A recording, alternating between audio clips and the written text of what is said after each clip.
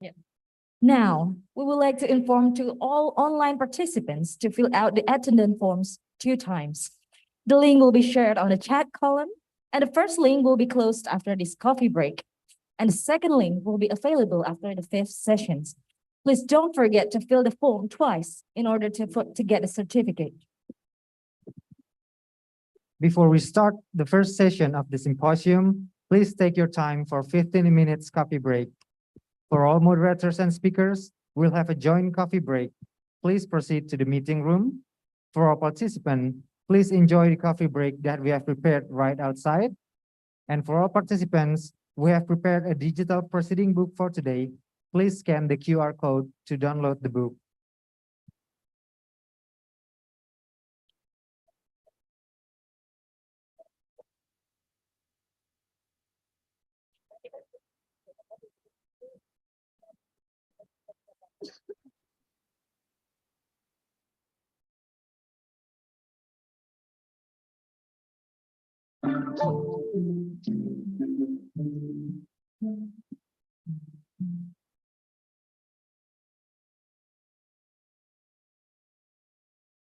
For all participants, we have prepared a digital proceeding book for today. Please scan the QR code to download the book.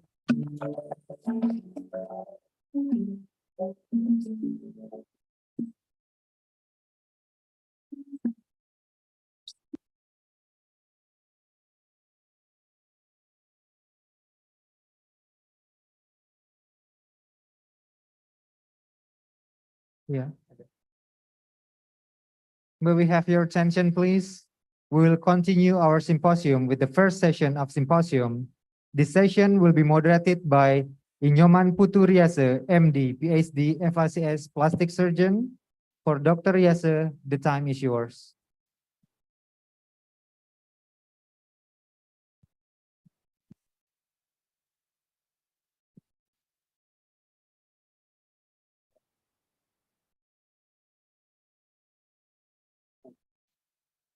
Cek.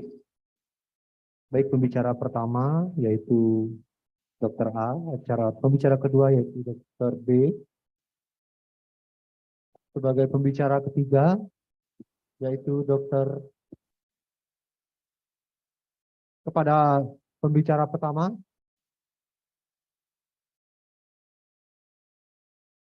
Ini kan belum masuk ya. Ini belum masuk ke link utama. Ini link percobaan. Kepada pembicara pertama kami undang untuk maju ke depan untuk memberikan materi. Kami persilakan.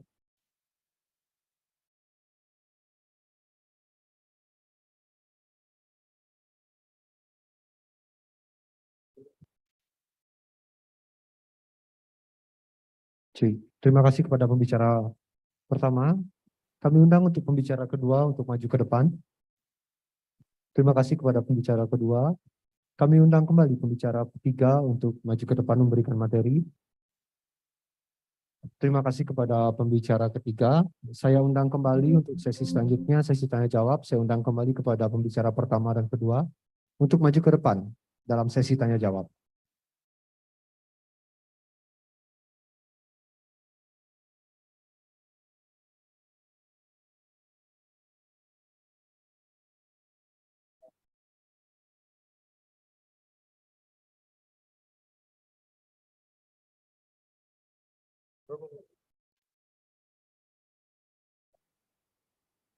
Baik, kepada peserta apakah ada yang ingin bertanya?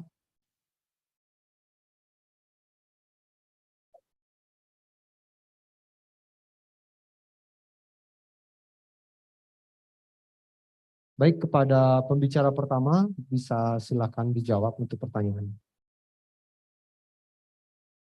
Baik, demikianlah tadi sesi tanya jawab pada sesi yang pertama ini. Kembalikan kepada MC. Now we will give certificate for speakers. For Prof. Sri Maliawan.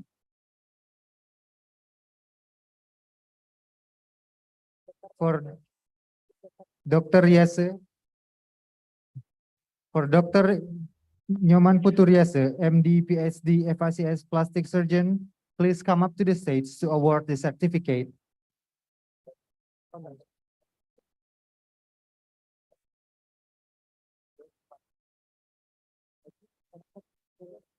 Uh,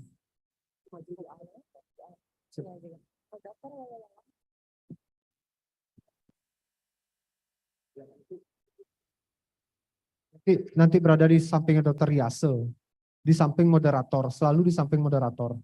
Ya, nanti moderator yang akan menyerahkan sertifikat sama ini barengan sama anak perlengkapan yang akan membawakan bingkai. Ya, oke.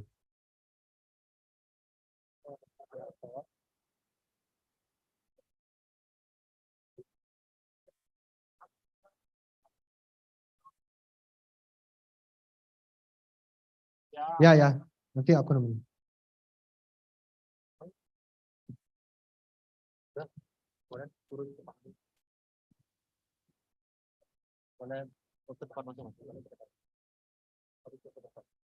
For moderators and speakers, please give applause once again for moderator and all speakers.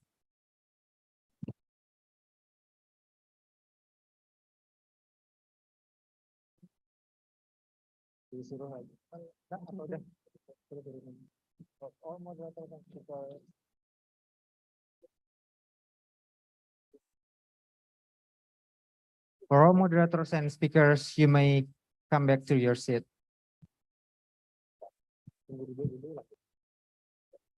Now we would like to start our second sessions of the symposium. This session will be led by our moderator, Dr. Igede Eka Rusdi Antara, MD, Digestive Surgeons. To Dr. Rusdi, the time is yours.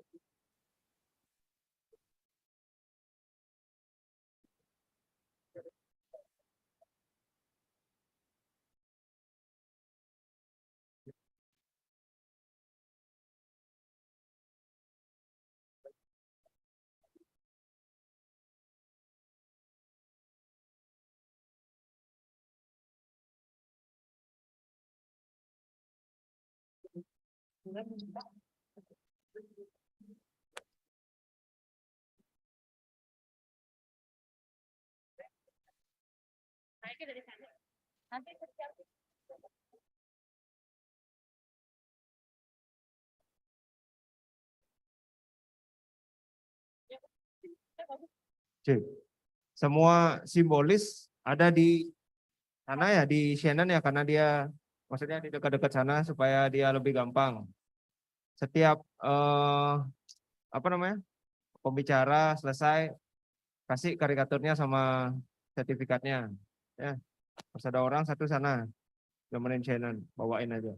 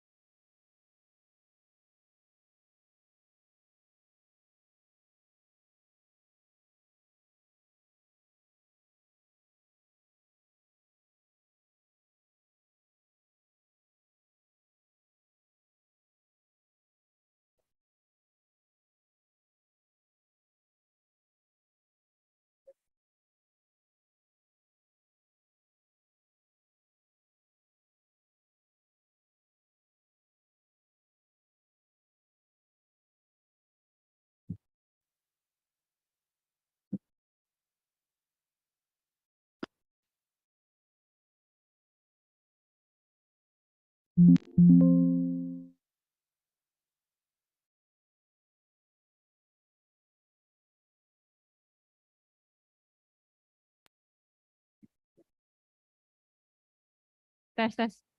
Satwika, peralihan slide sudah? Peralihan slide.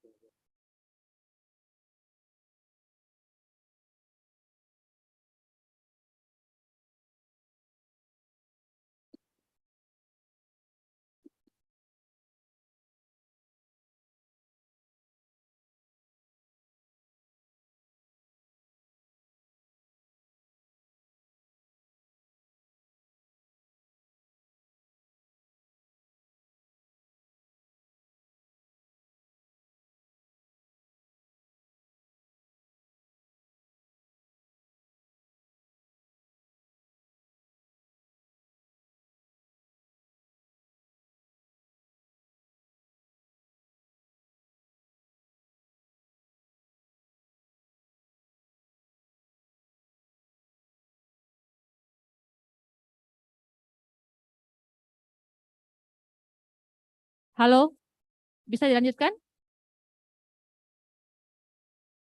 Materinya lagi. No. No. We'll award a certificate for all speakers. For Dr. Rusdi, please do the honor to give the certificate, and after that, we'll have a photo session together.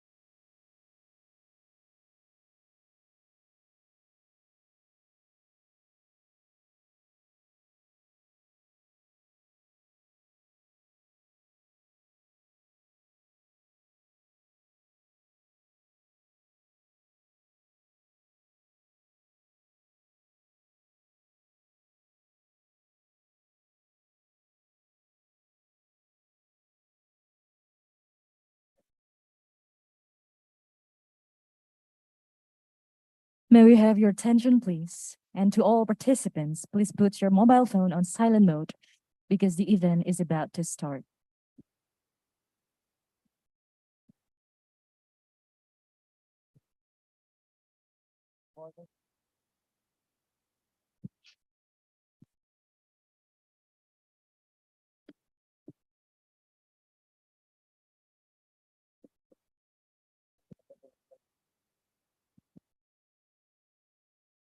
Good morning, professors, doctors, teachers, colleagues, and all participants. Thank you for joining today's event, the International College of Surgeon meeting in conjunction with Faculty of Medicine Udayana University, rising together for better surgical service in new era. My name is Ardi, And my name is Bian. and we're the hosts for today's event. Before we start the event, we will begin with Indonesia National Anthem, Indonesia Raya. To all participants, please stand up.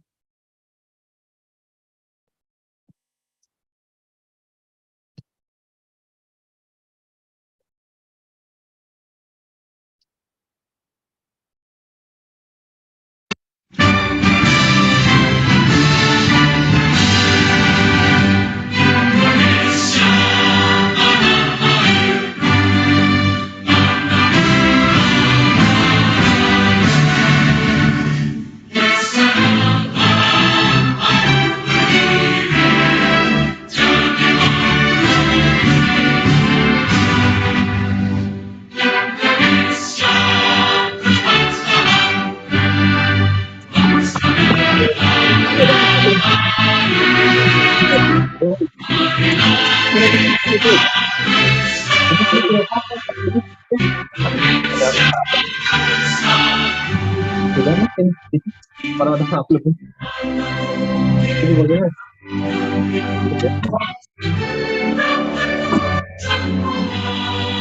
Kita lagi cari vaksin. Kita makan kan? Oh, gitu ya.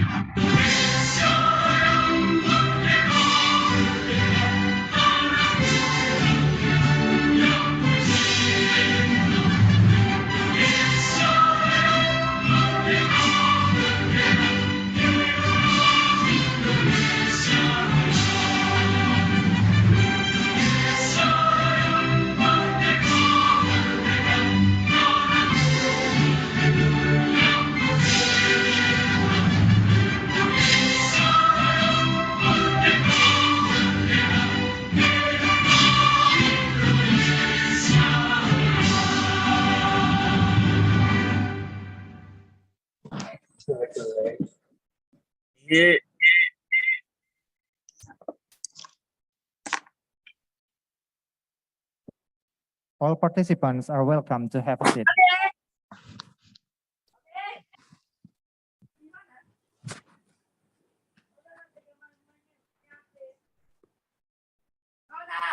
Before we start the symposium, let us introduce you the head committee of this event.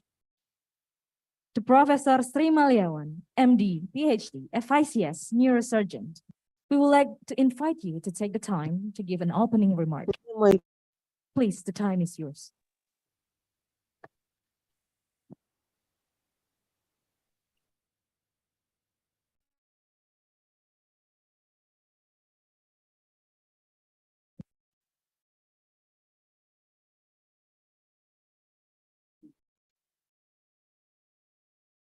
Good morning.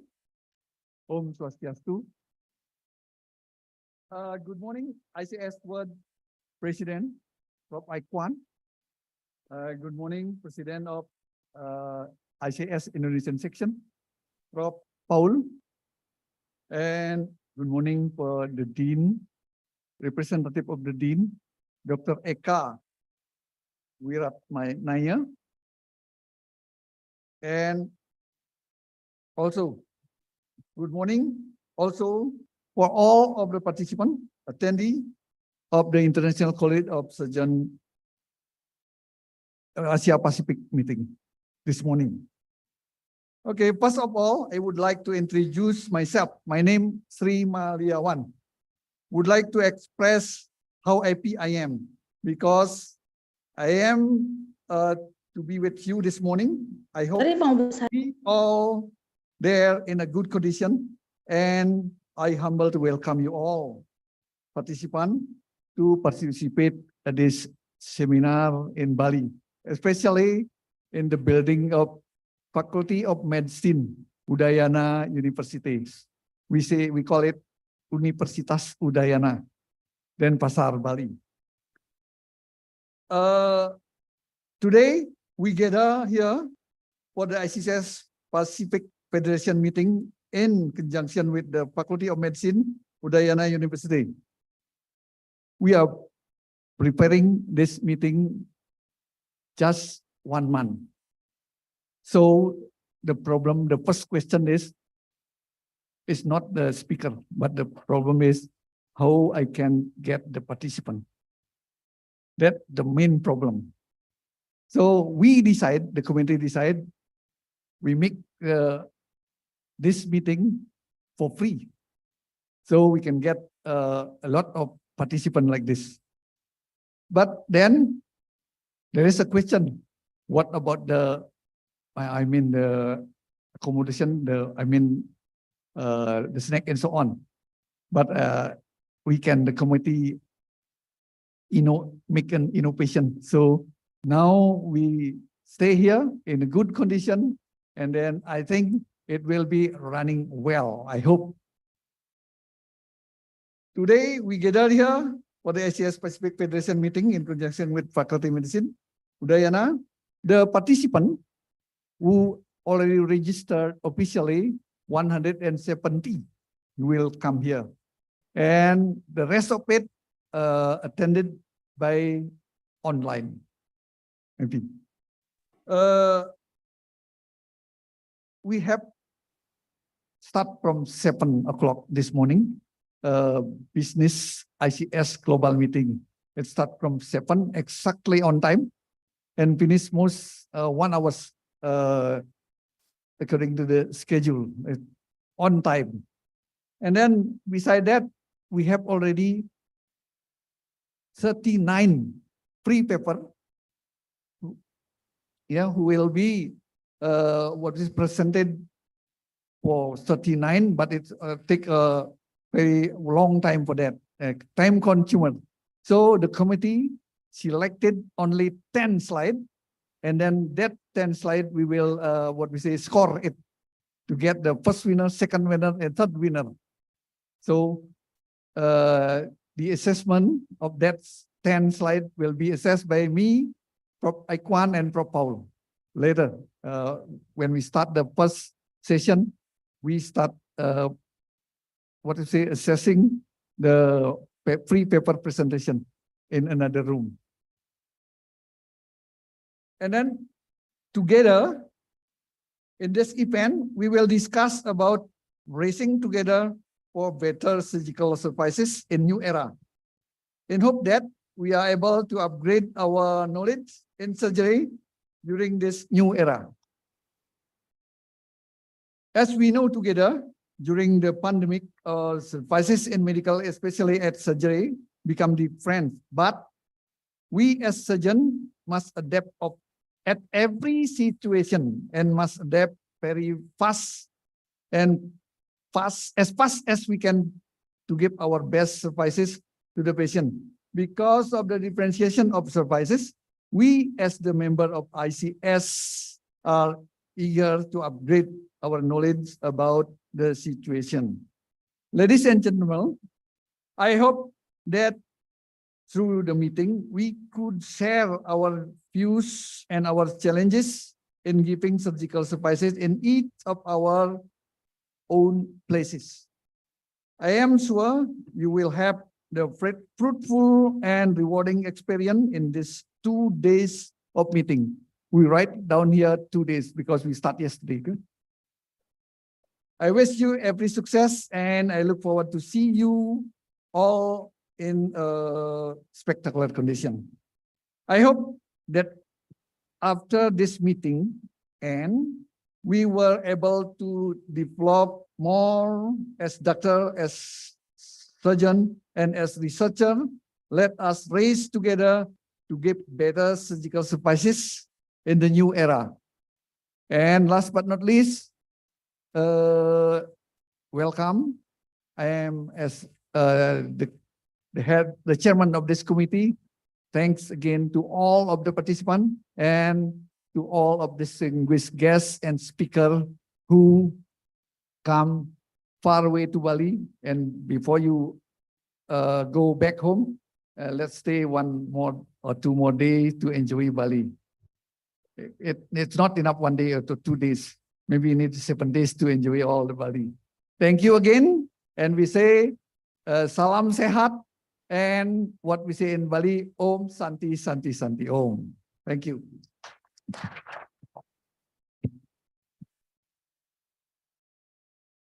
Thank you for Prof. Sri Maliawan.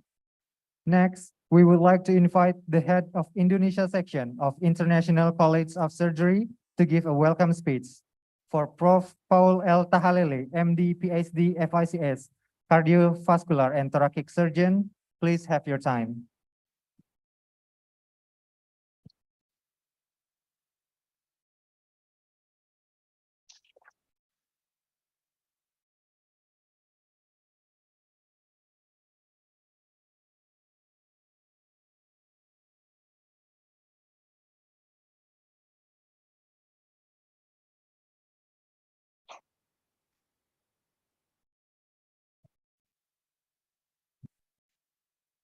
Good morning, everybody. Thank you very much for inviting me to speak in the opening session. For all the participants here and being here with us today, we are very pleased to be able to welcome all of you, and especially my friend, Professor Sri Mariawan, as the organizing committee, this session, and the Dean of the Faculty of Medicine, University of the Udayana, and also the guests from, honorable guests from ICS International Global, Professor Ayo Kwan as the president. Please applause to Professor Kwan. This the woman as a president, the first woman. And then Executive Secretary McDonham from the United States, Chicago. Yeah, closer. And then Dr. Isabella Sergala from Poland, as Secretary of the European Federation of ICS. And all of the audience here, I'm very happy to see you because I remember 40 years ago, actually, I'm one of the students of medical faculty, Udayana University, but only 1 month, 1967. The first time I come here as a student. And then 1 month I moved to the Erlangga University, Surabaya. Mohon maaf, Pak. Actually, I'm the alumni, one of the alumni. Okay, this event is very prestigious, and this building, also the facility is very good, very beautiful, and all the participants, I would like to thank all to this meeting, and I hope this meeting will lot for success for all this. And once again, thank you very much. And I want, after my speech, I want to invite Dr. McDonhan also to give a little speech here, and then Dr. Isabella also, and the last is Professor Kwan. Please, Dr. McDonhan, excuse me, please. And the last one is, please enjoy this meeting, and I hope this all is success, and stay safe, and stay healthy. Thank you, everyone.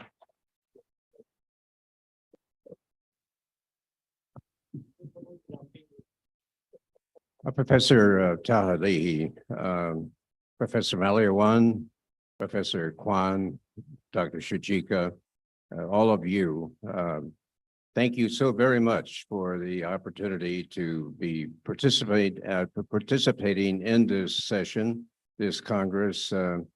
I want to say 2 or 3 words, and I'll be very brief.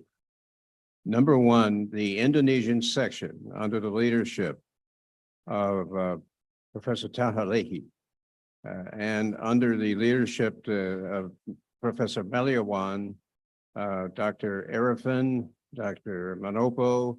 These are the gentlemen that I know. There are many other people I don't know or know so well, but I really commend them to you, and I want you to know how highly we value the leadership of the Indonesian section in the International College of Surgeons. The Indonesian section is just absolutely terrific, to use American expressions.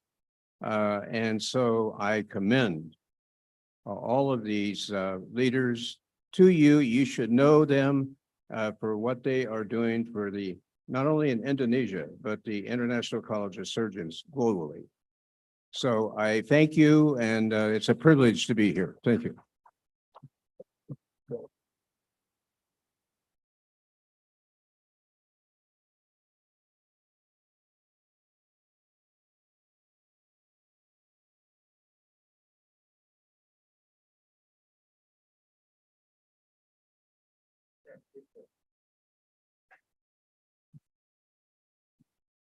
Dear professors, dear request, I would like to thank you, Professor, for my invitation here, and I would like to thank you that I can participate with your meeting today, because as you know, I come from Europe, and from a few years, I really close with Indonesia, and especially Indonesia section, and you are great, really great section, and thank you one more time for everything, but I can be here and I can share with my presentation today. Thank you one more time.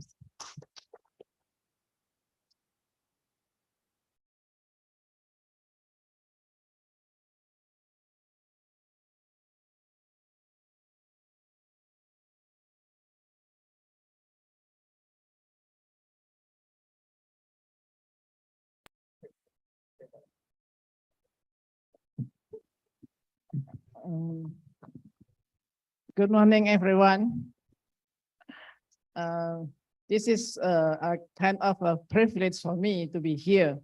And first of all, I would like to thanks to Professor Sri Maliawan and also Professor Tahalele, and also Arifin and Dr. Peter Manopo, I think, because this meeting is just only for 1 month preparation, but Professor Sri Maliawan can leadership all of things and make it happen, and also very good meeting. For me, I'm very happy to be here, and also, as the Professor Tahalele said, this is a first lady to be the president of the ICS. This is it's not really only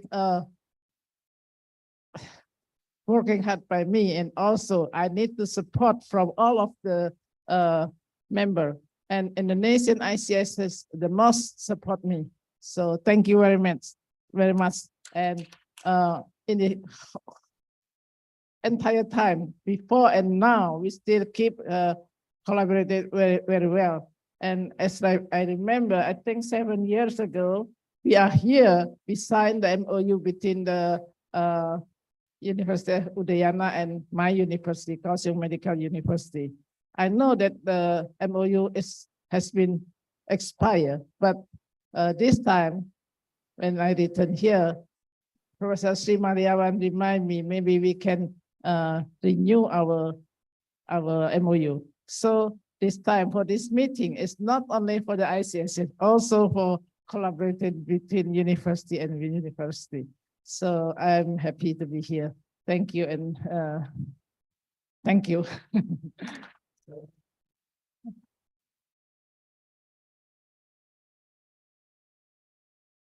Saya mohon maaf ya. Ini spontanitas karena senang saja dan mereka BCI saya kalau bisa yang jauh kami beri kesempatan. Mohon maaf Pak Dekan. Dan juga Prof. Sri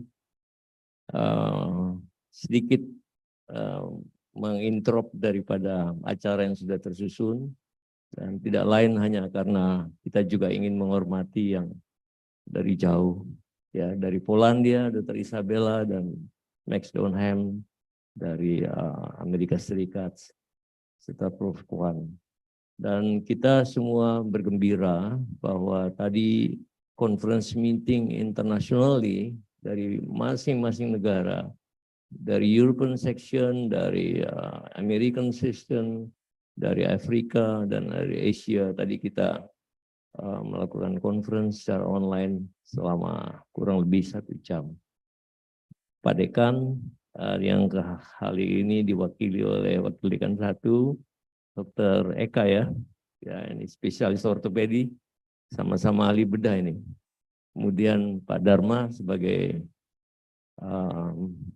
Kepala Departemen Ilmu Bedah. Selamat untuk semuanya dan terima kasih atas semua fasilitas yang diberikan pada kami. Prof. Sri, kerja berat dia, 1 bulan tidak tidur, Pak. Mungkin habis ini mesti dikasih makanan tambahan gitu, biar sehat. Sekali lagi terima kasih untuk semuanya. Jangan lupa saya alumni dari sini. Ya. Terima kasih.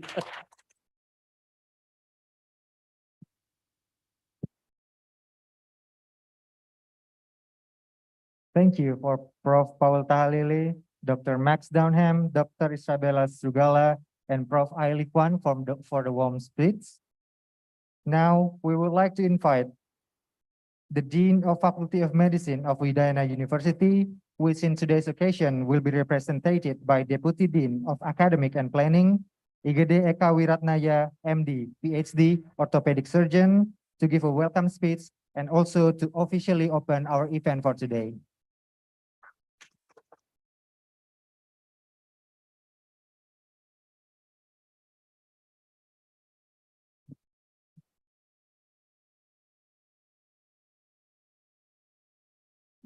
Good morning, ladies and gentlemen. Thanks to everyone for being here today at wonderful place. And I would like to say thanks to all of the committee, especially dear Professor Simalawan as a head of committee today. And then of course, dear Indonesian section of ICS, Indonesia College of Surgeons. And then it's such an honor for me to speak here. And let me begin. I would like to say warm welcome to all of you here in Bali. Then I'm very sorry because my dean and my head of director of University Udayana University cannot attend the meeting today. Then I would like to say a big appreciation for a guest speaker from abroad. Here today is Professor Ali Kwan, MD, PhD, and then Professor Isabella Kutsitka Strugala, MD, and of course global of ICS from Chicago is Don Trump. I'm sorry because if I'm wrong to pronounce your name, I'm very sorry about that. And then of course to all the committee, to all the maybe resident, to help the chairman of committee today for making the meeting coming through.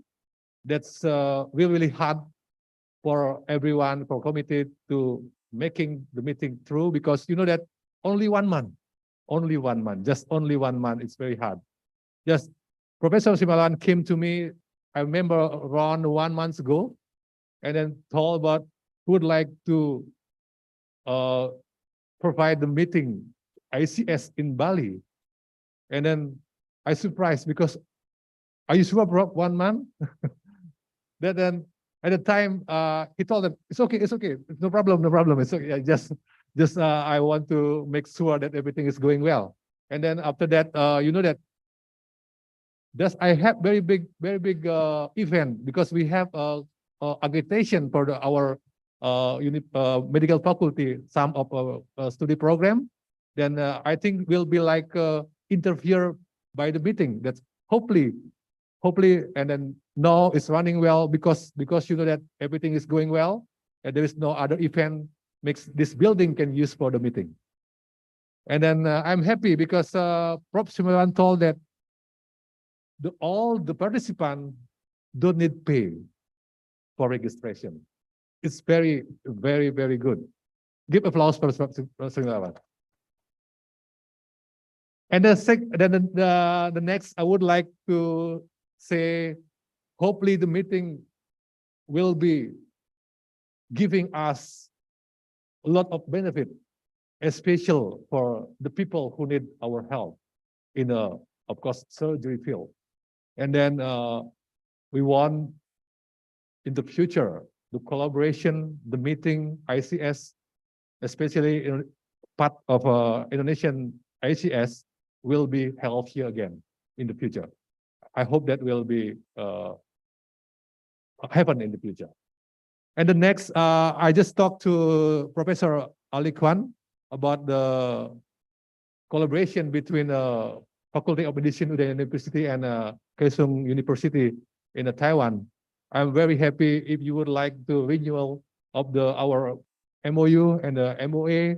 In the future, we have a good collaboration. And then, of course, we need to visit your university, and you can come here. We are always welcome to that. And then in the future, we have the next collaboration, the advanced collaboration on the education, research, and everything.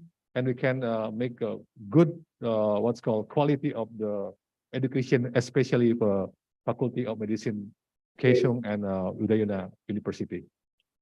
Once again, I would like to say thank you to all of you. And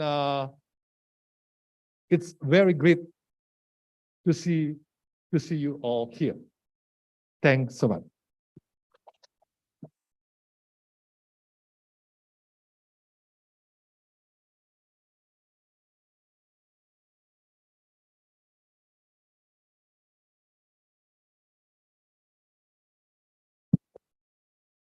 I'm so sorry because the committee remind me that I will open the meeting. But firstly, I would like to say on 14 August 2022, the ICS meeting Indonesia part section officially open. And we will also like to invite Prof. Sri Maliawan as the head of committee of today's event, Prof. Paul L. Halile as the head of Indonesian sections of ICS, and also Prof. Ali Kwan as the president of ICS to come out the stage to open this event together. And also Dr. Rusdi, please come up the stage to open this.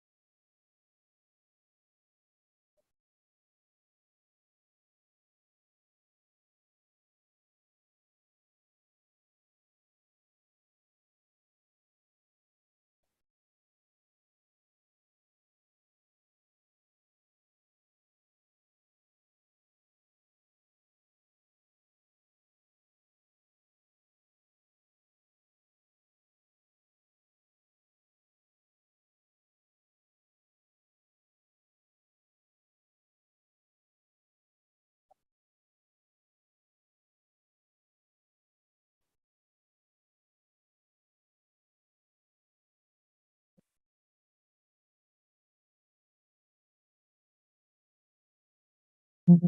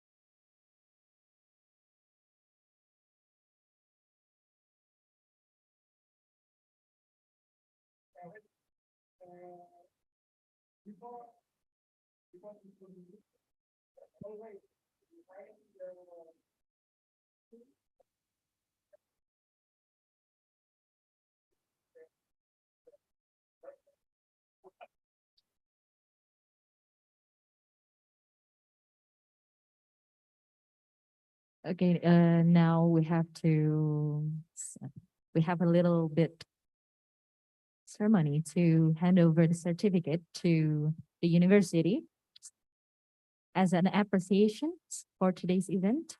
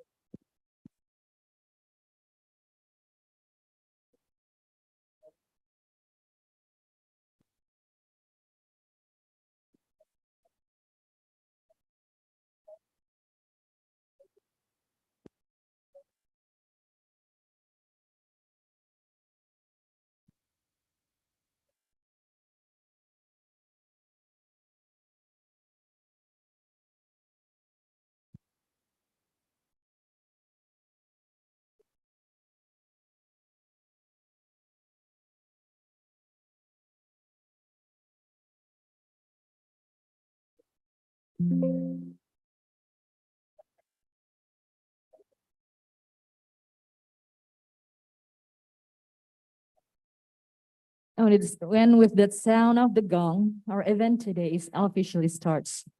And now we would like to inform to all online participants to fill out the attendance forms 2 times, and the link will be shared on the chat column. And the first link will be closed after this, and the second link will be available after the 5th sessions. And please don't forget to fill the form twice in order to get the certificate. And before we continue to the first session of symposium, please take your time for a 15-minute coffee break. For all moderators and speakers, we'll have a joint coffee break. Please proceed to the meeting room. And for all participants, please enjoy the coffee break that we have prepared right outside.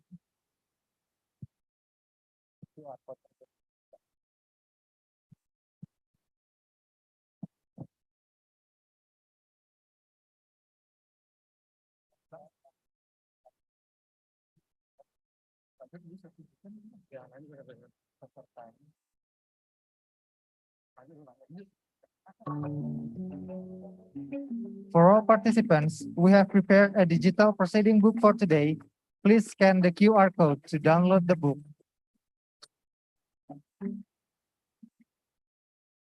Now we will skip the first coffee break first, okay? Now we would like to start our first sessions, and this session will be moderated by Inyoman Puturiase, MD, PhD, ICS plastic surgeons.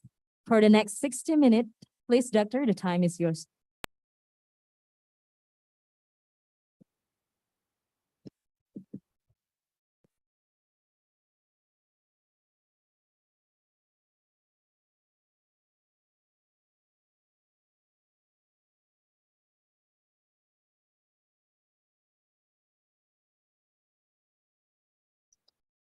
Good morning, everybody.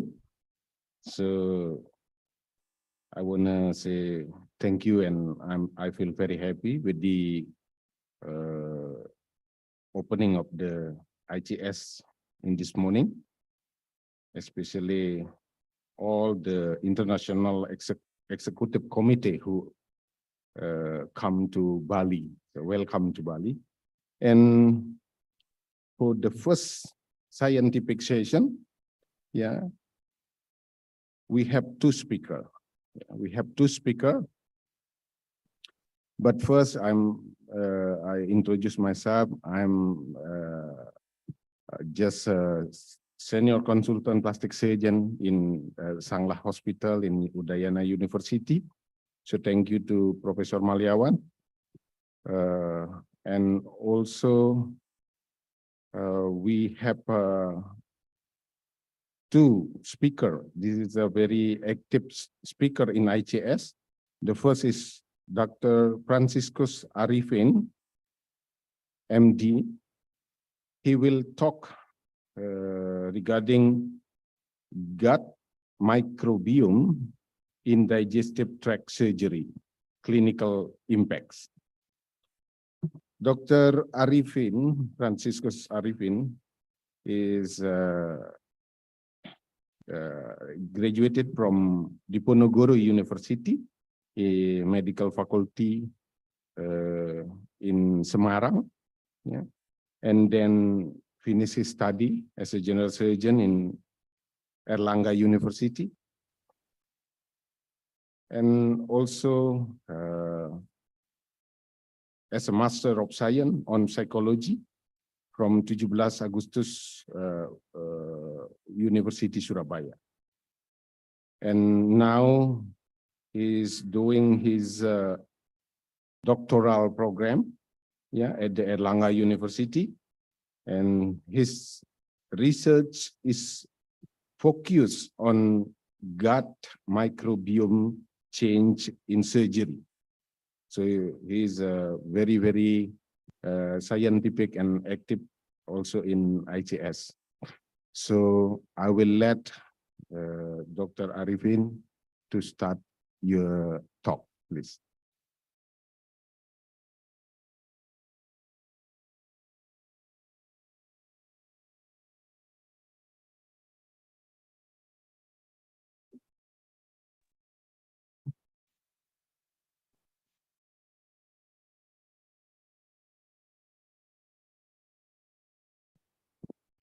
Thank you very much for the time. I will start my lecture. So, as we all know that the gut has the most numbers of microbiome in the human body. Slides, please. Can I move the slide myself? Yes. Okay. So, yeah. Okay, slides. Next slides. So microbiome is a complex ecosystem of microbes, bacteria, archaea, fungi, viruses, and a number of other organisms. And they are interacting very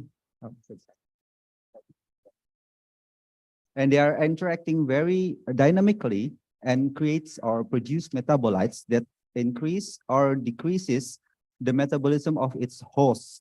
The gut itself has a very high concentration of microbiome. I think it's the highest concentration of microbiome in human body. And these microbiomes are influenced by many factors, including age, genetics, lifestyles. But also in this lecture, it is also being influenced by surgery. Okay.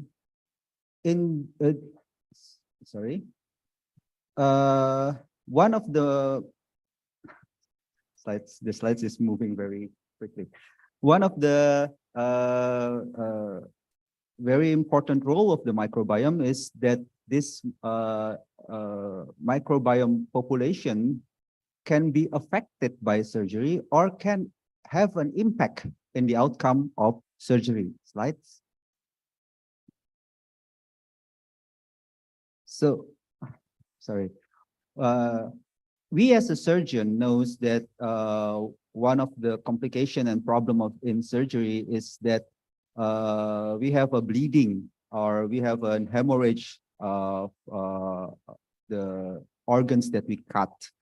Now, very recently, we know that this affect the hemostatic effect of the blood inside of the patient is also affected by the fecal microbiome.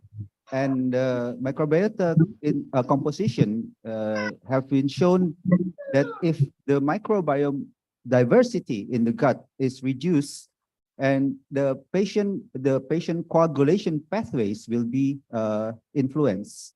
We have shown that in many studies that the germ-free mice, which have a very low prothrombin level, are prone to hemorrhage. The germ-free mice is a very special type of mice that we irradiate their guts, so the gut is sterile.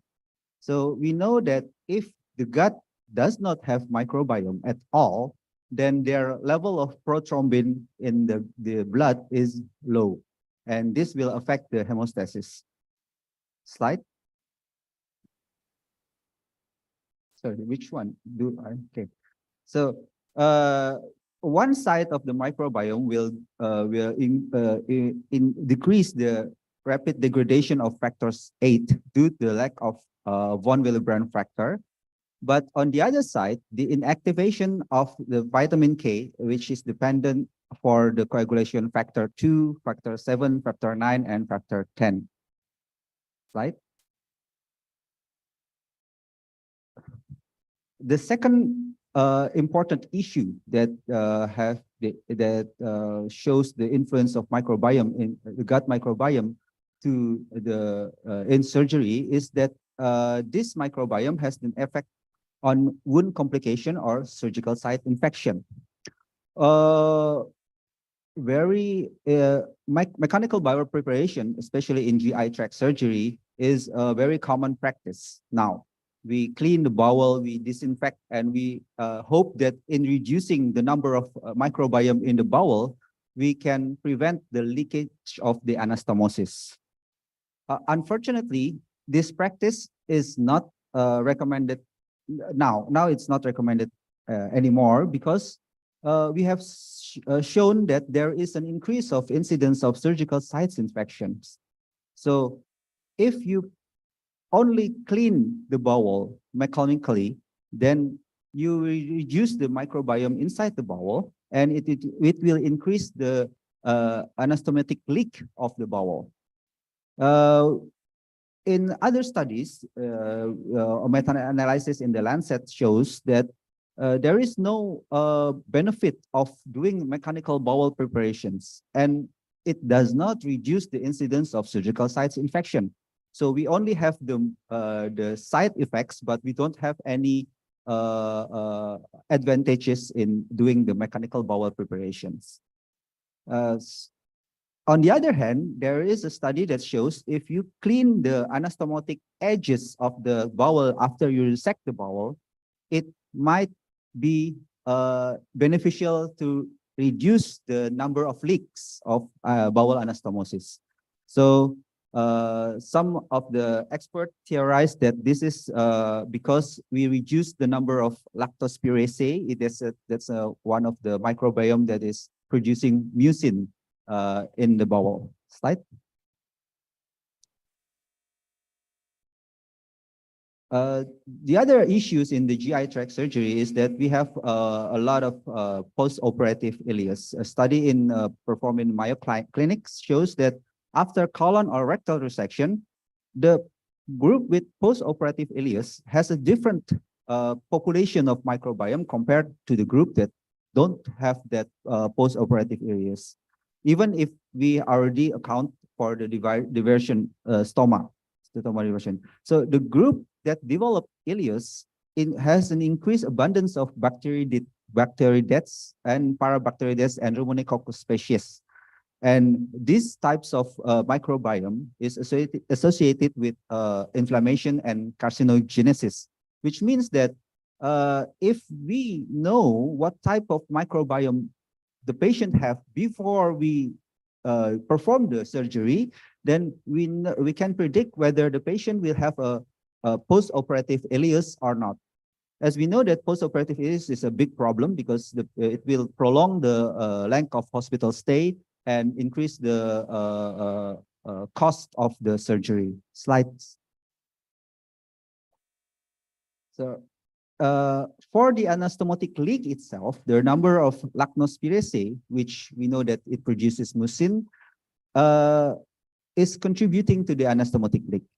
And if you inoculate the site of anastomosis with Pseudomonas aeruginosa and Enterococcus faecalis, they have a high collagenesis activity. And these types of bacteria, if in abundance, may contribute to the leak, the anastomotic leak. Right? Okay, so some of the researchers already shown that there are specific mechanism in which the bacteria or the microbiome contribute to surgical leak. First is the surgical stress may change the local microbiome. Second, there is a local inflammatory response to the reduced diversity and selective pressures of the pathogenic microorganism. The third one is the enzymatic breakdown of the collagen by collagenases. This is a specific enzyme that breaks down collagen, which is produced by several strains of microbiome, and the degradation of the protective mucin due to the microbial dysbiosis. These four mechanisms is shown to contribute to anastomotic leak in GI surgery. Slide. Okay, I will just show you this. This is a graphical representation of what the theory, the four mechanism is shown before. So the gut microbiota may and always influence the immunological response of the gut mucus. Slide.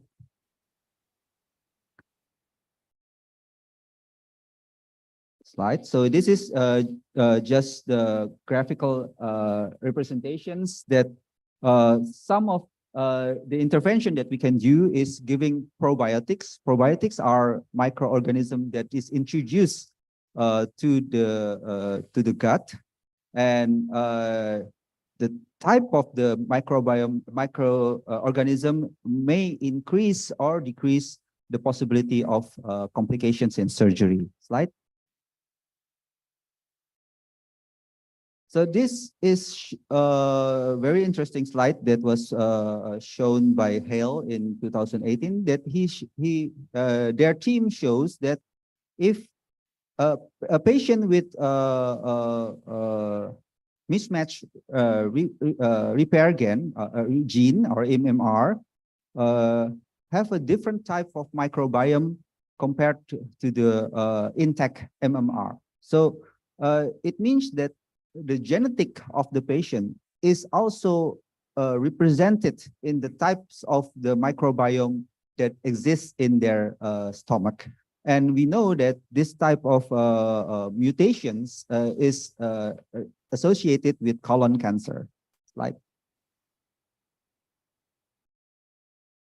this is a very recent topics that there is interest in bariatric and metabolic surgery, and we have quite a research in performed in bariatric surgery, because in bariatric surgery we altered the way that food is moved inside the body, and the way that microbiome is have an impact in the food itself.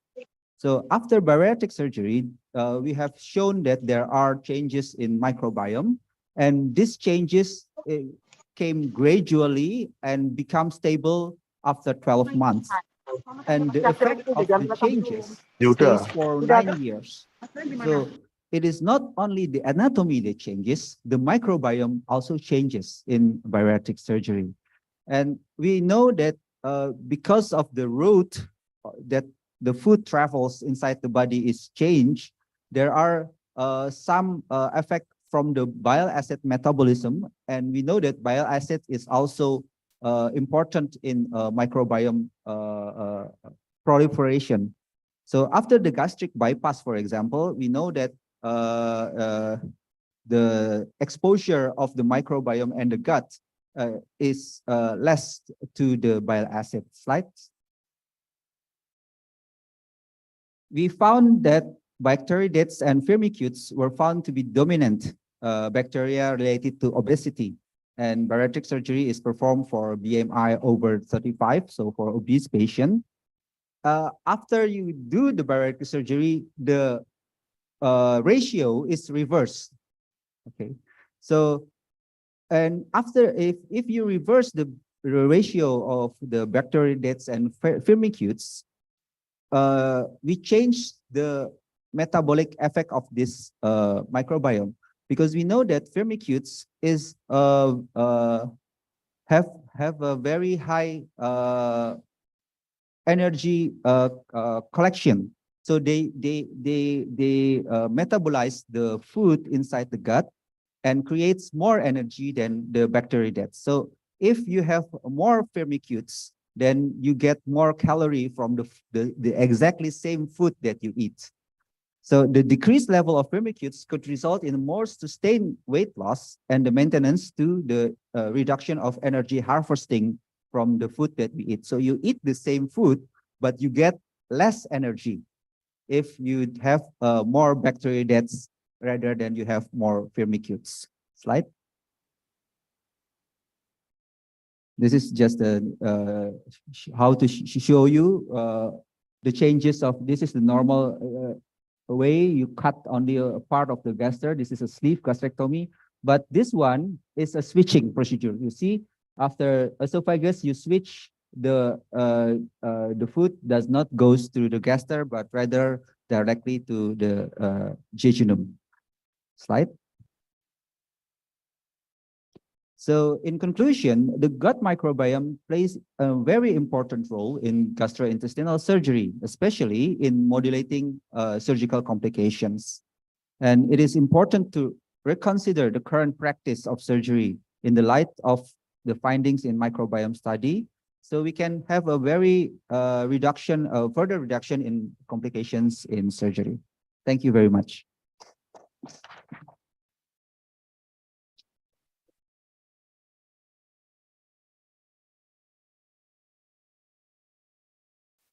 So thank you to Dr. Arifin for the very, very important presentation. And the discussion will be the end of the session. The next speaker is one of a very, very active Indonesian ICS member, Dr. Peter Johannes Manopo. Dr. Peter Johannes, during the pandemic, is always also involving me in doing the online education. He is a general surgeon, finished his study, in medical faculty of Erlangga University, and also graduated as surgeon, at Faculty of Medicine Erlangga University, and also graduated as a bioethicist at Leuven, Belgium.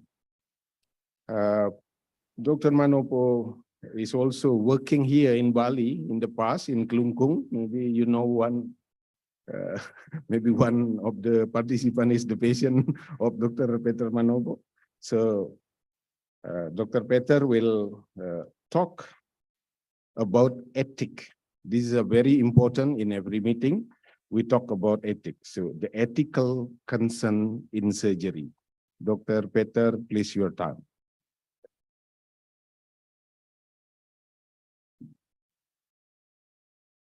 Thank you, moderator, Dr. Yasser, and good morning to my distinguished guests and participants, particularly the Vice Dean of the Faculty of Medicine, Udayana University, the Department Head of Surgery in Faculty of Medicine, Udayana University, the World President of ICS, Mrs. Professor Ai Lee Kwan, the World Executive Officer, Mr. Max Downham, the Secretary of ICS European Section, Professor Elisa Strugala, and the Indonesian section president, Professor Paul Tahalile, and all participants.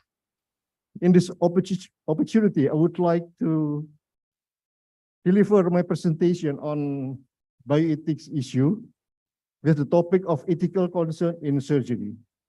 Why I choose this topic? Because basically, surgery is an interventional medicine. So it might raise the ethical concern or even the ethical dilemmas. Next, please.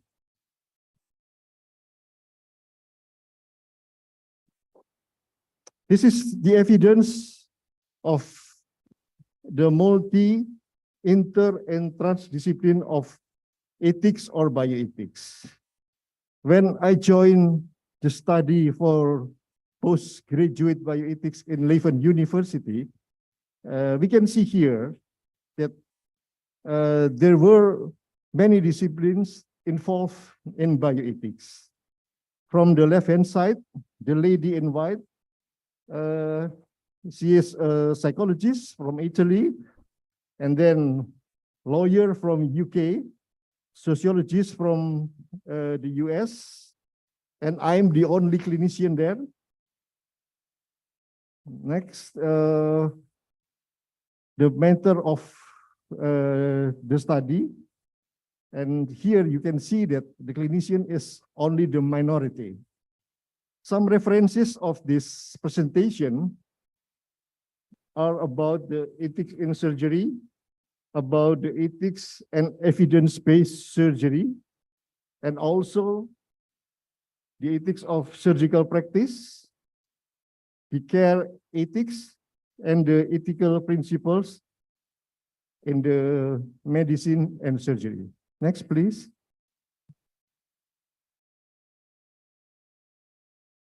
This is some background of this study. It is about the ethics in multidisciplinary, inter, and also transdisciplinary.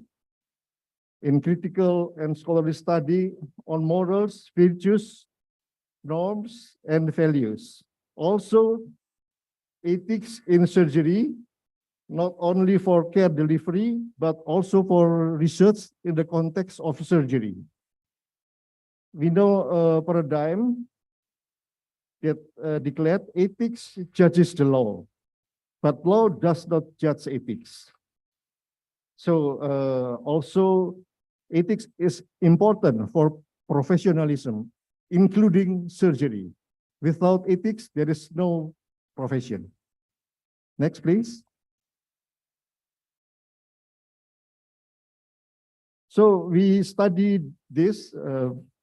No, come back to the former slide, please.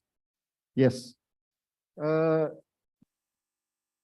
ethical approach based on deliberation of autonomy. Autonomy is the right of self-determination.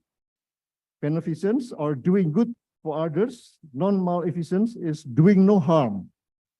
Justice, vulnerability, dignity, attentiveness, and then caring for competency and responsibility. We should also critically questioning the ethical problems and how the justification will be deliberated. And also the conclusion, is it acceptable, unethical, or only just advice? Next, please. Some facts and figures in bioethics that related to surgery. It's about primum non nocere, or first do no harm. It is declared by Hippocrates, the oath of medicine, and then the ontological approach based on the duty and responsibility, utilitarianism, that based on the greatest happiness for the greatest numbers.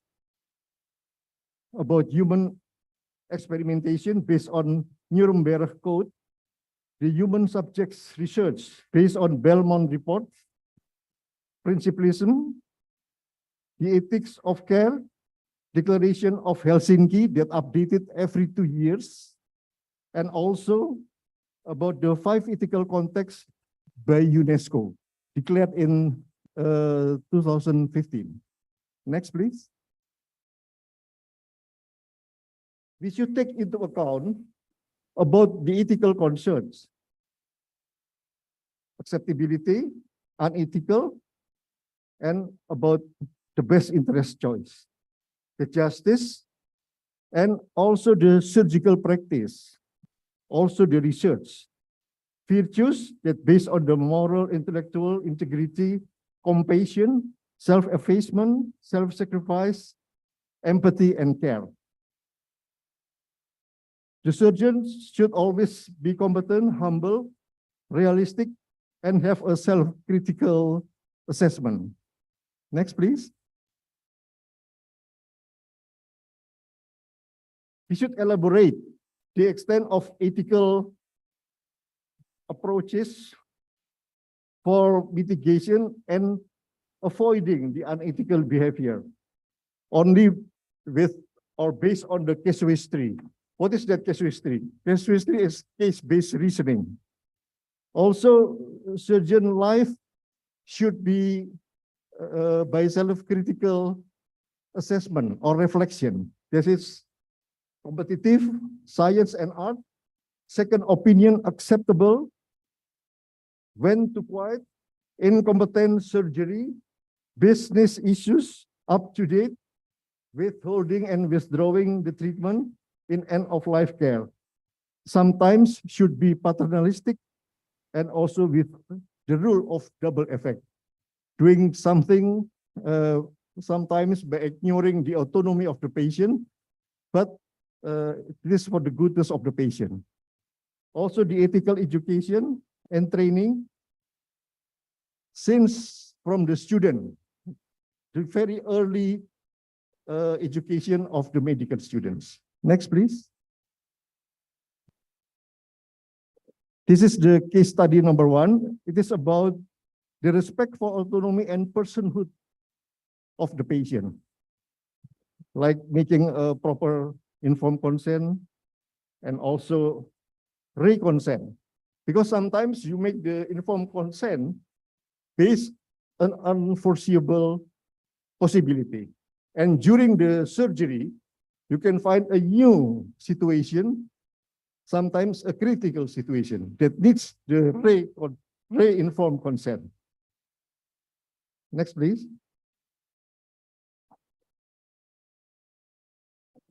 This is the case, second case, about the difficult surgery, especially in the critical illness, multi-trauma, or cancer. So you have to be very prudent and then give the truth telling to the patient, sometimes inform re-consent, and also with the surrogate witness or the family of the patient. Because sometimes the patient is very critical and is not autonomous to make a decision. Next, please. The particular surgery is about transplantation, because there are 2 stakeholders in this encounter, the donor and the recipient. So all the ethical dilemmas might raise from these 2 parties. Next, please.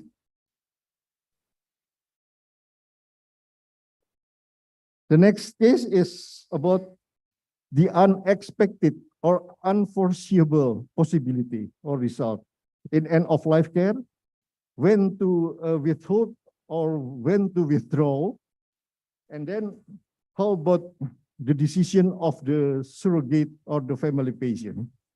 Next. And the last illustration is about the hospital ethics committee. The hospital ethics committee should consist of ethicists, and then lawyer, and then the GP. Why GP? Not specialist, because specialist is a clinician. They are not ethicists. So the GP is better because the GP can look for the holistic view of the patient. The nurse, the pharmacist, the layperson as the representation of the patient. Next, please. In conclusion, so the ethical deliberation and the clinical decision are indivisible in surgery. Ethics in surgery, it is important in education and needed since in the early medical student teaching and training until in the hospital in the last semester of the medical student. Then surgical informed consent or reconsent, including truth telling, decisional capacity, and patient understanding, it's important. Based on voluntariness, surrogate decision, and should be clear. The capacity building to figure out and to fix the ethical dilemmas should be sustainable and consistent. Focus on patient autonomy, patient best interests, quality of life. This is important. And also the patient safety. And surgeons should always behave ethically to any extent possible, even in the emergency situation. Next. I think this is all that I can share with you all. And I hope with, if there is something to discuss, we can make the discussion after the session. Thank you very much for your kind attention.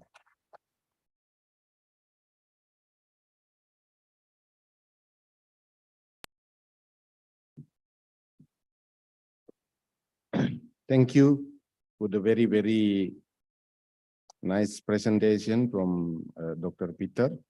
And now I will also invite Dr. Franciscus Arifin to come forward. Yeah. We will start the discussion session.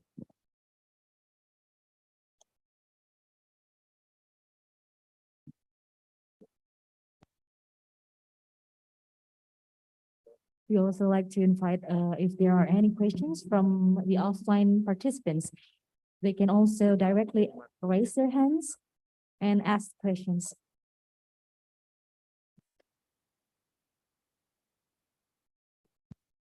So now the participant maybe could ask any question, and we have to speaker here to give the answer before you, while you are collecting the question. Maybe I could start maybe just as a introduction to Dr. Arifin. Yeah.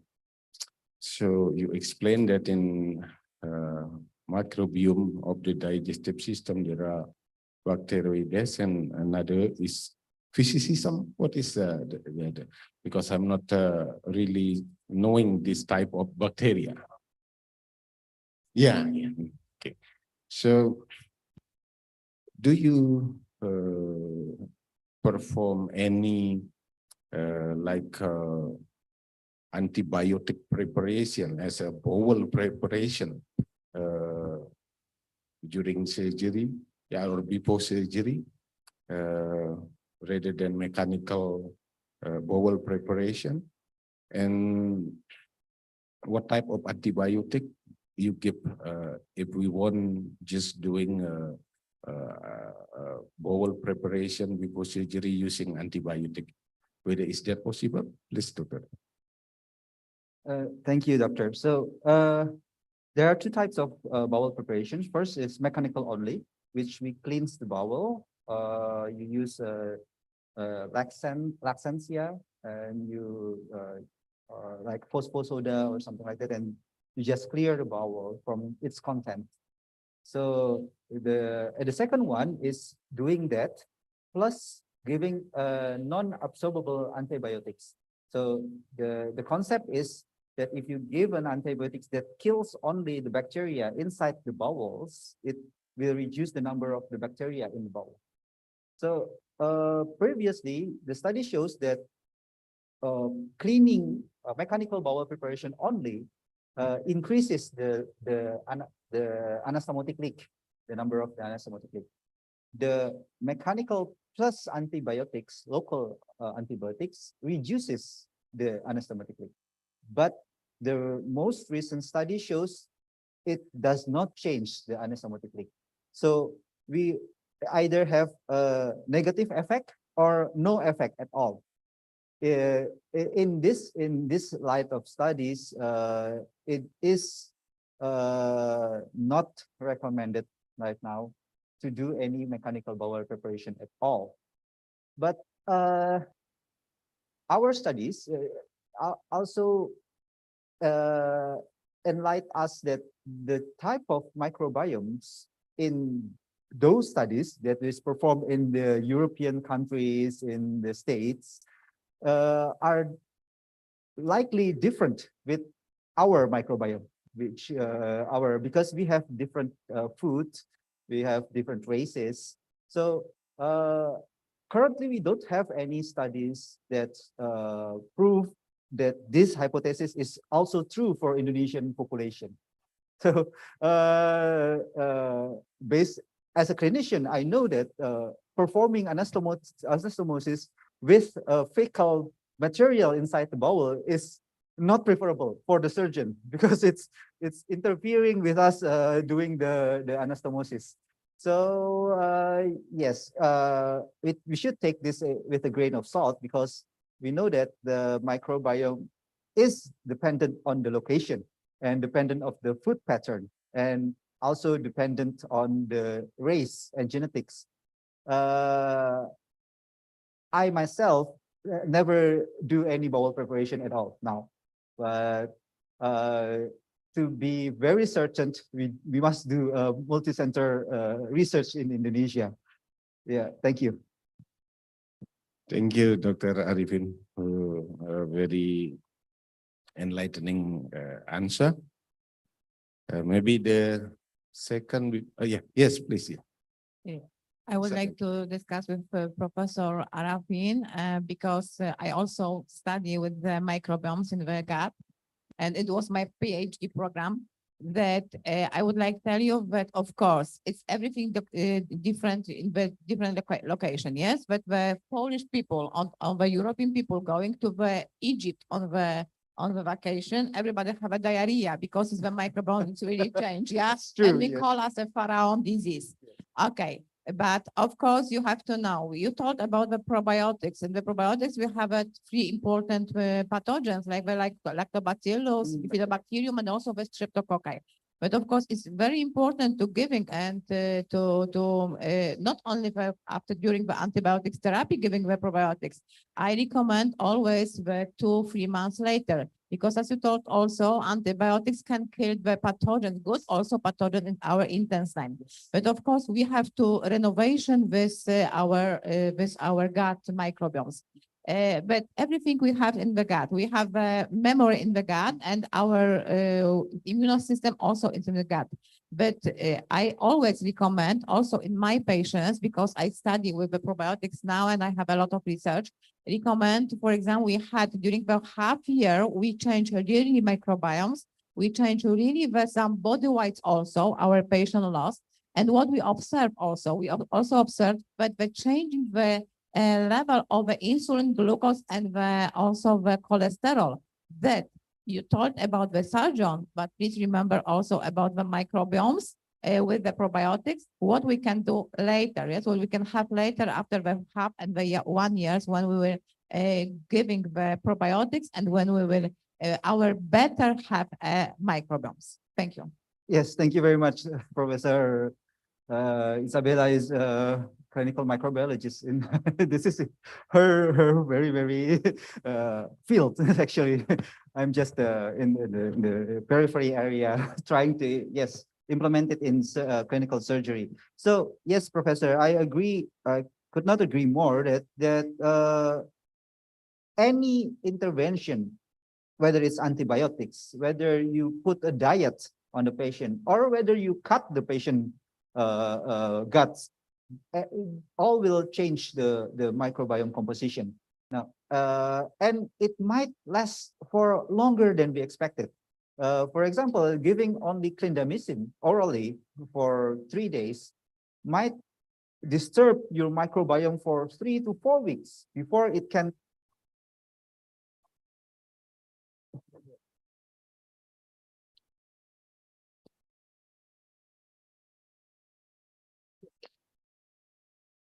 we really need to consider to give probiotics after surgery as a prophylactic, not because we know that there is a change of the microbiome. And now I'm doing a research for the change of microbiome after you do a cholecystectomy. So you cut the gallbladder, and then after that, what changes? Because the bile flow, and we know bile is antimicrobial, but some of the microbiome is resistant to bile. So they can metabolize the bile. And if this part of microbiome is resistant to bile, this one is dead, then you have a dysbiosis. So there's a change of composition.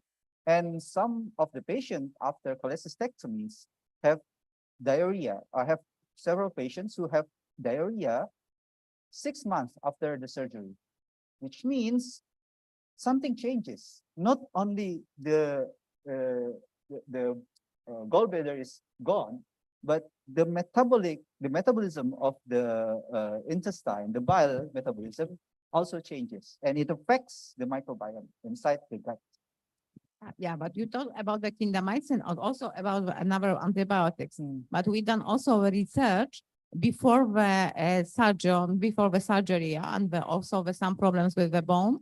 But we giving the probiotics, not the people not using the surgeon, and not using the antibiotics. And we also saw, and we had a scientist that we really changed the microbiomes in this gut. We also done, as you told about the feces, yes, we done we have a scientist, when we checked the feces, if the people, when they took the half year of the antibiotics, it's really changed, it's really healthy. Because you told that also a lot of antibiotics, also the bacteria, when we have in our gut, can develop the cancer.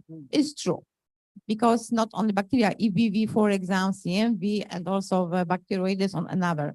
But of course, it's very important, like we told, it's do the supplementation by the probiotics of another bacteria, good bacteria for us.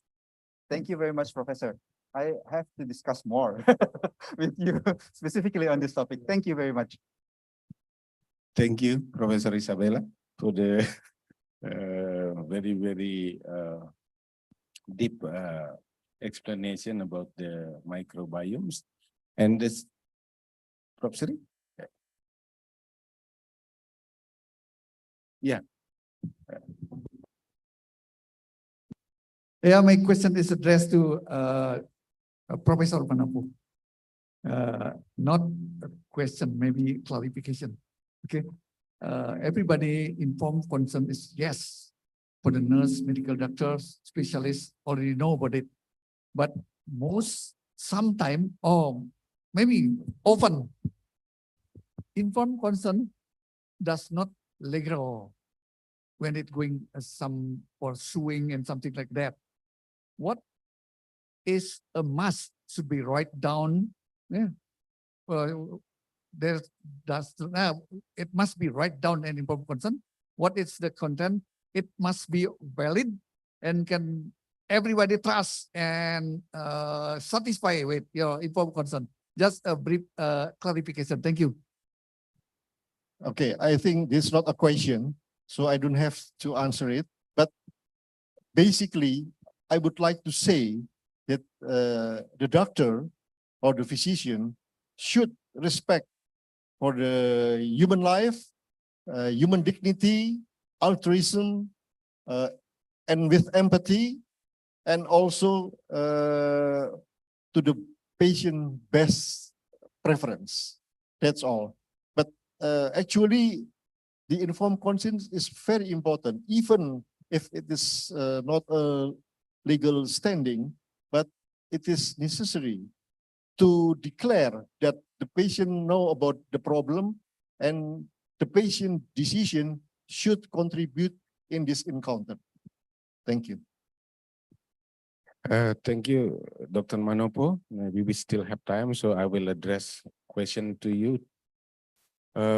We, especially here in Bali and also now globally, that people, from various countries, coming and also seeking medical attention.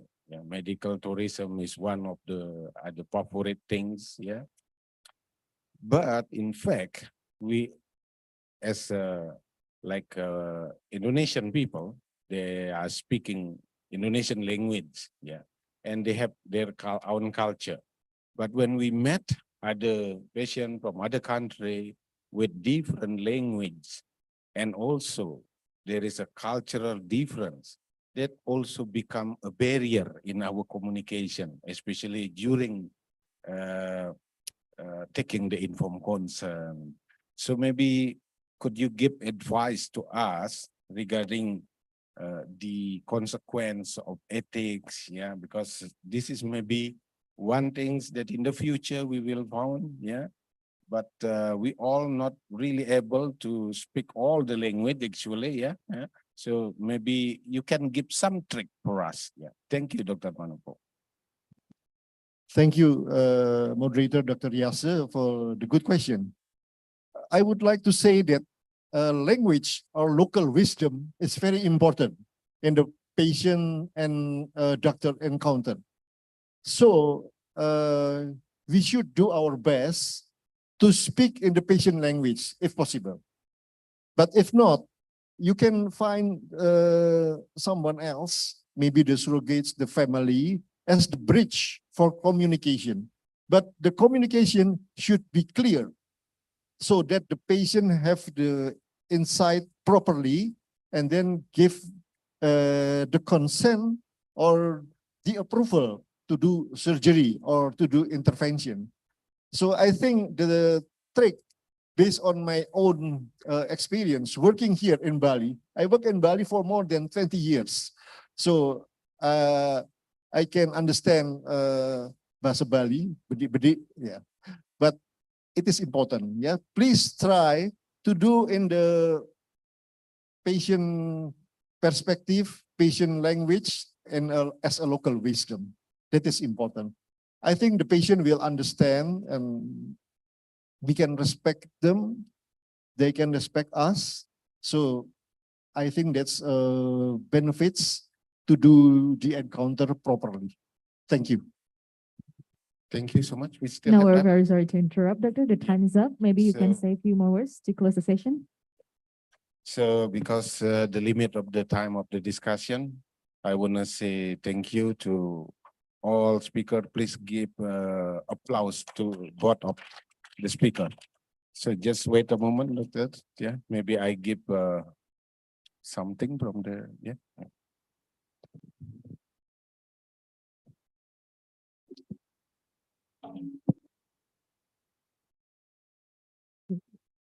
Now we'll give the certificate for all the speakers, and please, Dr. Yase, do the honor to hand over the certificate. And after that, we can have a photo session together.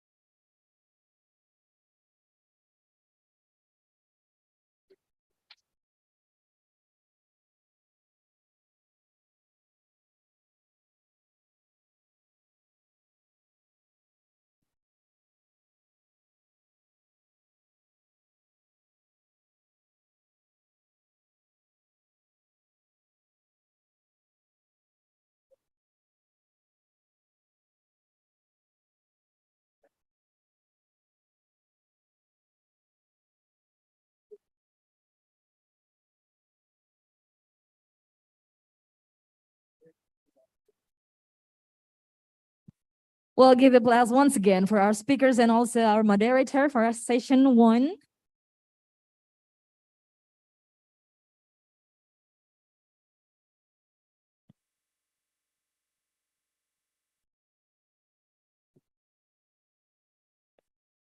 And that was the first session of the symposium. Before we continue with the second session of symposium, we will have a 10-minute coffee break for all moderators and speaker. We'll have a joint coffee break. Please proceed to the meeting room. And for all participants, please enjoy the coffee break that we have prepared right outside of this room. And we're very sorry to inform you that food is not allowed in this room. So please enjoy your coffee break outside of this room. Thank you. And for all participants, we have prepared digital processing book for today, and please scan the QR code to download the book.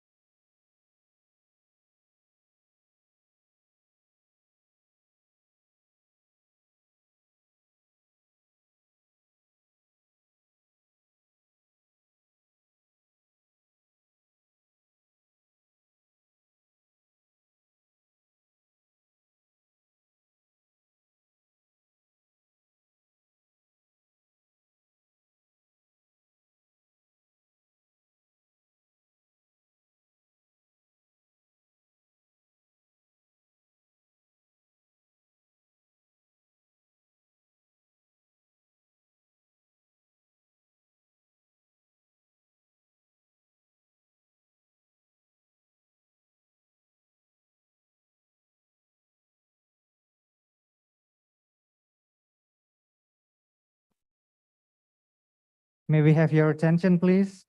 We will begin our second session of the symposium.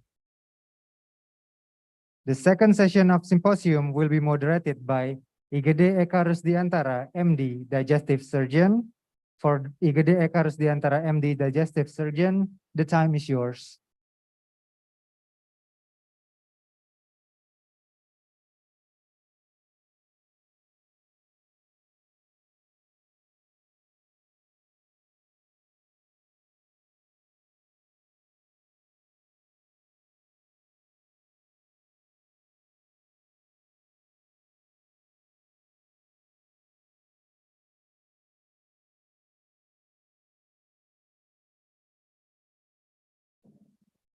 Rusdi, I'm a digestive surgeon.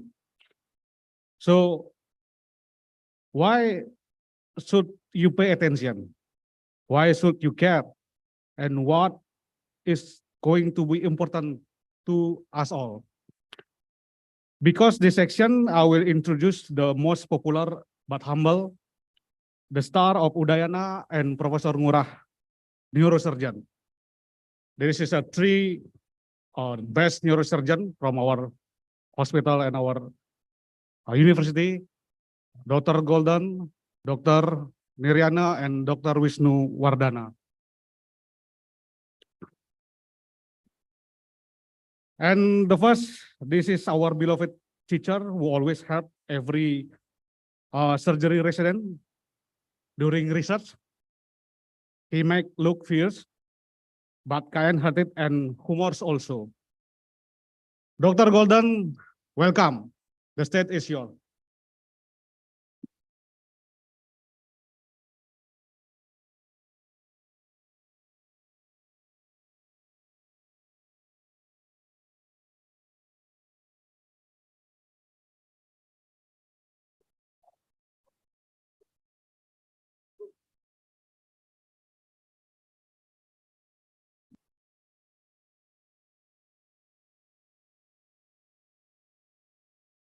Thank you, Mr. Chairman. Thank you for the committee for this opportunity.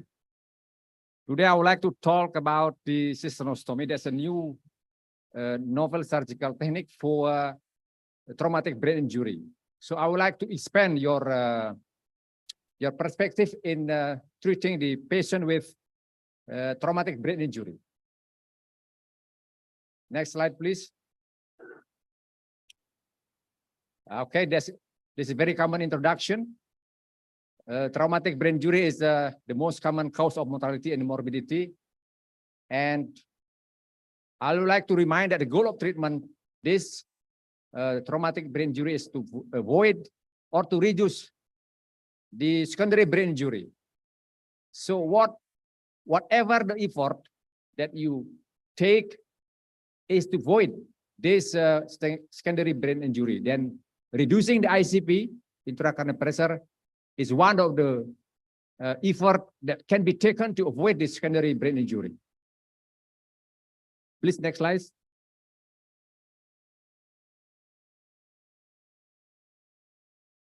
Can I move by myself? This is the general management of the severe TBI, or traumatic brain injury. The most common use is to give the space for the brain swelling to expand. Then it can be done by making the compression. That's very common surgical approach used until today, with or without duroplasty. And CFS drainage or extraventricular drainage, that also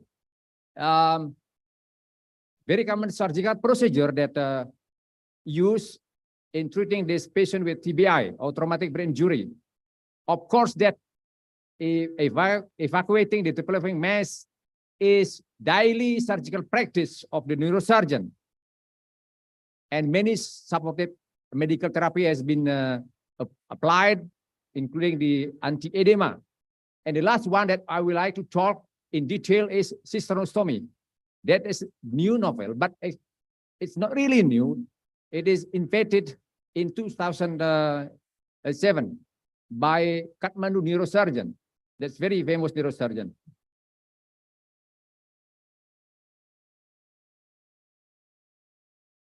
then unfortunately, there is no ballot magic to reverse the primary injury to or secondary injury to in the human. There are many medications that you can found that can be found in the market, but until now there is no strong evidence to support this medicine to effectively reduce or improve the outcome. So do not rely on that medicine in treating this traumatic brain injury. This is very, I think that it's very common sense that we see on the management of traumatic brain injury. We do decompression and we can see that the brain tissues going out, bulge, and it's not possible to put the brain back. That's what we call is decompression craniectomy. So this is the very old surgical procedure that used to reduce the pressure. Because why it is now still used? Because the traumatic brain injury is an emergency situation. Then of course we know that most of the surgery will be done by neurosurgeon training or by young neurosurgeon, because this is not a complicated surgery, and then also the surgery does not need any complicated instrument. The principle of this surgery is to give the brain more space to his brain by removing the bone. This has been done since the early of this 19th century, 20th centuries, and this were done by two famous neurosurgeons in the past.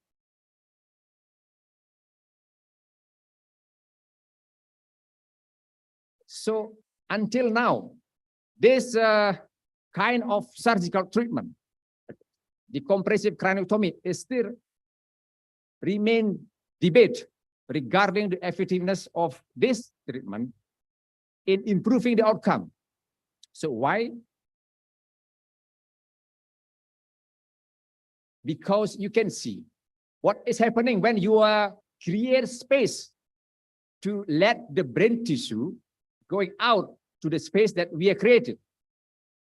And this will be followed by brain herniated or brain herniation, and as well as axonal stretching. And it is proven that this treatment, this decompression, just only for reducing the intracranial pressure, probably, but not reducing the intraparenchymal pressure, or because the swelling is keep going on.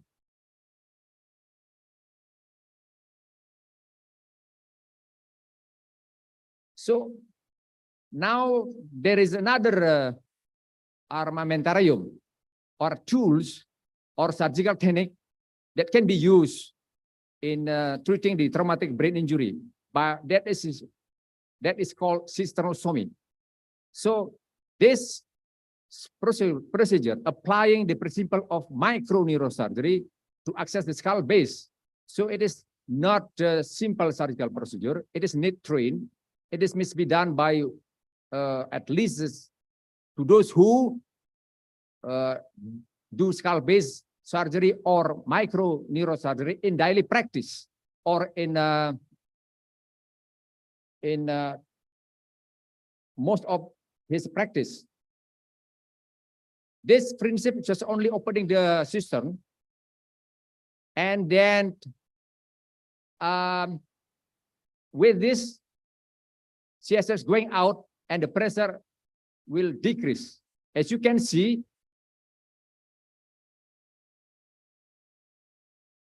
sorry, can I go back?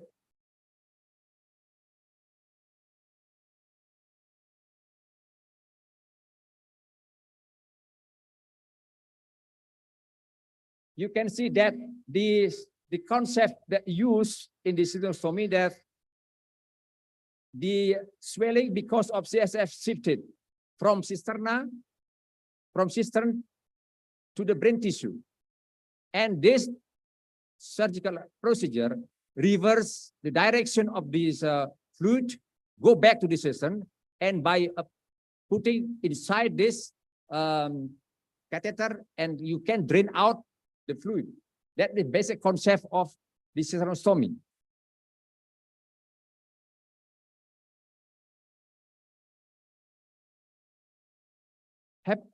Please have a look on the first head scan. You can see there is no space, and there is no space at all. If there is space, you can see this is normal head scan. You see the dark, this is a fluid, but there's no space. So where the CSF goes? So this CSF goes to the brain tissue through this space that is called Virtual space, so that the CSF goes to this brain tissue, and then this causes brain swelling. So from here, through the space, goes to the brain tissue, and then the brain tissue got swelling. This what in the brain tissue there is no lymphatic system, but we have what we call it a lymphatic system, lymphatic pathway. So there is inflow of the CSF to this brain tissue, and there will be a clearance from the paravascular space. So that is a normal situation that will be balanced between inflow and outflow.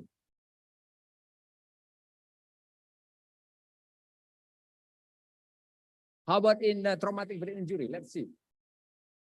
What is happening?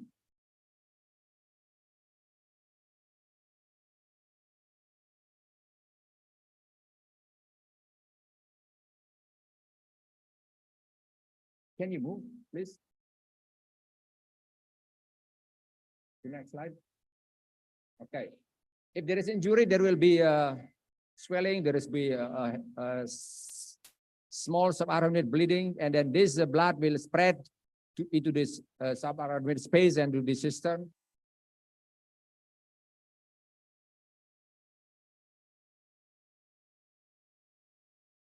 And the osmotic pressure shift the CSF to the cerebrospinal space and go to the brain tissue.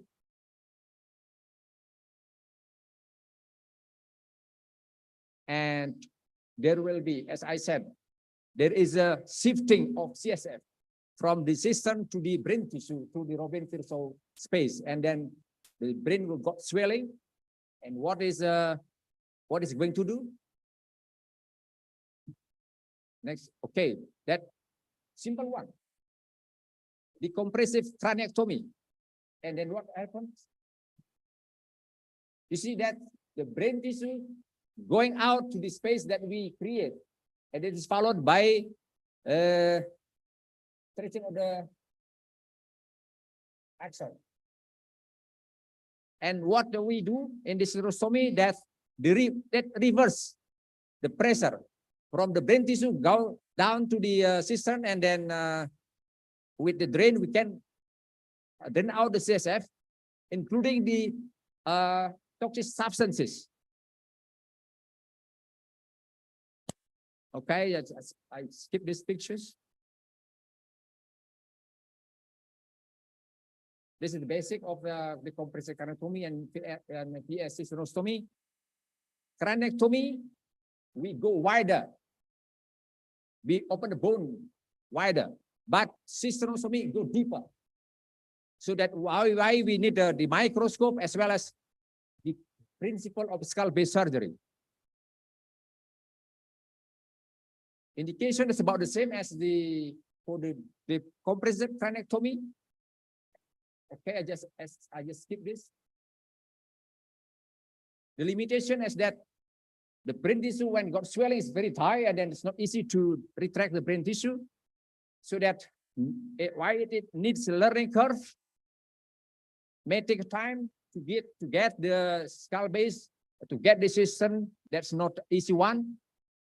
And in need microscope, it means that introducing the brain trauma to the micro surgery is not only a common surgical procedure that daily performed. It is possible to injure the vital structures, especially the blood vessel and the nerve as well. So it's the evidence-based ophthalmostomy. And this is the this is clinical trial study. That's very small sample size.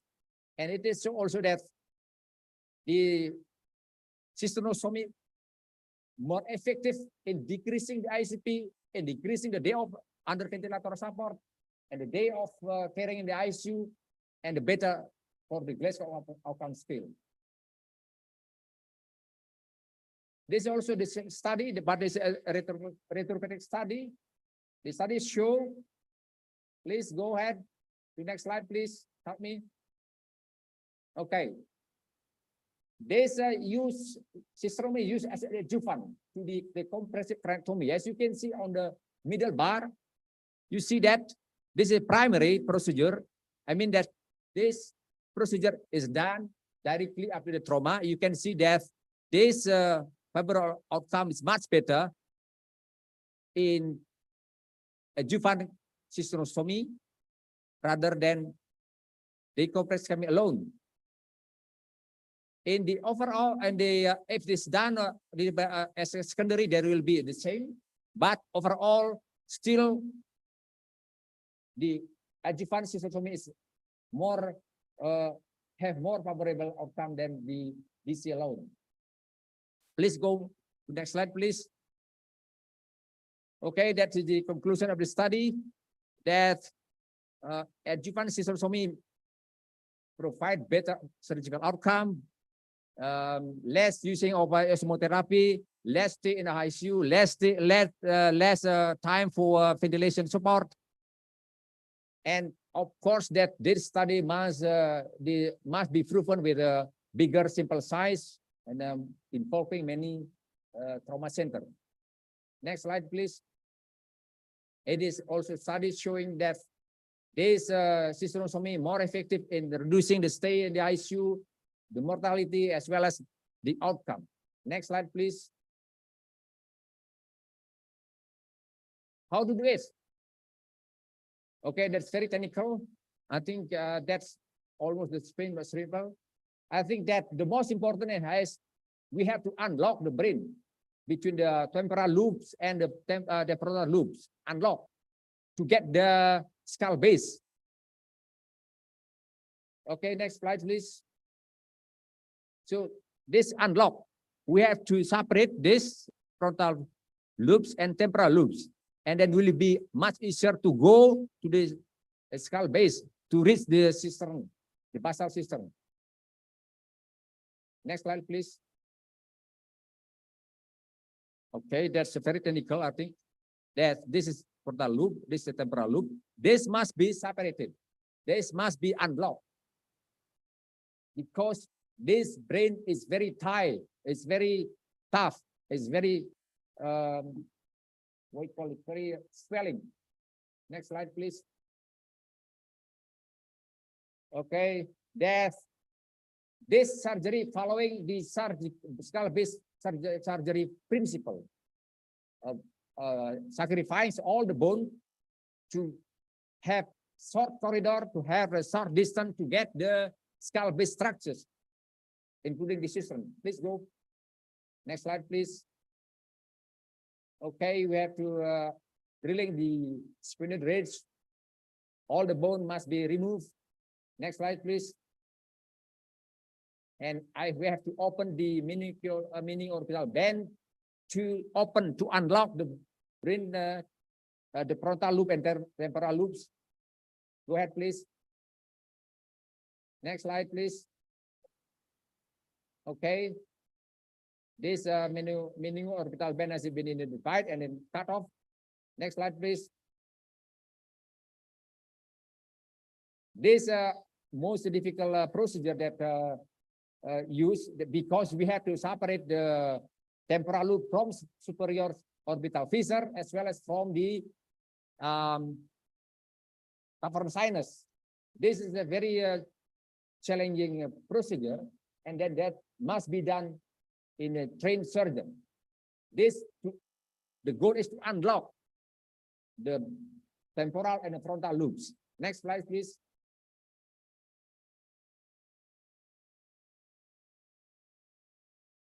Please. Okay, next slide, please. This anterior clinectomy, it is not always be performed, just in case. Next slide, please. This is the structure that we can see. This is the optic nerve. This is the carotid artery. And there will be a Lillie-Quist membrane that must be opened. Next slide, please. I would like to present my cases. I have done this in two cases. First, this is male 13, presented with a severe injury, and the patient was intubated. And go back to previous slide, please. And the patient got pneumonia, and the patient was cared for a long time in the hospital. And unfortunately, 4 months after the surgery, the patient the Glasgow one scale is normal, and the patient can go back to school. Please, next slide, please.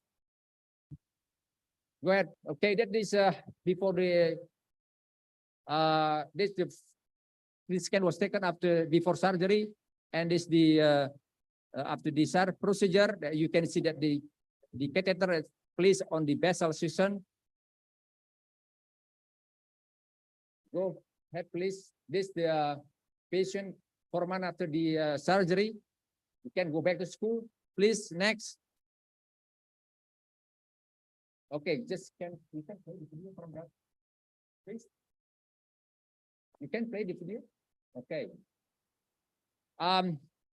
You know, I opened that the bone is very small, but the principle is to remove the skull-based bone as much as possible, including the anterior clinoid. This must use drilling, must work under microscope. Otherwise, you cannot reach this structures in a well manner, in a good manner. Can I play the video from here? Excuse me? So I can make this a little bit faster. Can I help you? Okay, here, okay. So that's very fast. Go back, please. Go back to the video, please. And play there. Okay. Slowly, slowly. And then all structure must be exposed. This, you can see, this the optic nerve. Go back, please. Just play as a normal.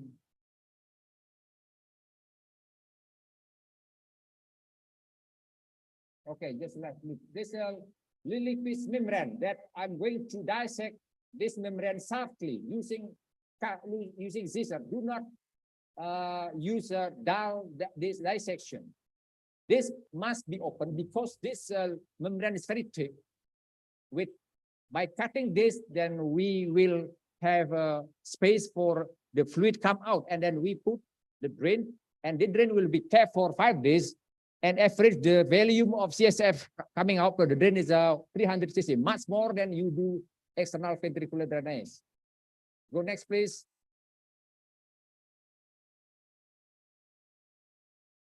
The second case is a male, 26 years, presented with the glioblastoma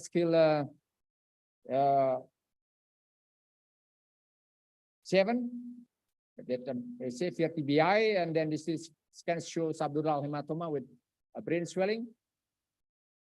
At 7 months after the surgery, the patient got slight hemiparesis, then little bit cognitive impairment, so that the patient cannot go back to the previous work as a security. This is pre-op and post-op. This is the patient after the surgery. This pictures was sent to me by the patient. I called the patient a few weeks ago. Next slide, please. This is the surgical procedure that I performed. In this case, I made little bit big bone flap because I want to remove the subdural hematoma. But basically, the principle of doing the surgery is about the same as the first case. Remove all the bone, sacrifice all the bone to reach the skull base. So by removing the bone, then we will very short distance from your hands to the target of the surgery.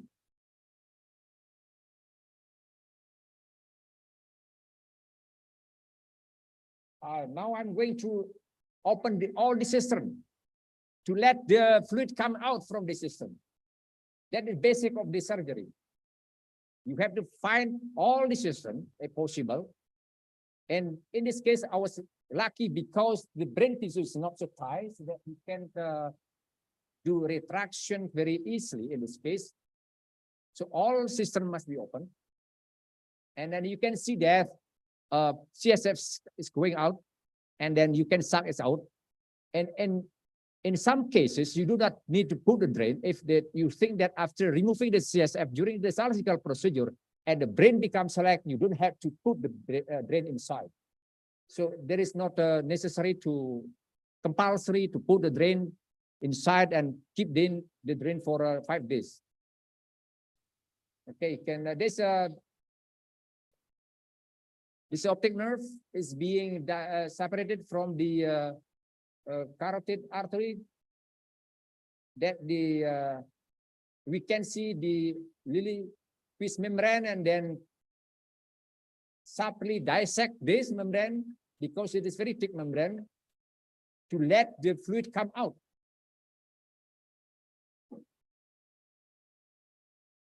And I do sub dissection. It is mandatory to do sub dissection, and then this must be open.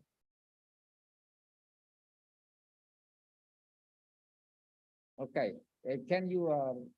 Okay, then go a little bit faster, please. Okay, until I put the drain inside. Just okay. It's a matter of time because I have to finish my talk. Okay, then you can see the structures in the skull base. And I put the drain. And the drain can be kept for 5 days or less. Okay. And then you can see the brain is very slack after removing of the CSF. And you can put the bone back. You don't have to do the craniotomy. So the patient will no need another surgery for cranioplasty. Next slide, please. Okay, just skip the video, please. Go next slide. Okay, that's my last slide probably. So cystectomy is a new surgical technique for treating the traumatic brain injury. And I introduce this because not so many neurosurgeons do this because it is need a skill. This procedure is based on knowledge about the shift CSF edema. Edema caused by shifting of the CSF into the brain tissue. And this is reverse this flow from brain tissue to the cisterna and finally going out to the drain that we put in. So this bring the skull base and microsurgery to this surgical treatment for traumatic brain injury.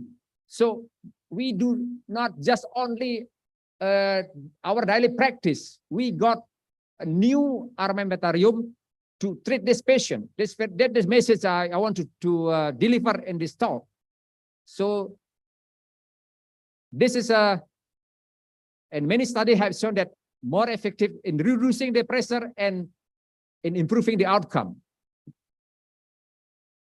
So this also will introduce the skull base to the young neurosurgeon. Because we have a lot of cases with that needs this procedure. So by doing this, and our training will be early introduced with this technique. Next slide, please. And some studies show that this technique give better outcome for the patient, loss cost because the patient will be stay in the ICU shorter, need for ventilation will be much shorter. So that the cost, of course, that will be less. However, you cannot use this technique in this center that skull-base surgery or clipping aneurysm is not on regular basis because it needs train. It needs complex tools to do the surgery safely, especially when the brain tissue is very tight to get the skull base, to get the system. Next slide, please. Thank you.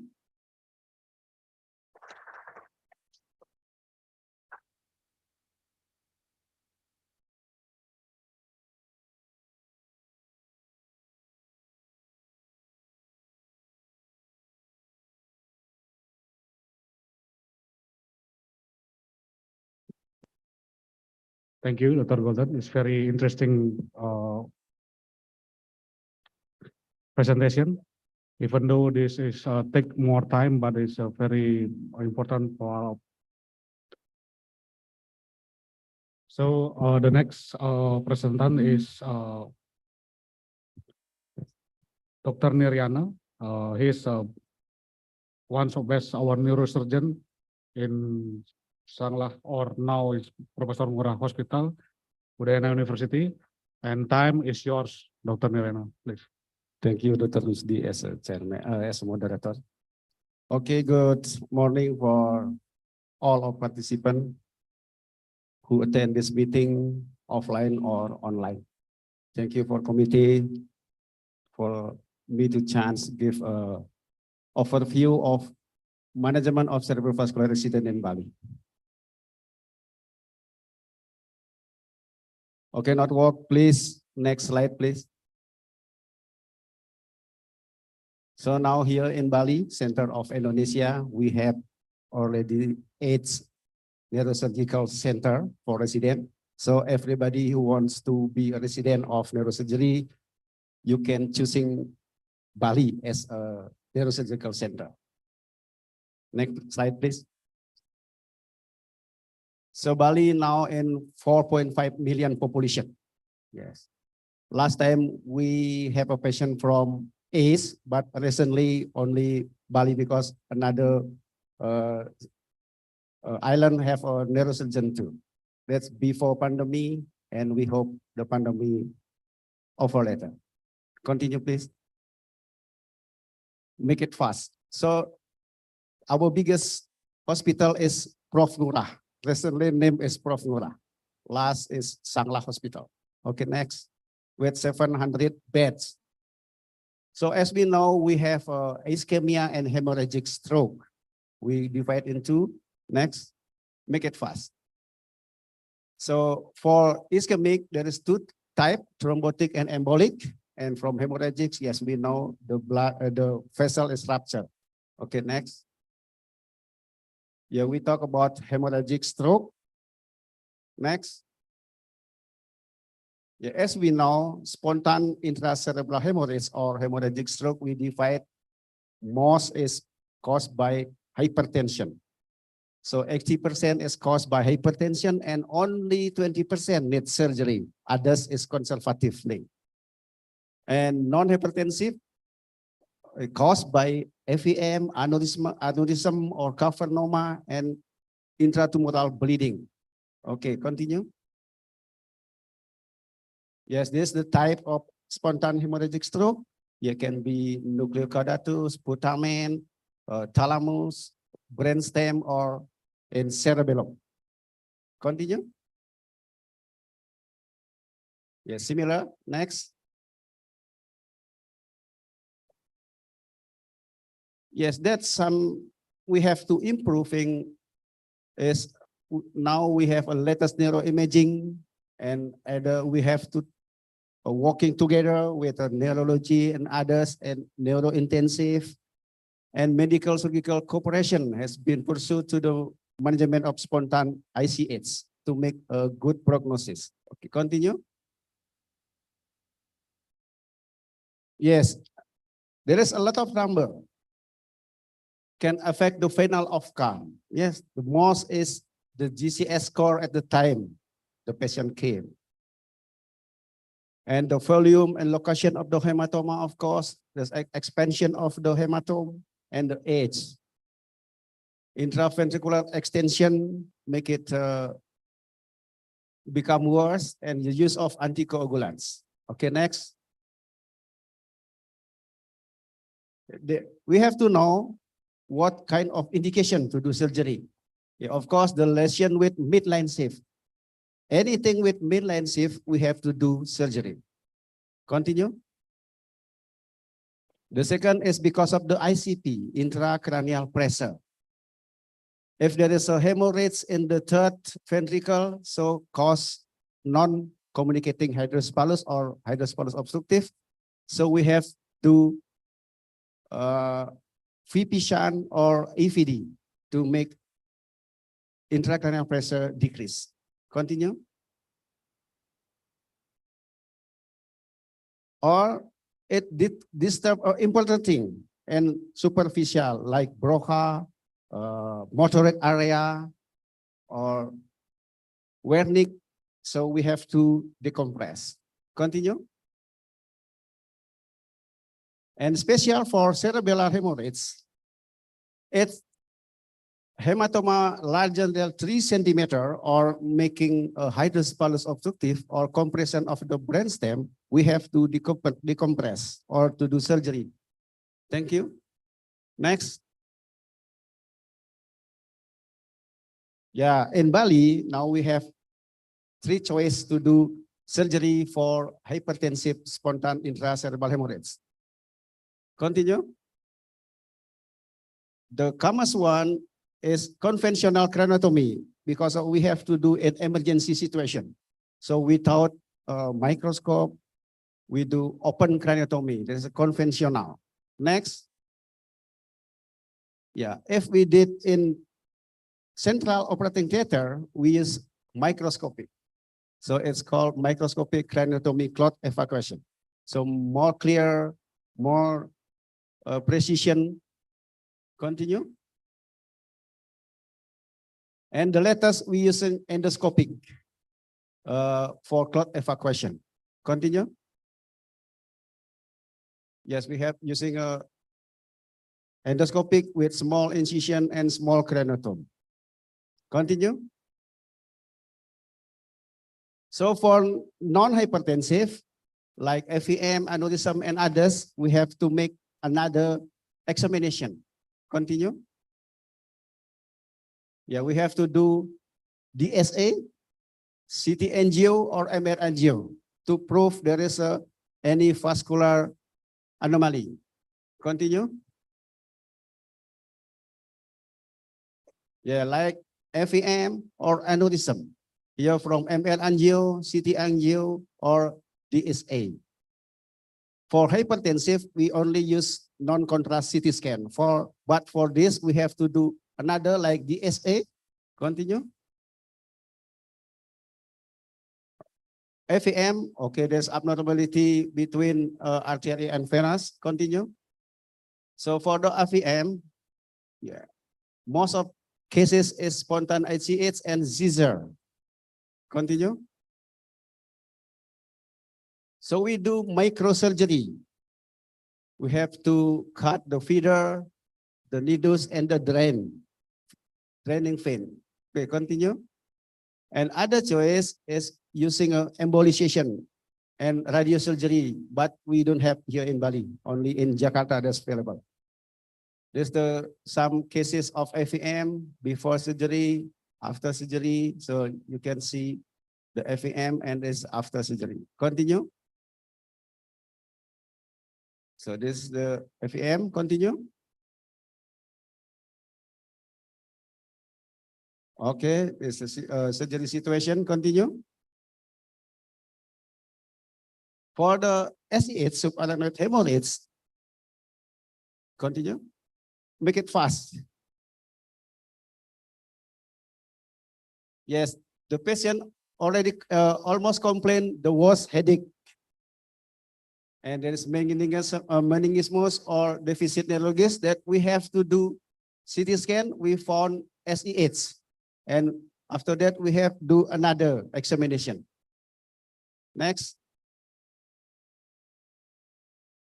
Yeah, from CT scan, we can see 90%, 95% SEH is probable aneurysm.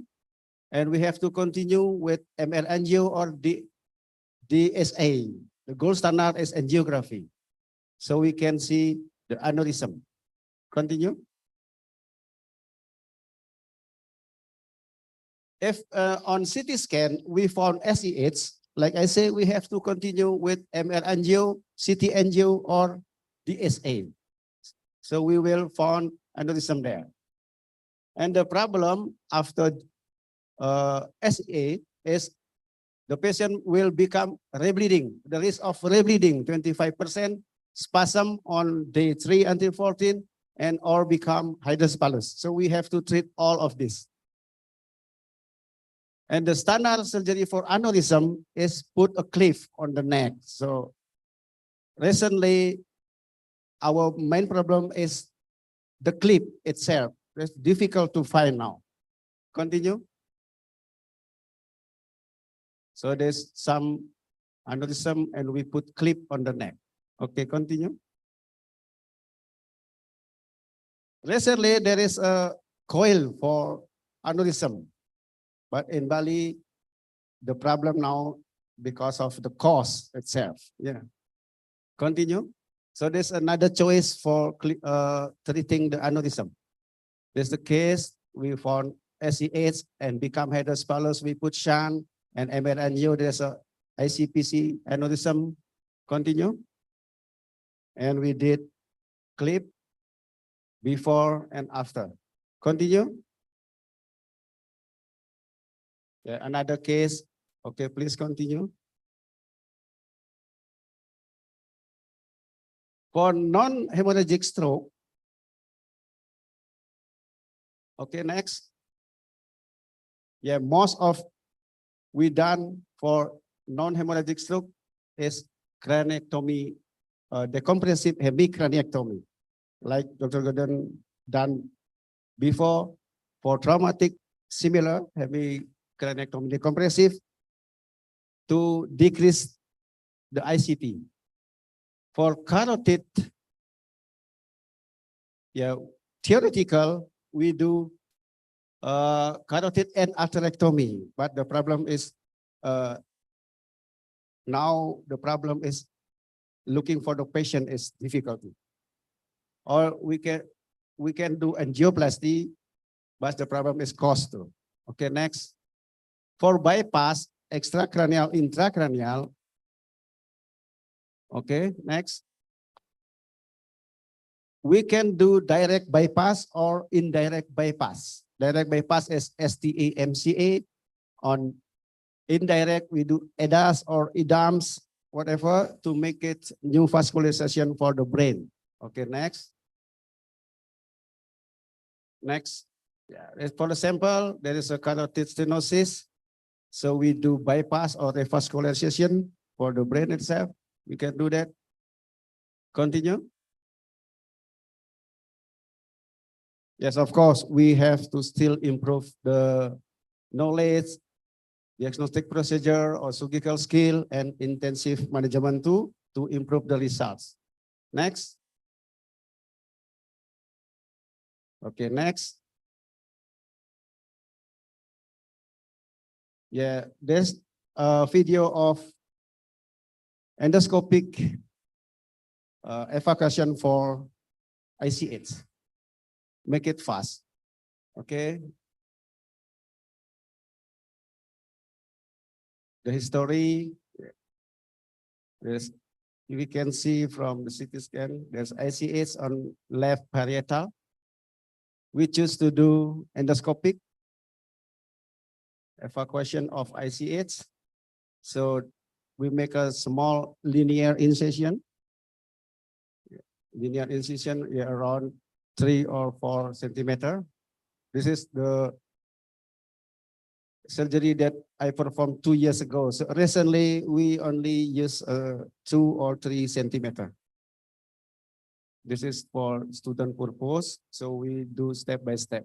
After that, we put a retractor and periosteum dissection. So we will make a small craniotomy around 2 centimeter. Yes, we make borehole to open the cranium.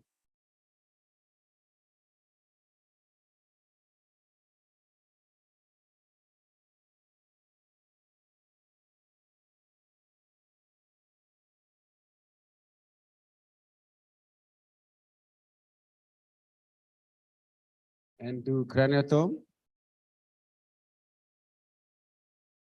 around 1.5 centimeter until 2 centimeter. It's depend on the spite we use insert to the ICH. After craniotomy, we'll do dural stenting.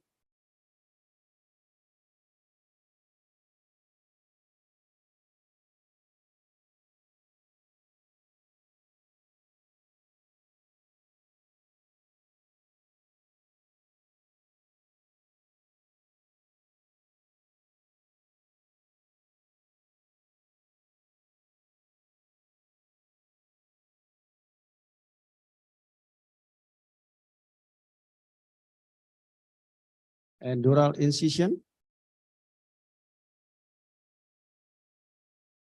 So we can see the brain.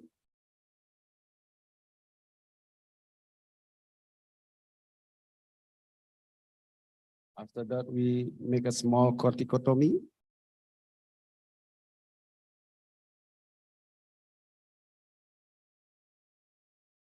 And then we can see the punctum of ICH because of this superficial ICH.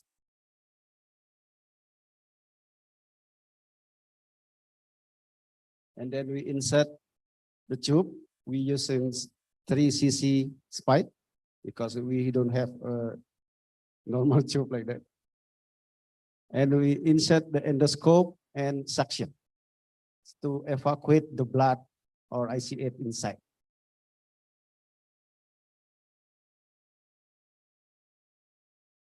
We suck the blood piece by piece until we see a normal brain there. So you can see that after the blood we evacuate, yeah, we can see the brain there.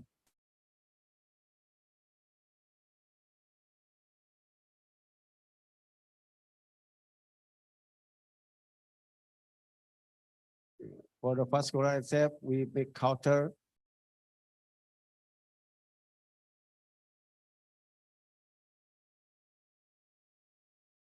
Yeah, that's the evacuation of the clot.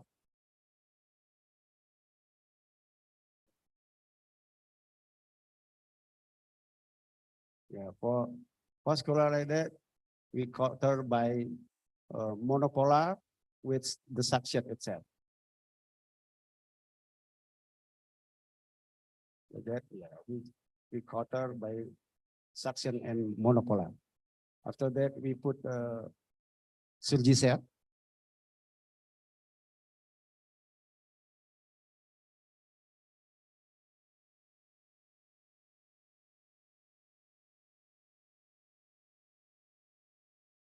You can see the blood already clear.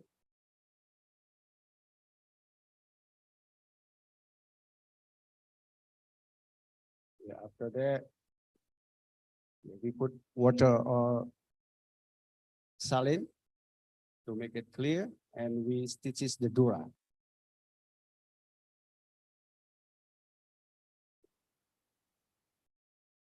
So the clear and stitches the dura, watertight, and put the body back.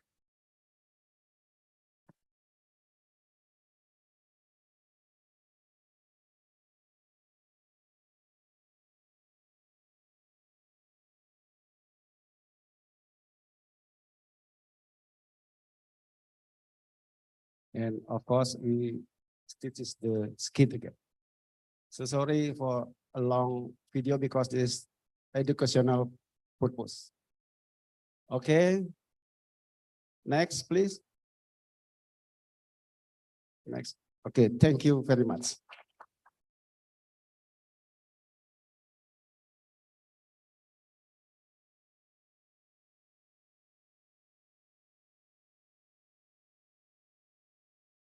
Thank you, Dr. Niriana, for the great presentation. Now is welcome the third presentant, is Dr. Wisnu Wardana. So the time is yours, Dr. Wisnu, please.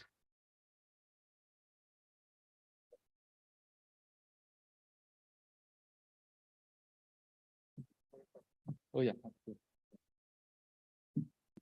Good afternoon. Thank you for the kind introduction from the moderator. And I also a fellow of ICS also.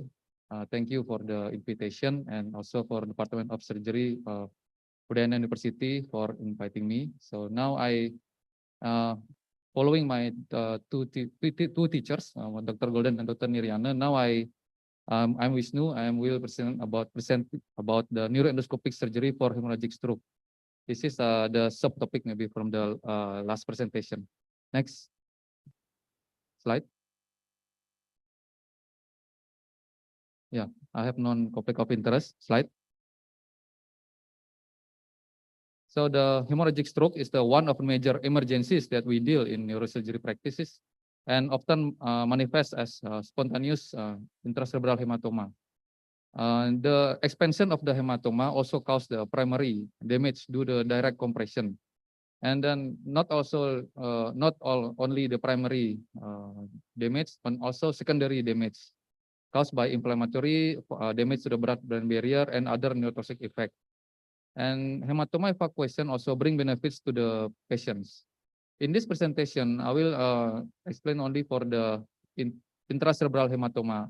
Actually, the endoscopy also had to recently have a wider application to the intraventricular hemorrhage, can be also to decompress not only supratentorial but also intracerebral hemorrhage also. And then even the techniques consider minimal invasive, we need to know about anatomical orientation. It's mandatory. We need to understand what is the pros and also the weakness of this operation techniques before we start to perform this operation. And there is two of the literature entry point of using endoscopic, that they always use the ventriculostomy sites or point, cohort point or chin point or pressure point. And also there is another literature that tend to perform corticotomy or the entry point from the closest point. And we also need specialized and reliable instruments. Slide. Also same, we need to simulate every operation before we do operation. We need to simulate, we need to practice, and then using a model or cadaver. And then we need not only to simulate the operation, but we also need to how to deal with the complication. So during the operation, we already full prepare, especially in this minimal invasive technique. And we need to have a backup surgery if something happen during the operation. Any instrument must be well selected. Next slide, please. Yeah, we need to differentiate between microsurgery and micro endoscopic, assisted surgery and full endoscopic. So for the intracerebral hemorrhage, nowadays we using a tube, and then we put endoscope as assisted for the tools to make a visualization, and we can directly evacuate the hematoma. Slide. So in general, this is the important paper from the 2011, already almost 11 years ago. So it's really make me interest to study this technique furthermore at the time, because this is smaller incision and make a considerably good cosmetic, better visualization, and deep-seated spontaneous intracerebral hemorrhage can be assessed with the small incision. Coagulation still possible using small like a keyhole type of bipolar or by monopolar or by using suction and then assist with monopolar. Less invasive and less bleeding and shorten operation time. So I try to learn from my fellow when in Tokyo. Slide. Slide, please. So the median evacuation rate and operation time and then outcome, and then rebleeding is significantly lower. But the rebleeding happen in the very early state. If we need to choose the patient wisely during this technique, we don't do ultra fast surgery in this endoscopic technique. Why? Because the rebleeding rate significantly higher than if the clot already stable, which means more than 6 until 8 hours. Mortality also difference between this onset but it's not significant between open and endoscopic technique. Slide. So that's why my reason to start on the early 2017 at the Sangla Hospital, now Professor Ngurah Hospital. And at that time, we don't have any specialized instruments, endoscopy. So we use the ETV endoscope. So that's why that's very long endoscope, because that's used to by ETV. So that's a really gap discrepancy between my right and left hands. The right hands are very near to the operating field. The left hand, because the endoscope very long, so it's quite make a discomfort. But I still can manage to remove almost all the hematoma because the direct visualization, and because we don't have any good dilator, we make a custom dilator by using metal to make a atraumatic dissection. And before the now brain pad, if you see the brain pad, before the brain pad was invented, we make a dilator and inserted to the syringe, 3 cc syringe that dilate this brain safely. Next. Why we use syringe? Because it's disposable. The second, it must be sterile. Yeah, disposable and sterile, easy to get, less than $1 price, and then we can tailor the length. If you want 2 centimeter, 3 centimeter, 5 centimeter, and the best of the syringe is really thin, and it's not break. It's not possible to break inside the brain. And then we can see the marker, so we know where we are. We're not in the middle of nowhere during operation. Now I moved to the Udayana University Teaching Hospital. Since 3 years ago, we set the new OT, operating theater, and I choose the best, select the best instrument for the endoscope. So I have now dedicated endoscope for the brain surgery, and then also the self-irrigating bipolar. Next. When we do in the Udayana University, we can appreciate this pre and post hematoma. Then I able to remove even better, even deeper the hematoma, with just 5 centimeter of incision in front of the tragus, and then that's the X-ray control, which is very good cosmetic result. And then now my hands not in the discrepancy again. Next slide. This is the video. Because of the time, I only play short video. This video shows that we can explore, same between the 2 MCA. Same with the Transsylvian approach. We can go straight to the insular lobe and then remove the clot. And then now we have a 4K tower of endoscope, a really clear image. Then we can, in the future, we can make a better visualization than the previous generation. And then we can remove the most of the clot, during only one time suction. Right? It is important to irrigate with the normal saline. From the left side, we can see this is the bulging brain. So the technique of the Dr. Gon teach me about the skull base also very important, the drilling technique. So we don't injure the dura from the first time of operation, and then we slowly open the dura, and then even though the brain still bulging on the left side, but immediate after decompression after evacuation, we can see the brain was sunken. Yeah, it's not bulging again, and then make a good pulsation. And the closure is very satisfied, make the patient satisfied. Why I save this much? Because I always prepare for the possibility of open surgery if needed. Yeah. If we found some malformation that we have to deal with it, then we need to enlarge the incisions. But it's fortunately until now didn't happen to me. Next in my case. Slide. So from 2017 and 2022, yeah, with the 2 years of the pandemic skip, we had the my personal result is 11 cases, which the range of the age were quite big. When the GCS was improved with the one mortality, the rest already fully recovered with the GCS 15 and the not significant or almost no weakness after a long-term follow-up. With the operation time, very satisfied. And in the beginning, I reached more than 2 hours, almost 3 hours, but now already less than 2 hours operation time. And the evacuation rate now more than 80%. That's really good for the evacuation of the intracerebral hematome, and then we can reduce the possibility of secondary injury. Length of stay, because of the patient stroke have the many comorbidities. That's why, and also sometimes have the bedridden complications or problems. Then that's why length of stay still more than 1 week.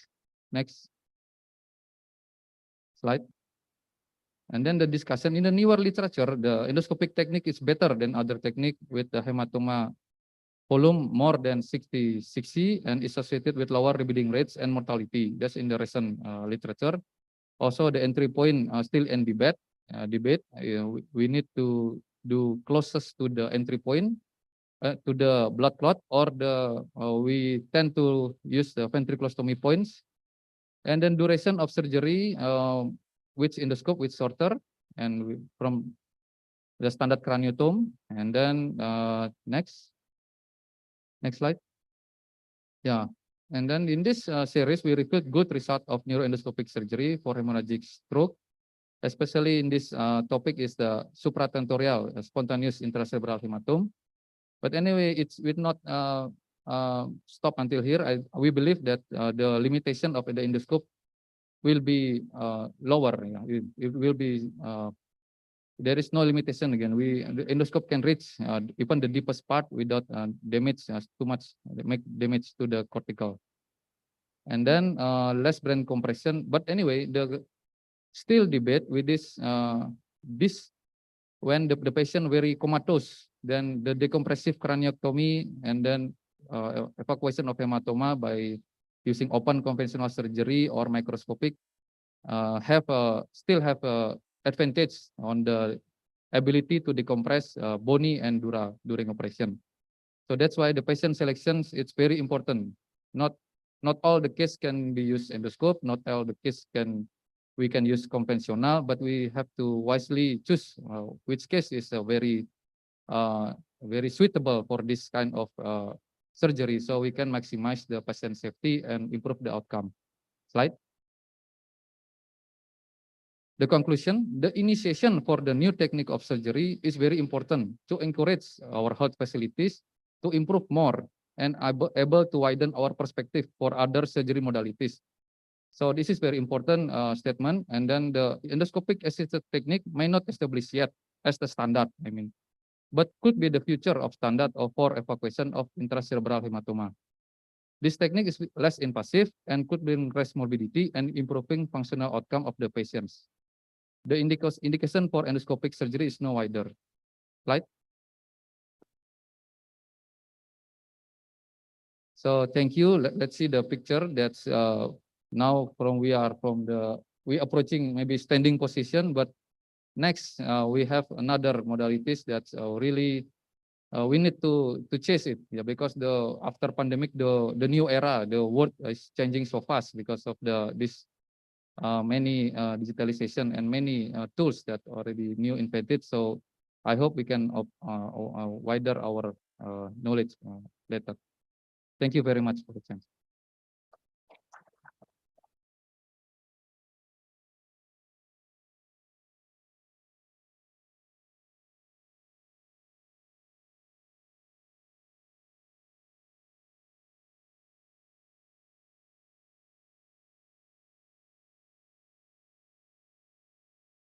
Now we invite our speaker up to the stage, Dr. Golden, Dr. Mariana, and Dr.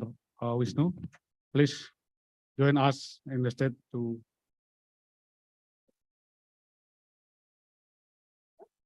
So we'll ask from the audience, who will start the first question to our speaker here?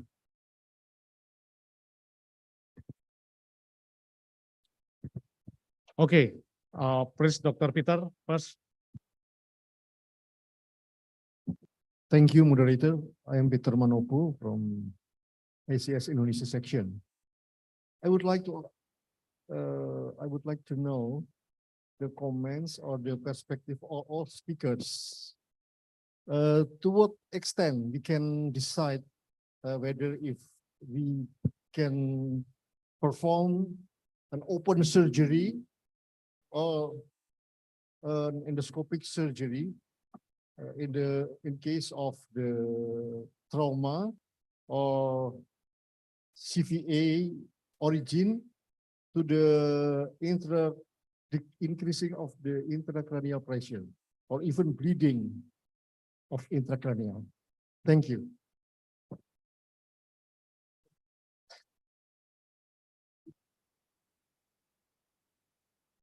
Thank you for good questioning. Okay. And now your question focus on treatment of open or endoscopic for trauma patient. Is correct? Okay. Yes. Thank you. So far, as long as I know that the surgery for traumatic lesion use conventional, that's open surgery, especially for evacuating the clot and hematoma. Because this, that emergency condition, it's not possible to bring this patient to wait for more sophisticated instrument. And for cystonostomy, that very special surgical technique that really needs need skull-based expertise to do this. So why that it is not widely used in emergency situation? Because the surgeon who involved the surgery must be learned surgeon, must be skilled surgeon, must be trained surgeon for the skull-based surgery. So it is not very common use especially in Indonesia, because most of the surgery will be done by by the young neurosurgeon or by training. Then the skill for doing this cystonostomy is not possible. Then cystonostomy cannot be done as long as now that endoscopically. It is new technique. It is improved by from Kathmandu. This is very young neurosurgeon, a very talented neurosurgeon, and he said that very interesting with his sentence. Third country is just about mindset. Just about mindset. So that we live in our country, but his surgical skill, his future is very, very, very good. So that he is the first invented this technique. As I said, that it's not possible done under endoscopic technique so far. So that must be done with small skin incision, with small opening of the bone, but go deeper. And to do this, you need the microscope, you need the micro instrument, you need skill for doing this. That's my question, my answer for removing the or for surgery for the traumatic lesion. For others, maybe my colleague will ask this. Okay, thank you. So Dr. Manopo asked about using endoscopic for traumatic surgery. Recently, we not use endoscopy for traumatic patient, I mean emergency one, because of the difference between intracerebral hemorrhage caused by trauma and intracerebral hemorrhage caused by stroke is different pathophysiology. In trauma, intracerebral hemorrhage is caused by the blood from the brain itself. I mean contusion or from the most one is there is a ODIM or midline shift more than 5 milli. It's mean the ICP is very high, so we need decompression. So that's why we use open to make a wider one, to put the bone outside from the brain like that. From endoscopy, another reason is because of the equipment. We don't have, or there is no equipment of endoscopic in emergency room surgery. Most of them in elective surgery. But the most important thing that the indication for the ICH caused by trauma, we need decompression too. So that way we choosing open. Okay, maybe Dr. Vishnu have another. Thank you, Dr. Nirania. So, in my opinion, the management of the neurotrauma patient, it starts from the pre-hospital. If we cannot fix our pre-hospital and then shorter the timing from the accident to the operating theater, then we don't have many options to deal with these patients. That's the first. The second, the endoscopy, microsurgery, and open surgery itself is just a modality. It's just a tools. But now the treatment of the neurotrauma now I think is more to the multimodal treatment. So many monitoring now equipped to the patients, and now we can selectively choose which one is a true indication for decompression. So now the theory of the higher intracranial pressure and then the classic theory now challenged with the multimodal monitoring. So now we have a consultant of neuroanesthesia also to work with us. So we have to collaborate with many team actually to decide which is the indication for the true indication for surgery, which needs very big operation or decompression. And for in the future, maybe we can use endoscope with the very selective case. But for now, I think the standard still open surgery with the remove the hematoma and clot, and then stop the bleeding and find the source of the bleeding. That's very important. And then, if necessary, we decompress the bone and dura.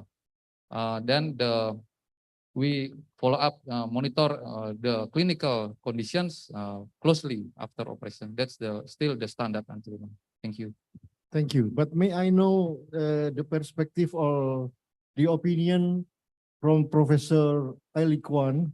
Is it the same policy in Taiwan about this case? Thank you. You don't want to, would you like to comment?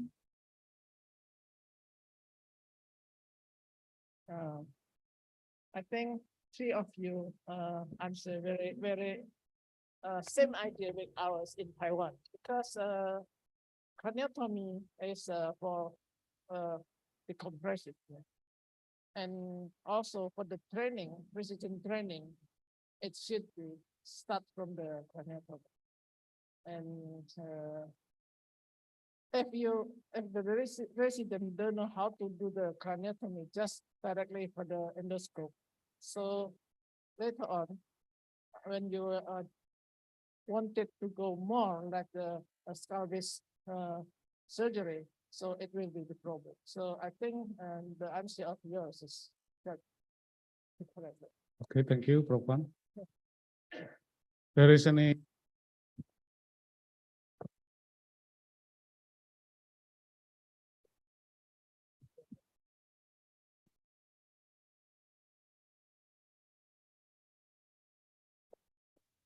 Yes, thank you for the opportunity. My name is Eka. I'm the neurosurgery resident from Universitas Udayana. So I would like to asking two questions for Dr. Golden and one question for Dr. Niriana and Dr. Vishnu. So the first question is in the emergency operating theater, we only have surgical loop, Dr. Golden. So we don't have any microscope available in the operating theater in our emergency room.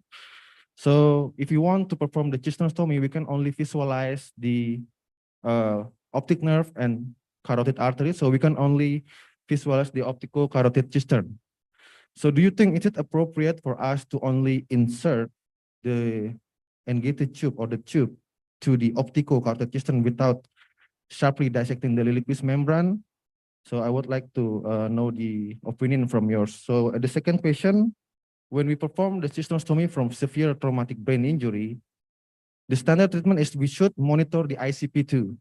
So do you think with the cystostomy tube, we can also monitor the ICP through the same tube or not?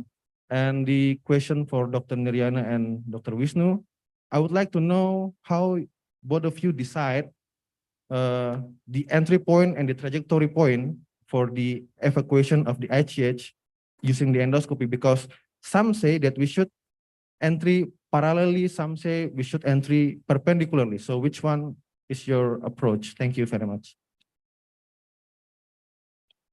Please, Dr. Golden. Okay, thank you. If you follow the standard of skull-based surgery, that microscope must be mandatory. Yes, but maybe you can make little bit modification, especially when you remove the blood clot just close to this system. And then because this clot will give you ample space to go deeper. Maybe it's possible because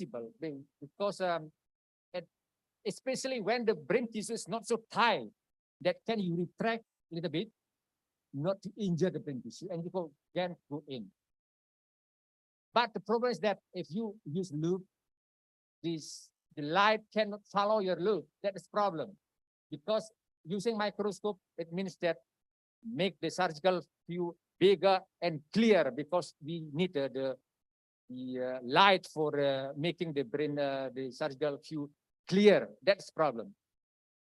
Anyway, if you want to put a drain inside, it's okay. If you cannot open all the system, especially the liquid membrane is difficult to reach because it's a bit deeper. Maybe you can put the drain just between the two nerves, optic nerves, and you open this, all between the nerve and the carotid artery. You can open this space and then you put the drain here, because this drain can let the CSF flow every 300 cc a day. If you EVD only few, because more fluid in the cistern and then subarachnoid space. So why you can let the CSF out more than this EVD? Of course, in good standard for TBI treatment, you put a drain, you do the cystostomy, as well as you also measure the pressure. But you cannot measure the pressure with the cystostomy, because this only for letting out the CSF, not for measure the pressure.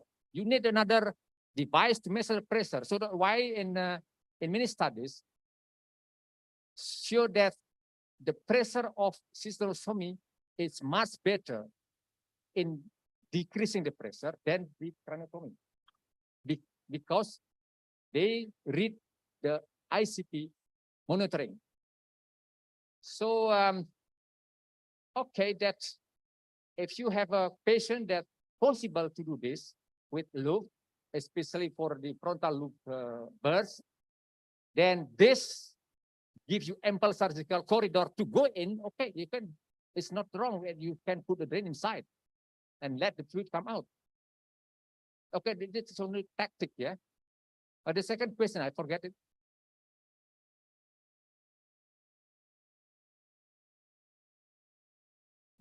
Yeah, already answered. Okay, Yeah.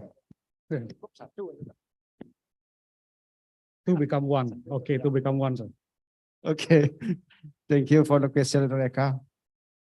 For entry point, in my opinion, for deep-seated ICH like nucleus caudatus, basal ganglia, putamen, or thalamic, I myself choose 2 points, kin or cohort. And for the others, yeah, of course, we selected the nearest one from the cortical. if sample like that, parietal or temporal or frontal, so we can use directly from the nearest one.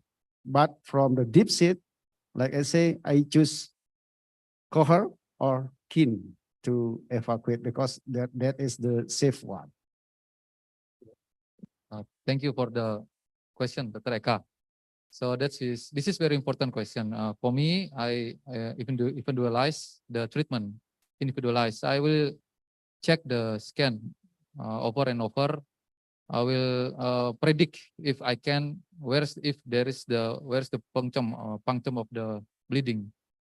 That's the first. The second, I will identify where's the origin of the bleeding, which is in insular or in the thalamus or putamen. But after that, then after I study the image, if we have the neuronavigation, it's much more easier. But if we don't have neuronavigation yet, then we can choose the closest one, the safest entry. The one that's really safe, other than cocker than kin point, also on the medial temporal gyrus.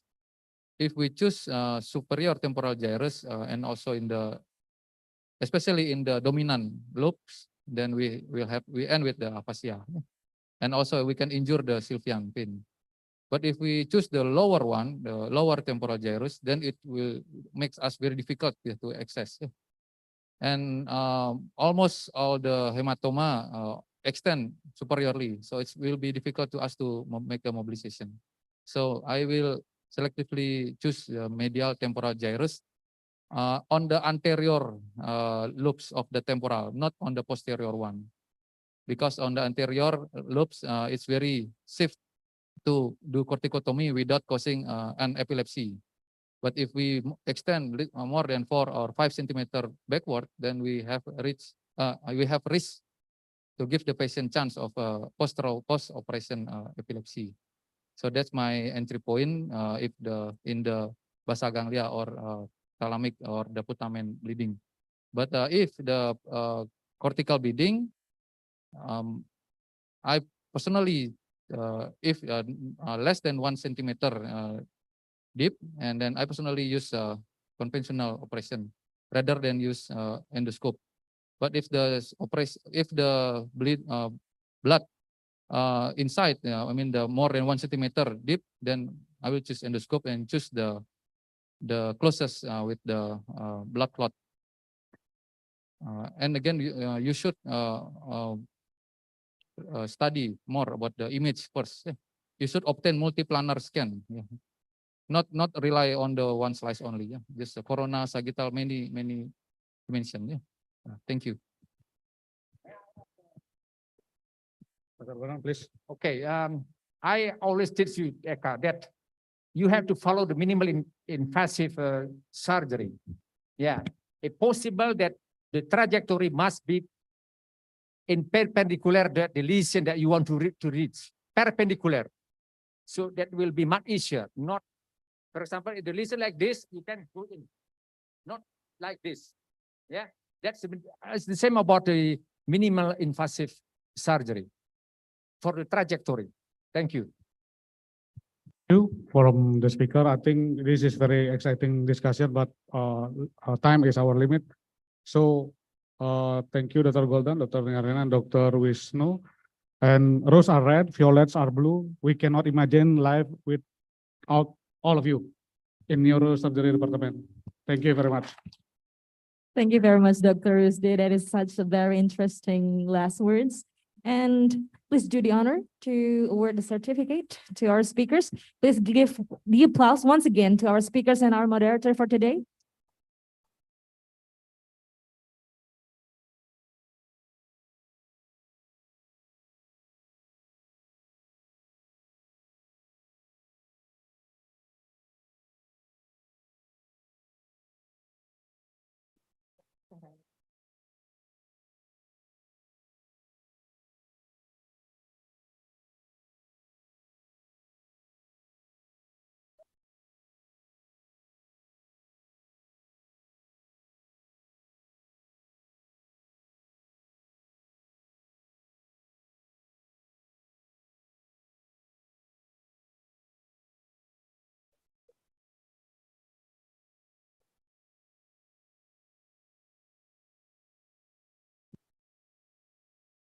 Thank you for moderator and all speakers.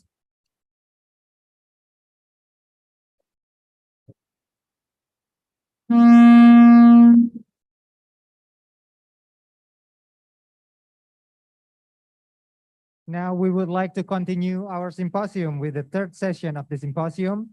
This session will be moderated by Dewa Putu Wisnuwardana, MD, neurosurgeon. For Dr. Dewa Putu Wisnuwardana, the time is yours.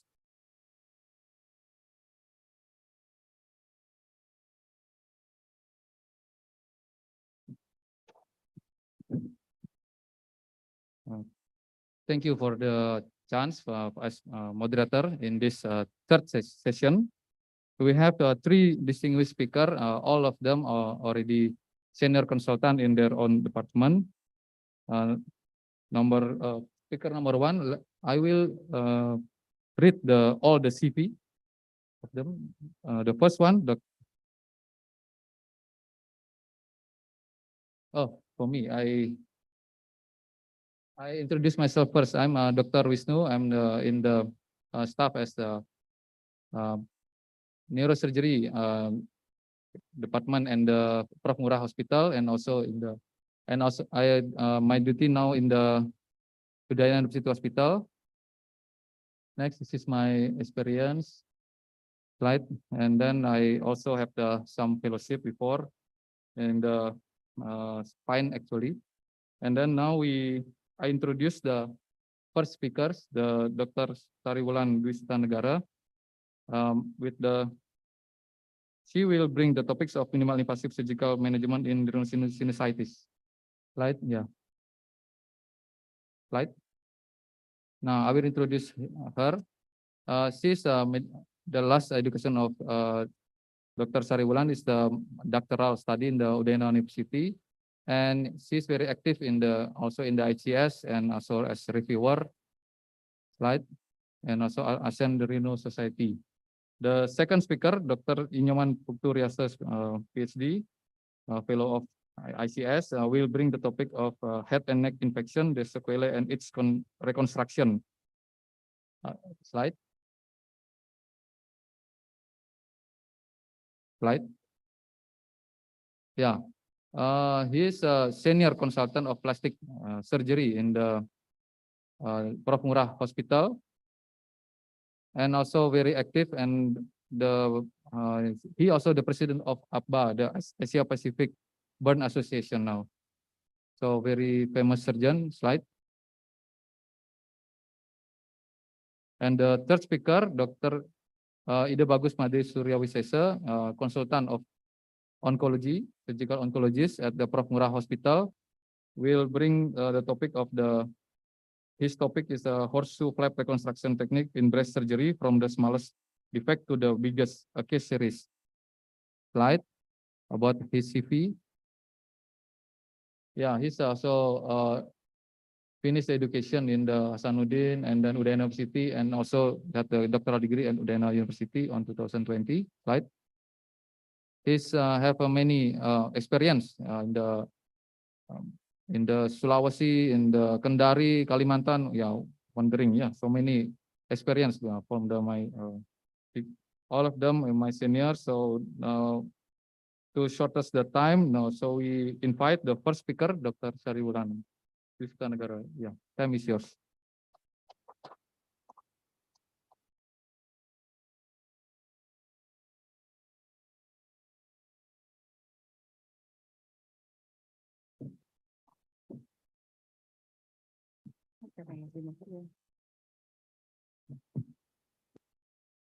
Om Swastiastu. Good afternoon, Professor and all my colleagues. Yeah. Following this meeting since in the morning, and also the ones who follow the meeting from online. Yeah, and I hope we are both in good health condition.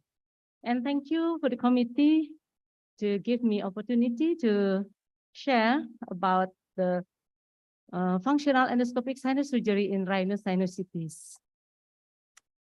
for introduction. I will continue.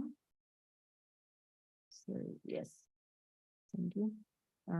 Yes, as we know, rhinosinusitis, which is can form in polyp or without polyp, and also due to the time, it can be acute or chronic rhinosinusitis, and involving multi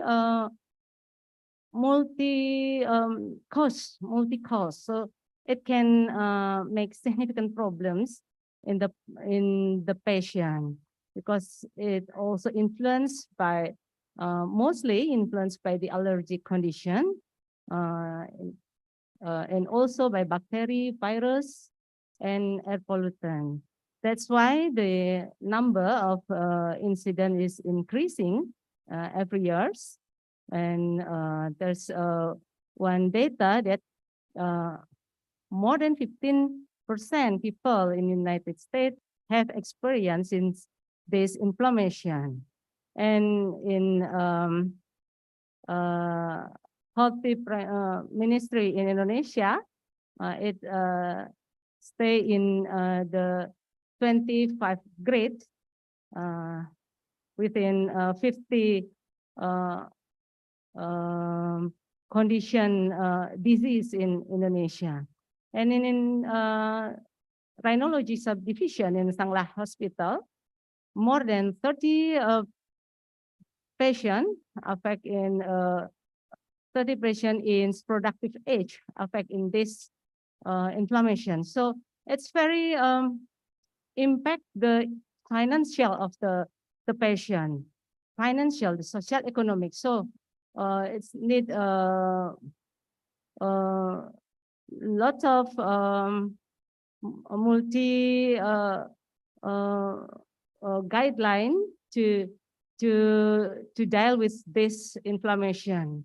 One is from EPOS. Recommendation is using pharmacology as anti-inflammation, even it orally or locally in the nasal, and nasal saline irrigation, and also antibiotic for acute phase or and surgery.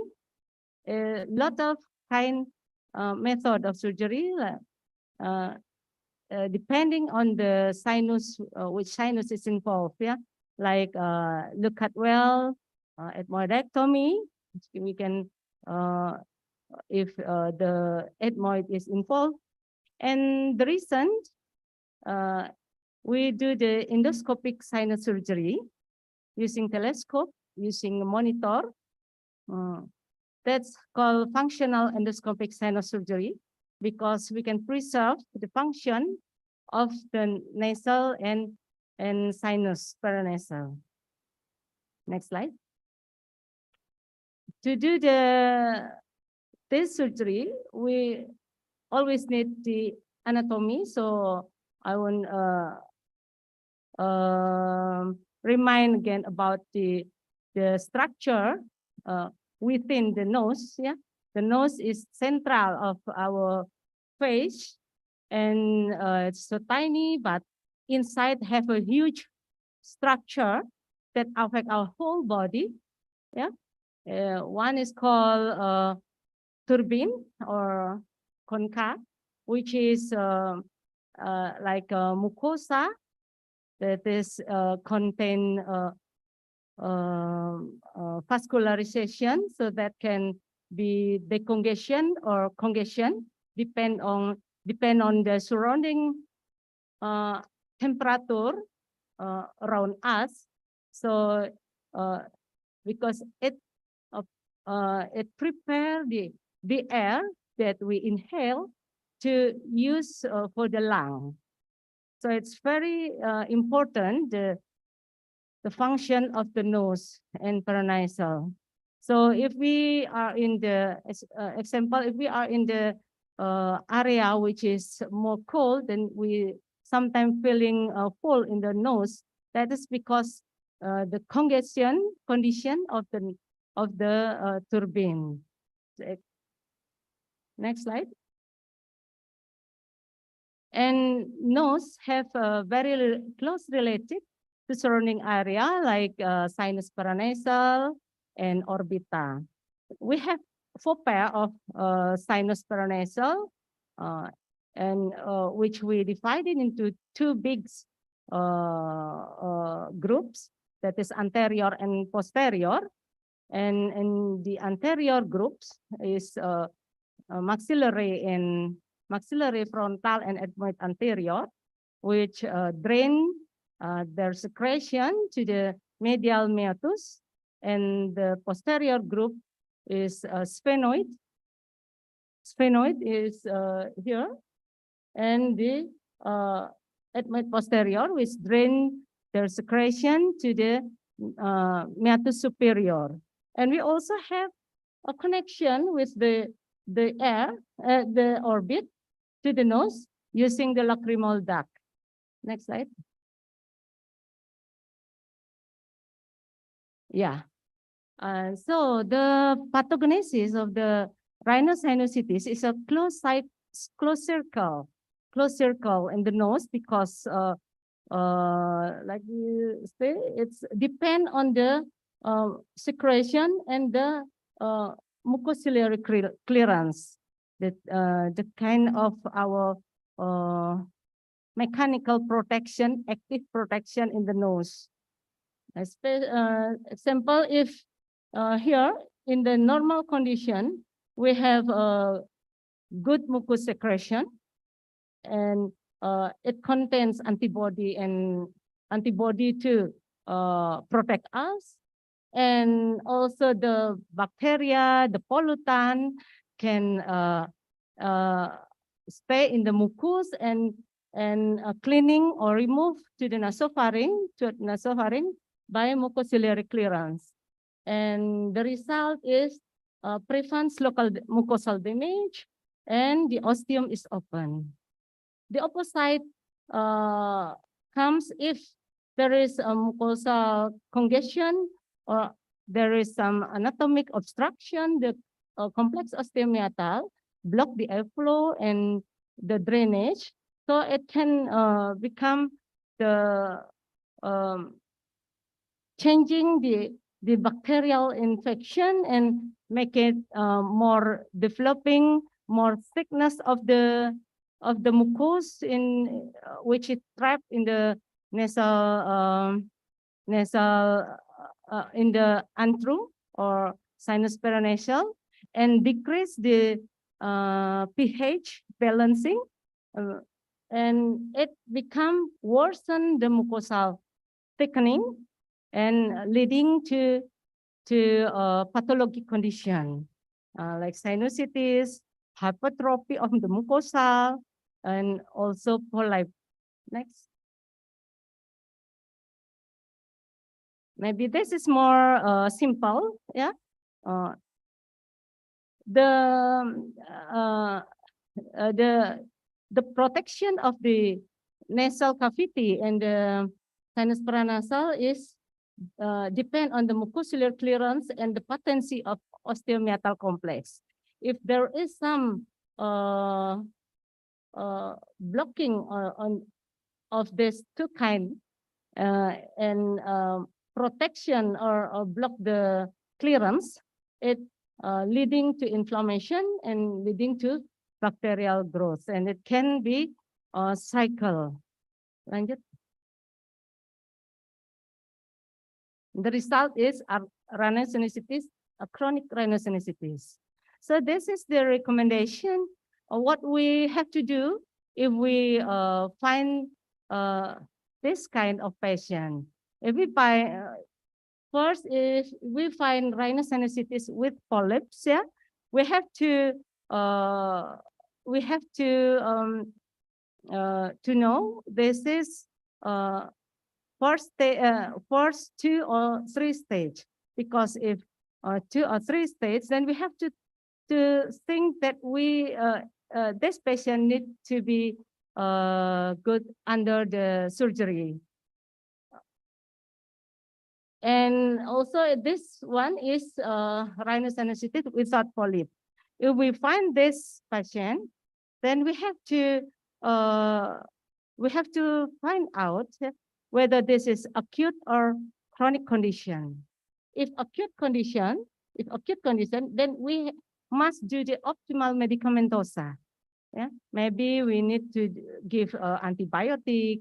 We need to give anti-inflammation. Yeah, orally or topical, and do the nasal saline irrigation. But if we find it in chronic condition, more than 12 weeks, then we have to find out, is there any of comorbidities or pathologies have appeared? Yeah, so it need surgery. The most the recent surgery that we can done to preserve the natural function of the nose is functional is first. Lanjut. Yeah.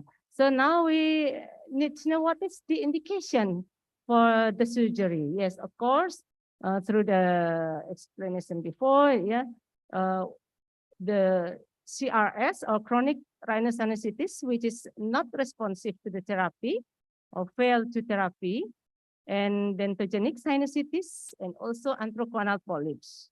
Instead of that, we also can do the surgery for management of epistaxis and sinonasal tumor. Lanjut. Slide. Yes, this is the surgical objection. What we want from the surgery. First, we need to clearing or decrease or clearing the inflammation pathology or infection of the nose and sinus paranasal, and to restore the airway patency without excessive manipulation. Yeah. Maintain and restore the natural function of the mucociliary clearance, and we need to increase absorption of topical drugs, improve delivery of nasal wash, and improve exposure to olfactory stimuli. And during the operation, we need a clear view of the surgical objectives, landmarks. So we usually have consult to cooperation with other anesthesia using hypotensive anesthesia. Lanjut. Yeah. To get optimal, effective surgery, the important things that we do is pre-surgical evaluation.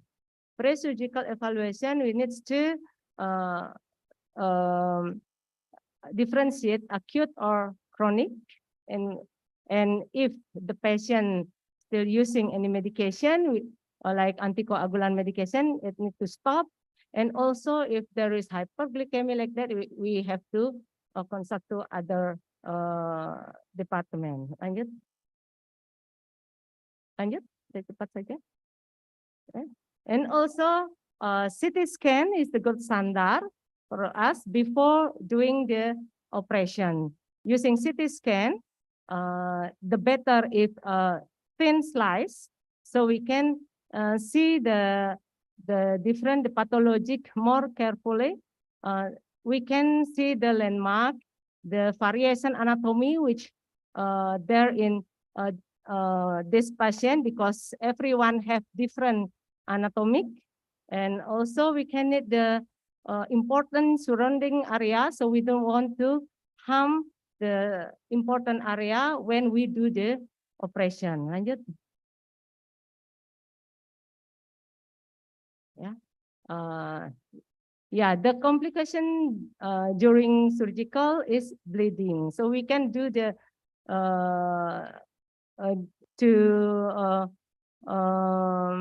prevent the bleeding using tampon or using cauterization. Lanjut.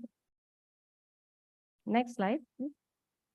And of course, we always do the education before surgery. We need to similarly our view with the patient. So we have to just say clearly about what we do, what is happening to the patient, and what they will do after operation, post-operation. So we have the same view with the patient. Next slide. Yeah, this is the case. Yeah, 17 male suffering with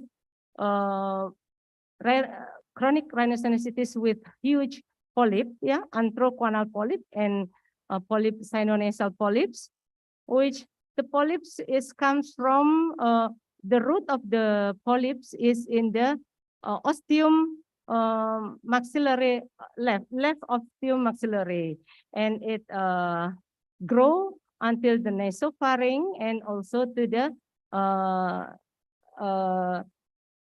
right nasal cavity. This is on the left nasal cavity. So we have to take extraction the polyp on the left nasal cavity using by cutting the root of the polyp in the nasal cavity, which we can see using the endoscopic So after we cutting the root of the polyp, then we can see the antroconal polyps, and we again find the root of the antroconal polyp, which is very huge. Then we cannot take out the antroconal polyp using through the nasal cavity, so we have to take it out through the cavum oris because it's very huge. And here the antroconal polyp, and then go back again. We using backbiting, and we widen the ostium maxillary, yeah, to clean out the root and the polyp from the ethmoid anterior and polyp in the recessus frontal. And before that, we do the injection to protect the bleeding, and we extraction all the polyp, clean out the inflammation mucosa, the lining mucosa, and we preserve the medial turbine, and we put the tampon, yeah. As we can see, this is the medial turbinate, it's still good, and we preserve it, which only we can do it using the telescope, and we put the husk and leave the husk for 2 days. Next slide, please. Yes, after operation, 2 days after operation, we take out the tampon and do the nasal toilet, and also removing post-operative crusting. Next slide. And take-home message is chronic rhinosinusitis is one of the most frequent inflammation of the nasal and sinus phase. Reverse the pathologic mucosa to normal, but we have to do the pre-surgical evaluation and always careful during surgery and have a good post-surgical monitoring. Goal surgery is to improve sinus ventilation, decrease inflammation, and avoid sinus complication. Result, safely, smoothly, and maintain integrity of the mucociliary system. Next slide. Okay, thank you. Om Santi, Santi, Santi Om.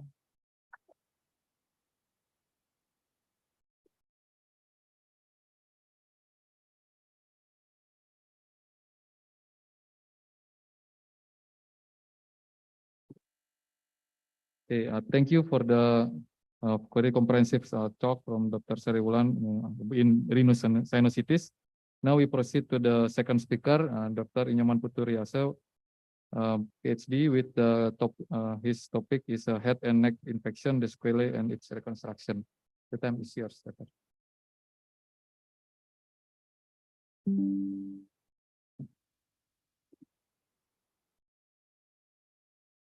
Thank you, Dr. Wisnu, moderating the session.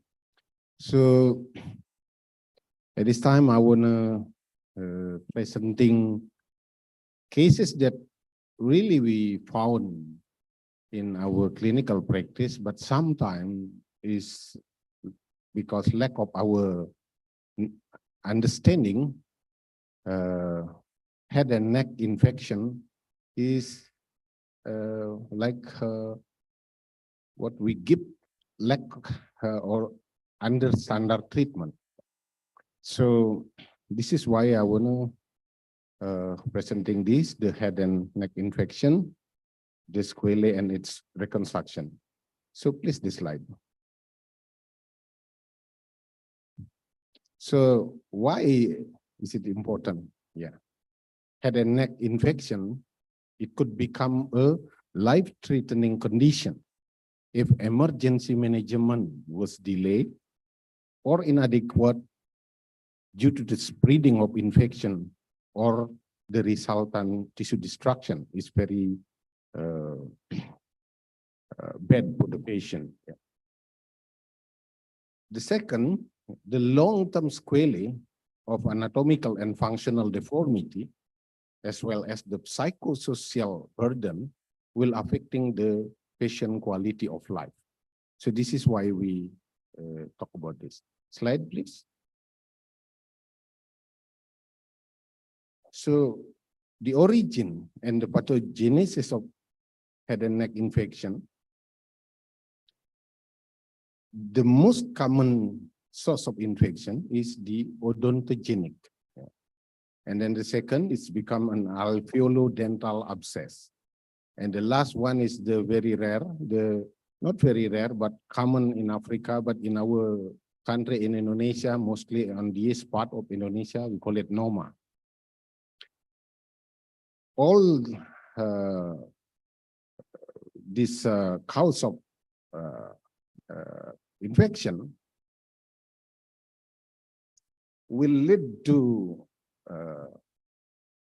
very massive infection, yeah, because in our head and neck, there are some potential space, yeah, for the pus or infection to spread. The first is the mesenteric space.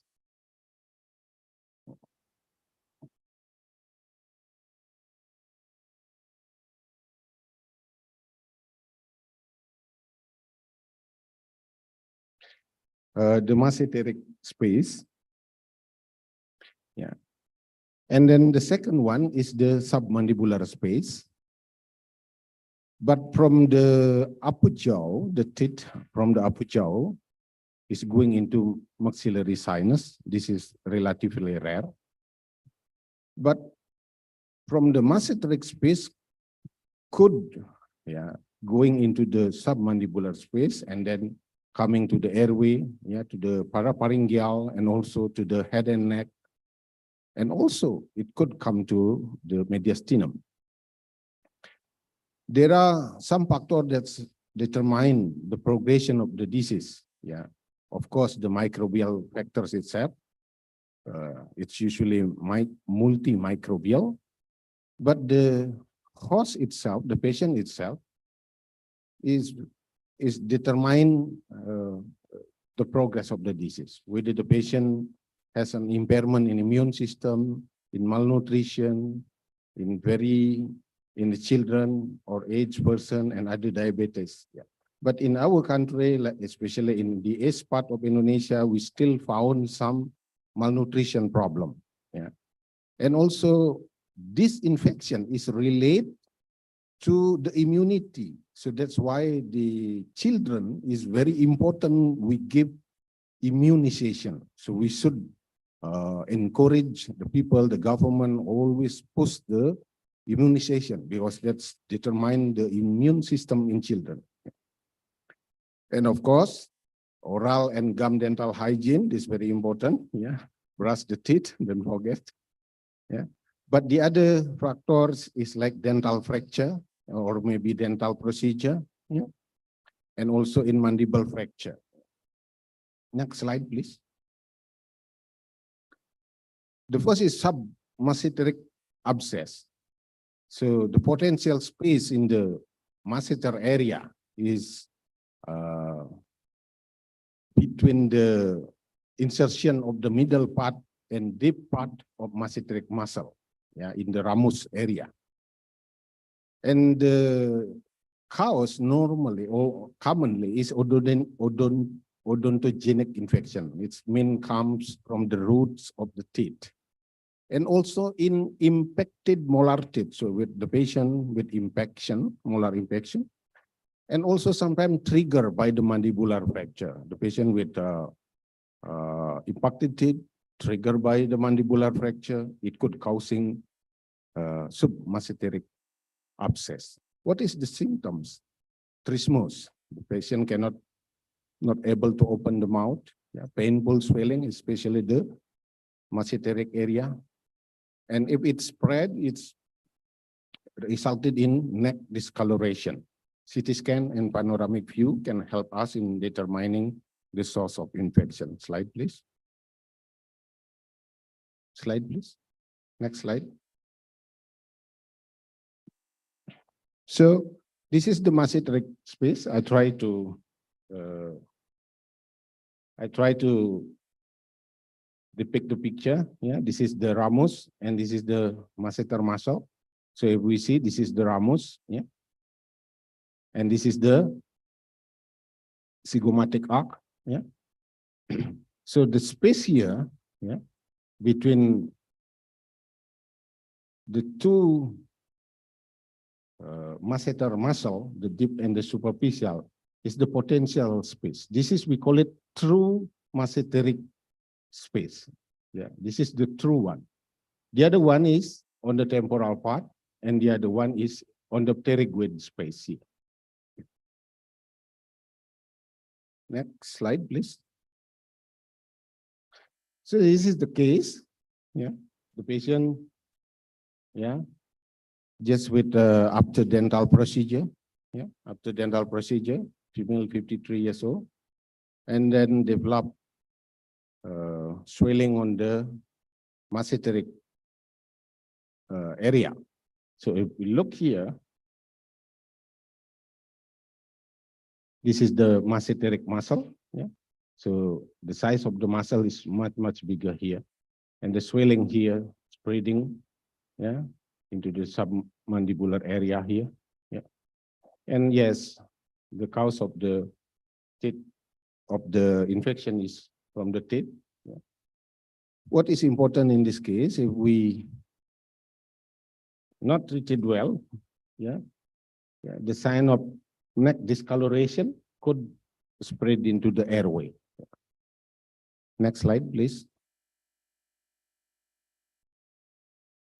So we just doing drainage and antibiotic, proper antibiotic that will resolving the infection. Yeah, but when you doing this drainage, just avoid cutting the mandibular branch of the facial nerve. That's the only thing. Next slide, please. And then the masseteric abscess could also develop into a typical head and neck infection. We call it Ludwig angina. Yeah. This head neck infection was first described by a German physician, Wilhelm Friedrich von Ludwig. The sign is diffuse soft tissue cellulitis, and the source of its infection is from the floor of the mouth, and it could also spread into the neck. This is the most life-threatening head neck infection because it could causing airway obstruction, aspiration pneumonia, and carotid sheath abscess. the origin of the infection is 90% from the lower molar teeth and also from the mouth flora infection. And the bacteria is polymicrobial. Yeah, Staphylococcus, Streptococcus, yeah, Bacteroides, Fusobacterium. Slide, please. Next slide. So on this picture, I want to show you where is the location of the, we call it sublingual space here. And this is the submandibular. Yeah, this is actually, there is a line, yeah, on the mylohyoid muscle here. Yeah, and why the molar teeth become the source of infection? Because sometimes the root of the the teeth is close to this line, so that's why it's coming this into this space. Yeah, and this tooth space is connected on the posterior part. So when you doing drainage, yeah, there are two access. The first is from below here, and the second is just from inside the mouth. Yeah. And this should be performed as early as possible, as emergency as possible. Otherwise, it's developed, and then the patient suffer from sepsis and everything. Yeah. Next slide, please. So this is the case that we have in our hospital. Yeah, this is we call it the submandibular. Yeah, and the resident put the mark. Yeah, and this is from the lateral side. This is very typical. So you should not postpone the procedure of drainage in this case. The next, please. Next slide, please.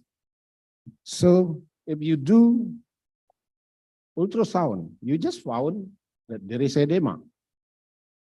And here is only found edema.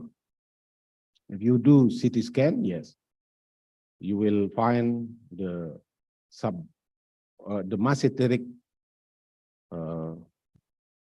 masses here, the masseteric abscess, and also the submandibular, and it start here, yeah, the gas formation, the gangrenous formation. So this is very life-threatening condition. So yes, unfortunately, this patient also with many morbidity, and the patient cannot survive from this condition. Next slide. So the management, if we find Ludwig angina again, we should do airway protection, doing nasal fiber optic intubation, yeah, just to secure the airway, and or we can do tracheostomy. And then give directly the broad spectrum antibiotic covering gram-positive, gram-negative, anaerobe. And in case of Pseudomonas, we could also cover with Pseudomonas or multi-resistant methicillin, methicillin resistant. And then surgical drainage. Drainage is very, very important. If we doing this procedure, the mortality rate is very low. Next slide, please. Next slide. Yeah, and the last is the Noma. This Noma is in the east part of Indonesia that we found it. Yeah, next slide. So during the acute phase, we should really treat with antibiotic and also drainage. Yeah. So this is a Noma, then resulted in destruction of the soft tissue and bone. Next slide. Next slide. And this is the defect, the sequelae of the Noma. Yeah. So there is the deformity, yeah, affecting the face of the patient, loss of the soft tissue and bone. Yeah. Next slide. Next slide. Next slide. Yeah, so we should doing reconstruction using radial forearm flap, Yeah, we harvest from the forearm. Next slide, please. Next slide. Yeah, so this is the reconstruction, yeah, using radial forearm reflect, yeah.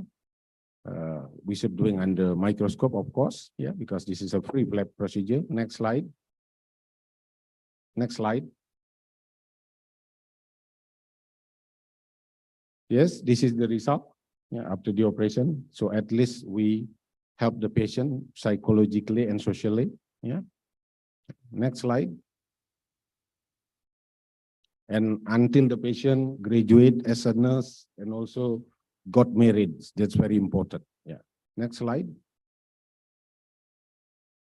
This is also another children, yeah, with the effect of squaleopdenoma. Yeah, we should reconstruct the columella, the upper lip. Yeah, so this is the design. We combine between local flap, yeah, distant regional flap, and also free flap. Next slide. Yeah, so this is the end result before operation. And next slide. So we do some refinement on the philtrum. Yeah, this is what we can do in this case. Next slide. So the summary, the head neck infection is a life-threatening situation which is need adequate emergency management and abscess drainage, elimination of malnutrition, oral hygiene campaign, immunization program in the children are the main preventive measure. Reconstructive surgery for the sequelae will improve patient quality of life. Thank you.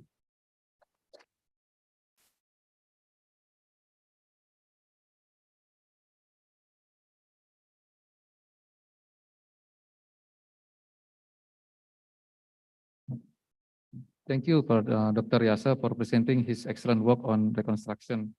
And then we proceed to the last speaker in this session, Dr. Ide Bagus Madisuri Awisesa. He will bring a topic of the horseshoe flap reconstruction technique in breast surgery, from the smallest defect to the biggest case series. Yeah, the time is yours, Doctor.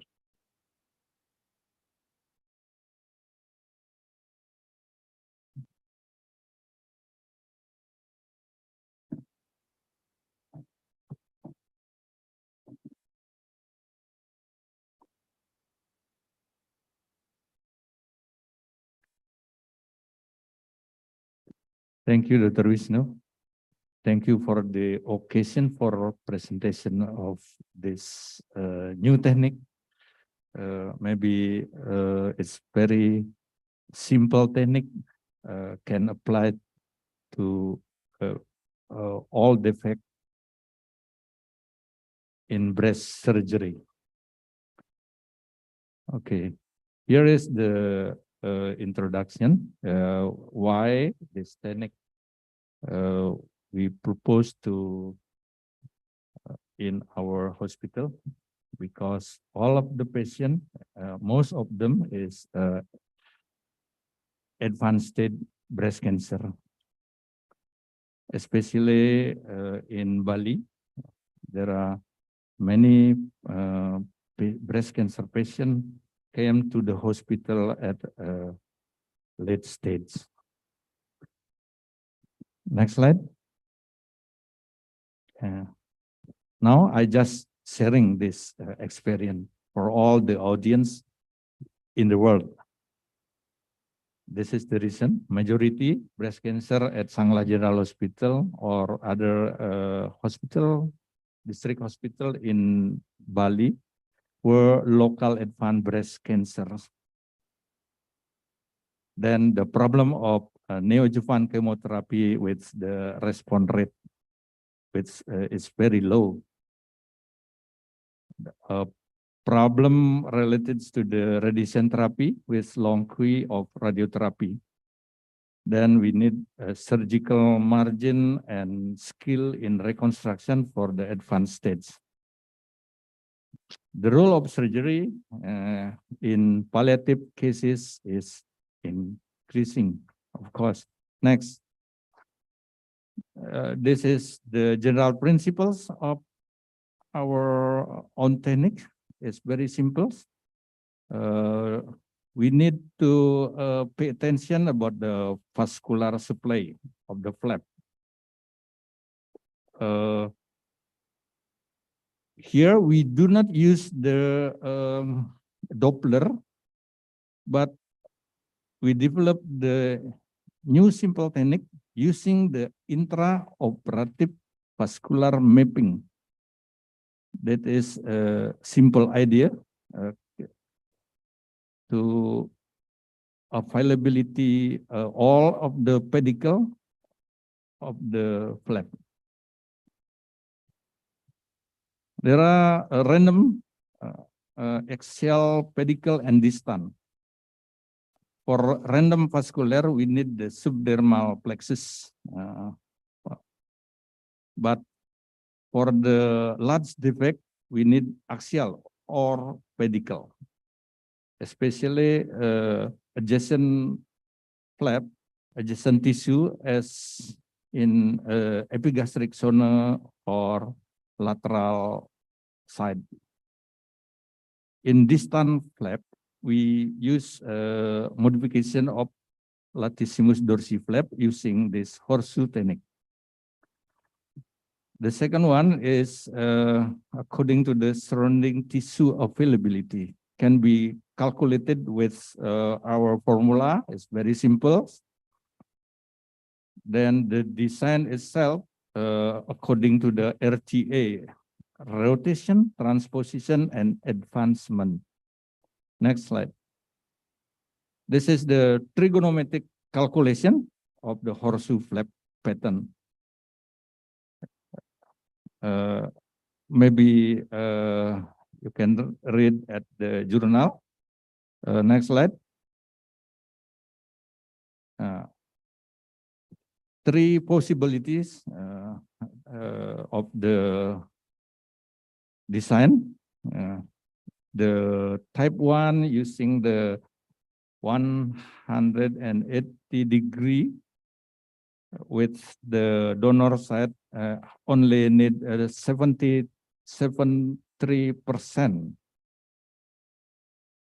The type 2, if we use the donor adjacent with the 120 degree, with the radial is the same with the radial defect is the same with the radial of the donor.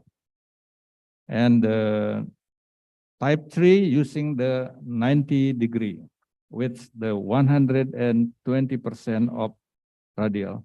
Next slide. And when we use two arm with the different pedicle, we can modify it with symmetric two arm technique. And the lastly, only using a simple asymmetric modification. This type is the same as with the Kuaba-Summerlet technique. It's similar, but it's not the same. Next slide. Okay, this is a short video how to calculate the radial radius. Okay, it's very simple. We just check the distance of the radius, then put it in 120 degree in horseshoe design. Okay, next slide.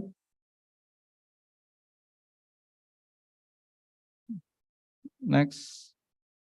Why we call it horseshoe? This is the first horseshoe in dermatofibrosarcoma protuberans.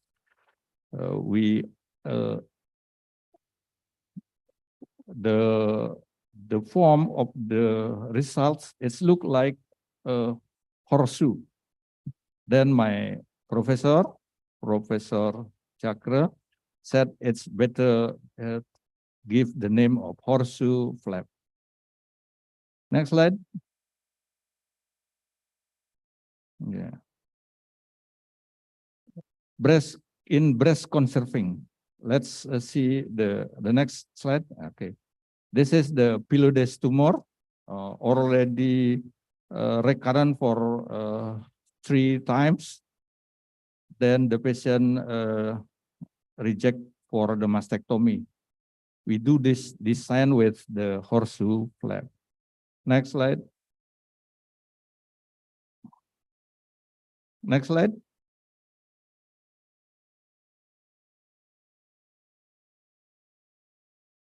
Slide. Okay, the result. You can see the video, flap harvesting and final result after several months.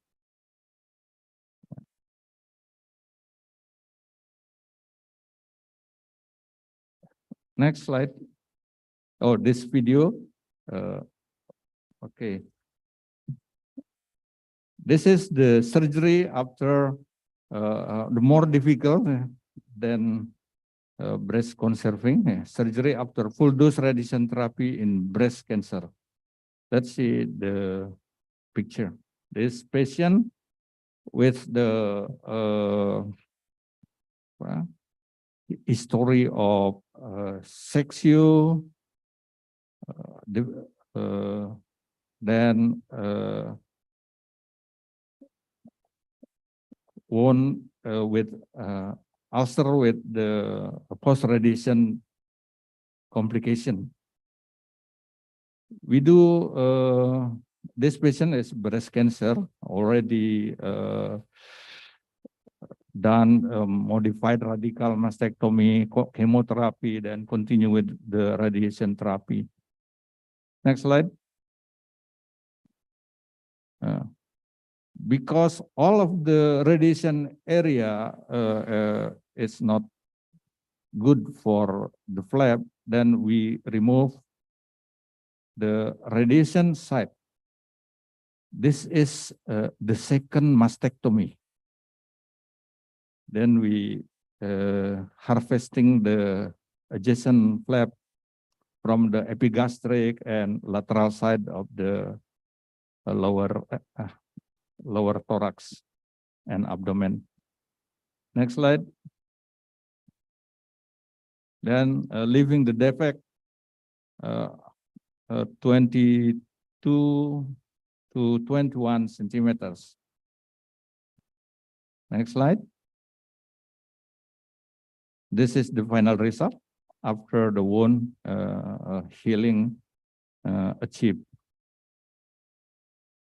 Okay, this one year after the surgery.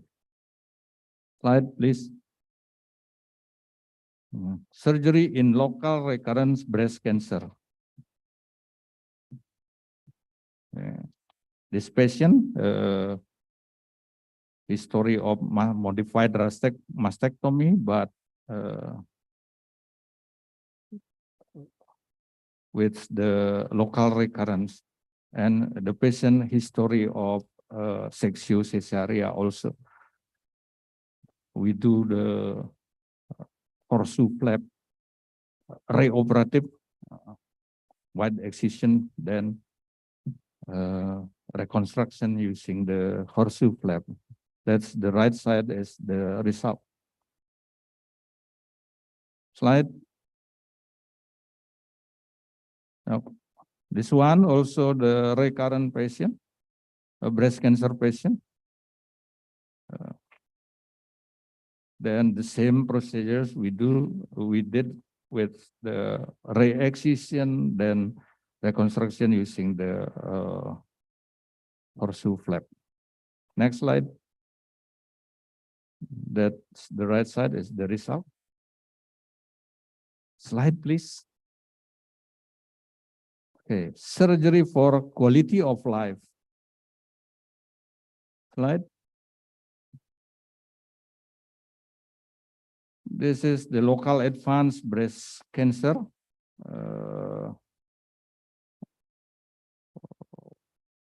With the history of sexual cesarea too.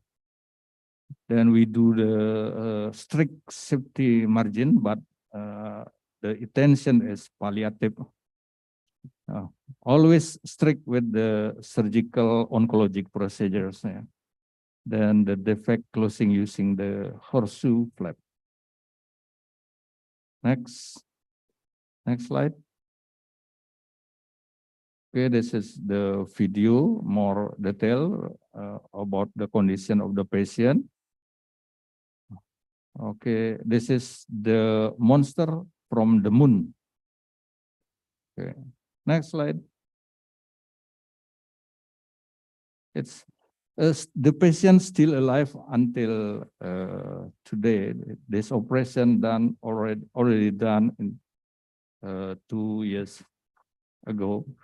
1 month after complete surgery, there was lymph node enlargement in my site marking.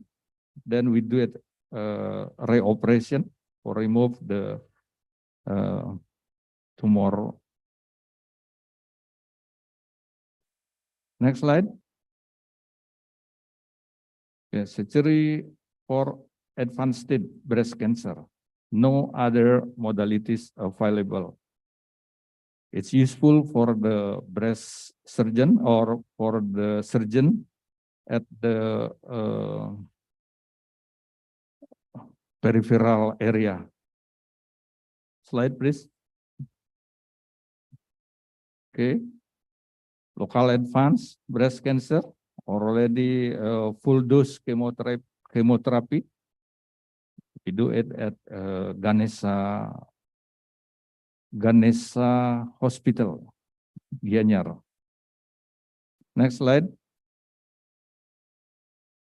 Okay, next slide.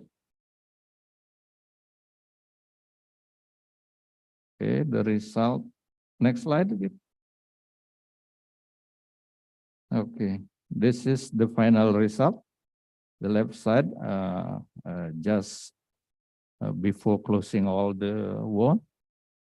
Then the right side is about 1 year after surgery.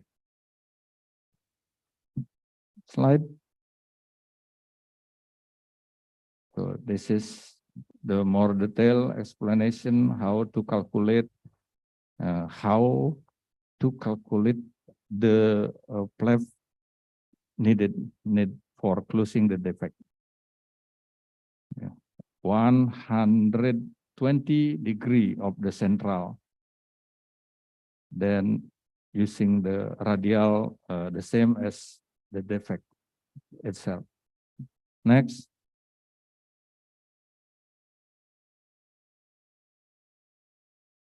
Okay.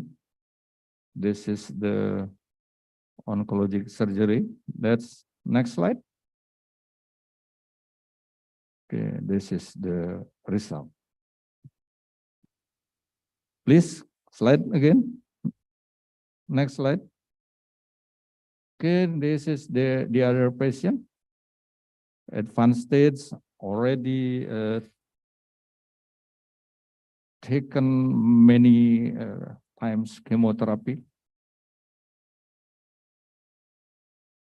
Slide. We did surgery, wide excision with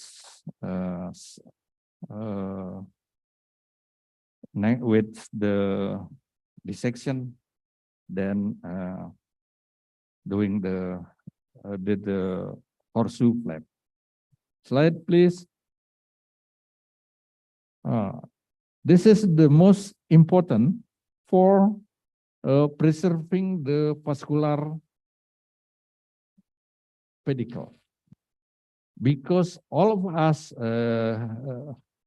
do not have the Doppler. Then we must mastering this technique, intraoperative vascular mapping. Yeah. The mapping start from the inner side of the wound, not from the outer side. Yeah. The outer side is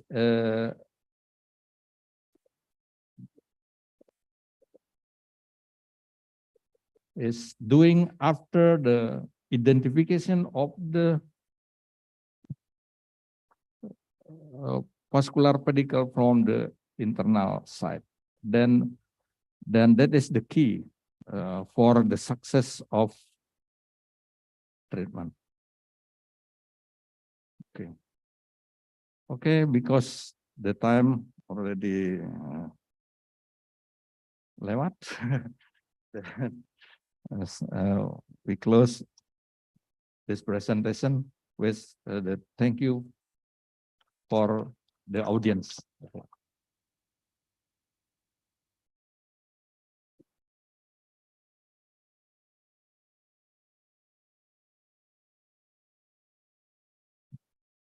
Thank you for Dr. Suryawisesa atas for the excellent job in the reconstruction of the post-operative after breast cancer excision. So now we on the discussion, we are 45 minutes ahead of the time. So I think I will only invite one quick question from the audience if there is any questions. Please, I invite the three of the speakers to the podium. Yeah, please.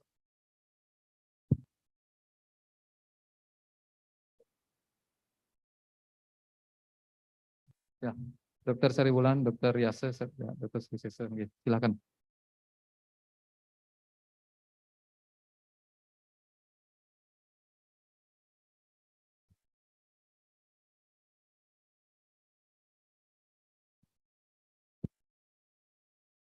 If there is any question, one quick question from the audience, if there's any. Oh, yes, in the back, yeah, please.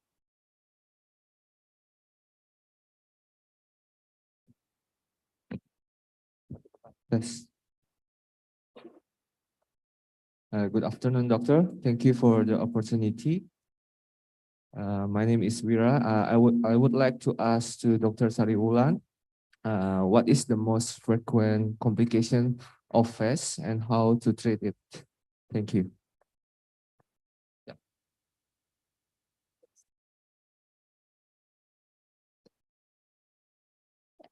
Please repeat question.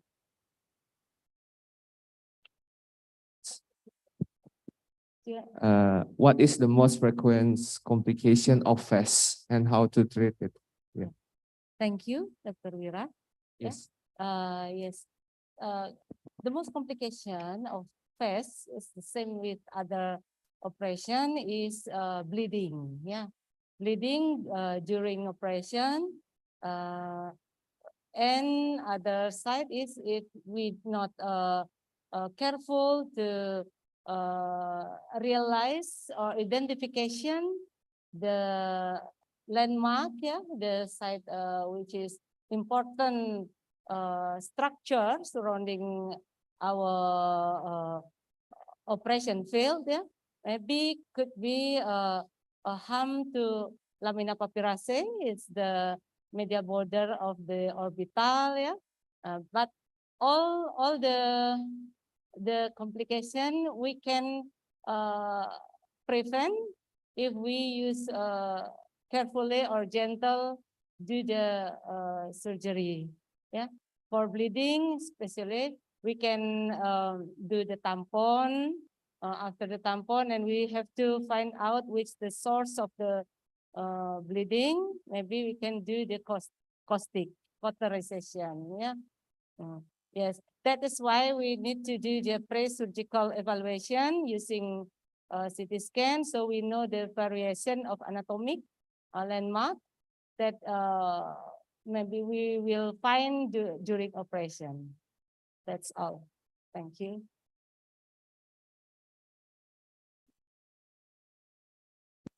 Unfortunately, we have a very limited time because now in the lunch after this. So I close the discussion part and then yeah, give applause for the speakers. Thank you.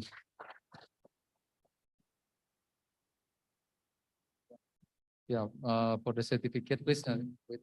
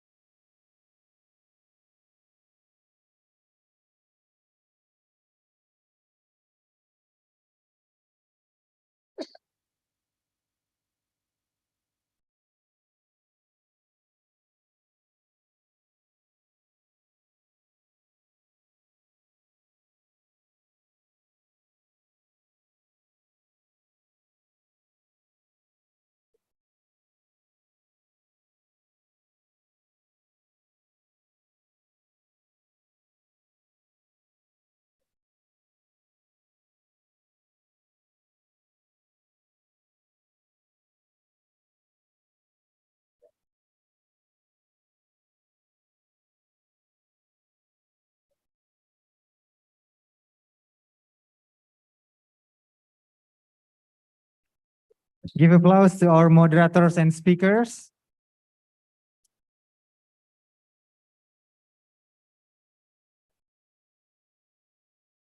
Now, before we continue to the next session, let's adjourn the meeting for half an hour to enjoy lunch break. For all moderators and speaker, for all moderators and speaker, please proceed to the meeting room to have lunch break. And for all participants, please enjoy the lunch that we have prepared right outside. And we hope all of you to come back to this room at 1:30. Thank you.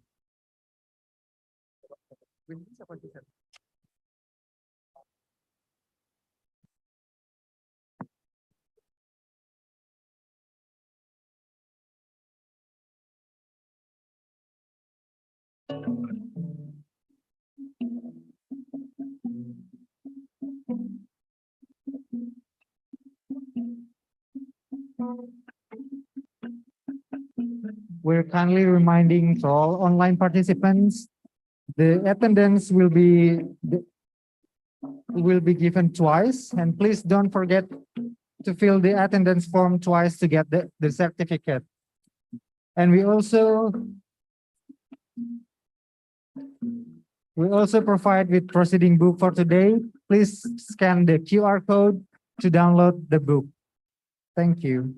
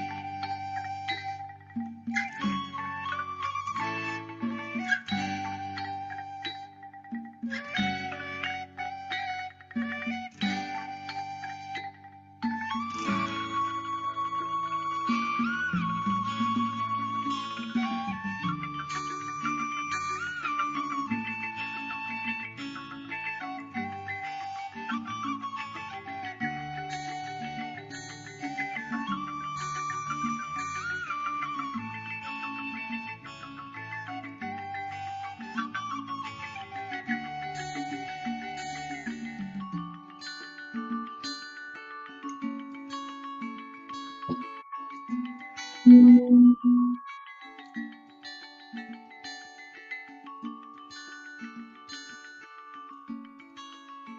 we have your attention, please, because the next session of the symposium is about to start.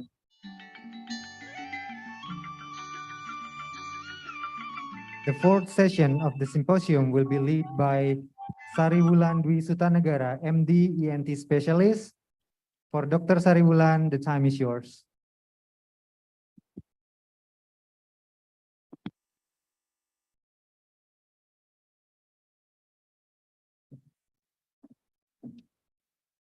Good afternoon, ladies and gentlemen. Now we reach in the fourth section with 3 speakers. With me, I'm Dr. Sari Wulan Dwistanegara. You can call me Dr. Wulan. Let me introduce my first speaker. He's very expert in his field. He's Professor Sri Maliawan, spesialis bedah saraf konsultan, medical doctor, PhD, ICS, who will talk about endoscopic third ventriculostomy, 20 years experience.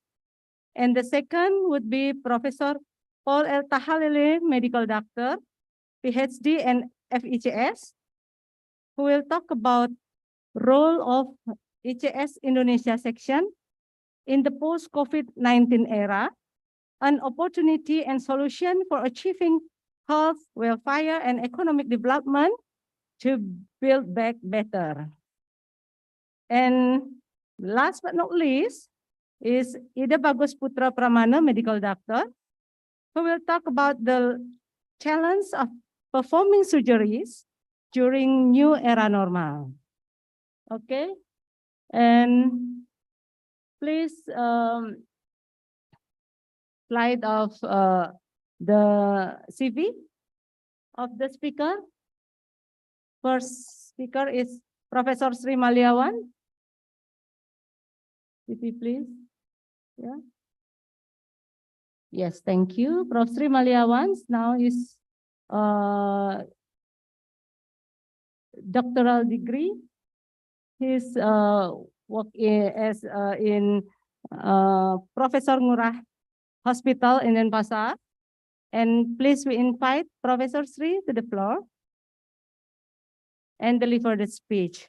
Time is yours, Prof. Sri. Please with big applause.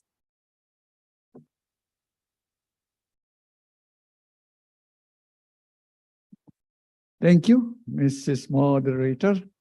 Thank you. Good afternoon for all participants rest here. Maybe I will talk it briefly. I will talk about the philosophy of ETP and so on, my experience. Next slide, please. Slide, please. Next. Okay, there's the hydrocephalus. Most neurosurgeon has this patient, and then the most patient who come to daily practice is 40% is hydrocephalus, like that right now, especially in the East Indonesia. Yeah, maybe correlated with a lack of nutrition and so on. It was related for this. This at the first time when I come graduate from neurosurgeon, this is the figure of the hydrocephalus always come in late position, in late stage. Next slide, please. Next slide. Yeah, this incident worldwide 2 per mil, but when I come here, it's about 10 per mil. It's about 4 cases a month, just like that. Yeah, we are in Bali, the center of this Bali, 3.5 million, and then we are at that time covering East Nusantara and Kupang. And so the cases is most very, what do you say, about 10 per mil, like that at that time when I first time performed this ETP. Next slide. PP Sun, the philosophy of hydrocephalus is liquor drainage. Yeah, well, drainage, but whatever, it's artificial drainage. So if we use the standard procedure for this is PP Sun. Let me evaluate what is the PP Sun. 25 to 50% on the first month, 4 or 5% after 1 year. 10 years revision rate are 2.7. Sometimes there is 1 cases after 30 years old, unfortunately was treated with 56 time of sun revision. So some neurosurgeon, among neurosurgeon, conclude that PP Sun mean revision sometime. Yeah, 12 years spiral rate 80% and 20 years spiral rate, some like that. Yeah, for more expensive for PP Sun. Next slide. Next slide. Sanglah General Hospital, ETP was performed for the first time at 2005. Yeah. The principle is we are drainage, liquid drainage, nearly normal drainage. We can make a sun from the third ventricle to cisterna interpeduncularis, then drainage the liquor into the granulationis armedpacioni to the absorption, where liquor absorb. Yeah, just like that. Next slide, please. Why should we learn it? Because ETP is an option for about a quarter of children with hydrocephalus. A lower risk for infection for ETP that my research for maybe 10 years ago. Randomized research between PP-SUN and ETP, that very low infection rate in ETP compared with PP-SUN. So because a lower risk for infection for ETP, why we should learn it? Most ETP failure occur within the first 6 months of the treatment. Complication always occur in the first 100 procedure. So for PP-SUN, whoever doing the PP-SUN, the complication is globally like that, what I said. Yeah. But for ETP, after 100 procedure, most technical error and something technical complication will be very minimized. Some said no complication after 100 first ETP. So if you make a research about it, it's better after you did 100 first ETP. So what is application of chronically deployed ETP? We can did right now obstructive hydrocephalus, yeah, and then hydrocephalus associated with Daddy Walker syndrome, hydrocephalus with congenital anomaly, yeah, hydrocephalus with secondary from intracranial hematome. But the what we say successful rate in hematome a little bit low because what? Because the liquor contain the blood substance. What we say absorption will be injured by it. Hydrocephalus associated with fasciocraniostenosis, combination of the choroid plexus with cauterization. Did in Africa. Hydrocephalus in patient with tuberculous meningitis, the first choice for ETP, then PP-SUN. Hydrocephalus after SUN malfunction, it is wise try to do ETP if you are doing revision of SUN.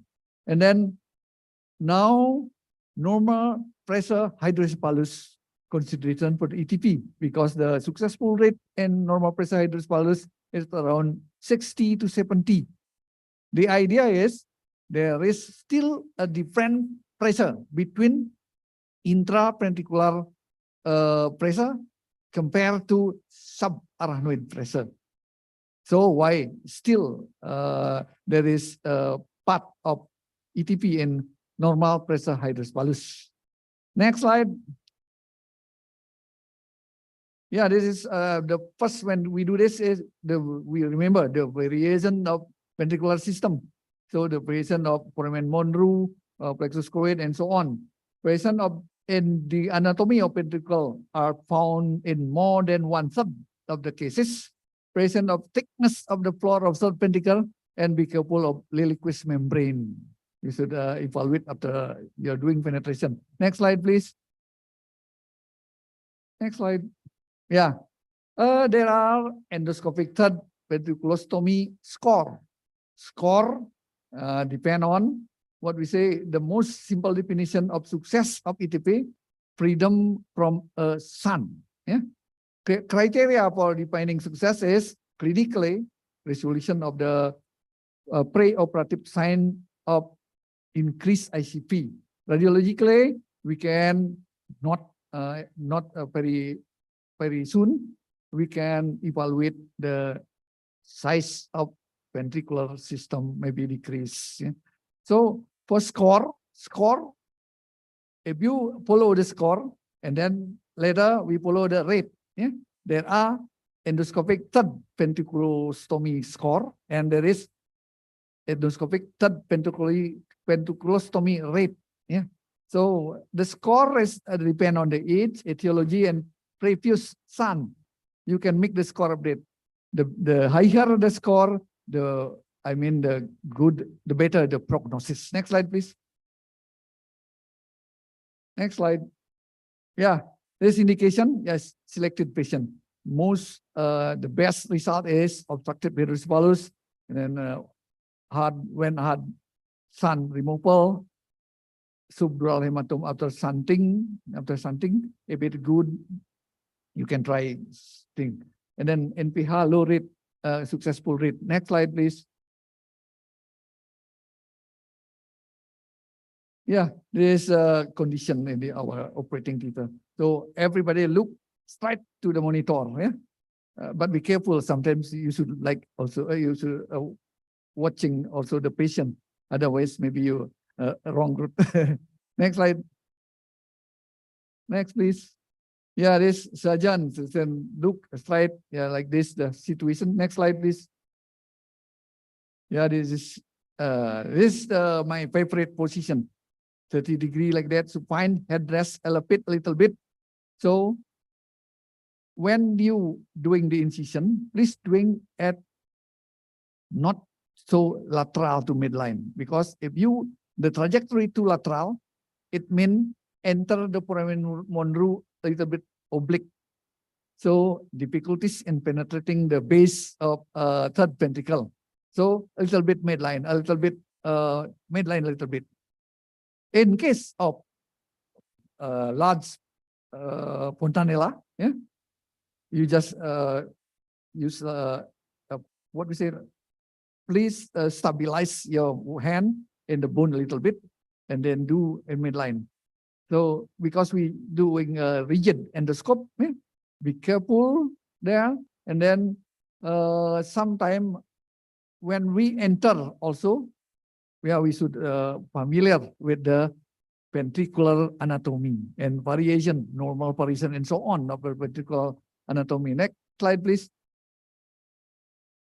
Next slide. This is technical.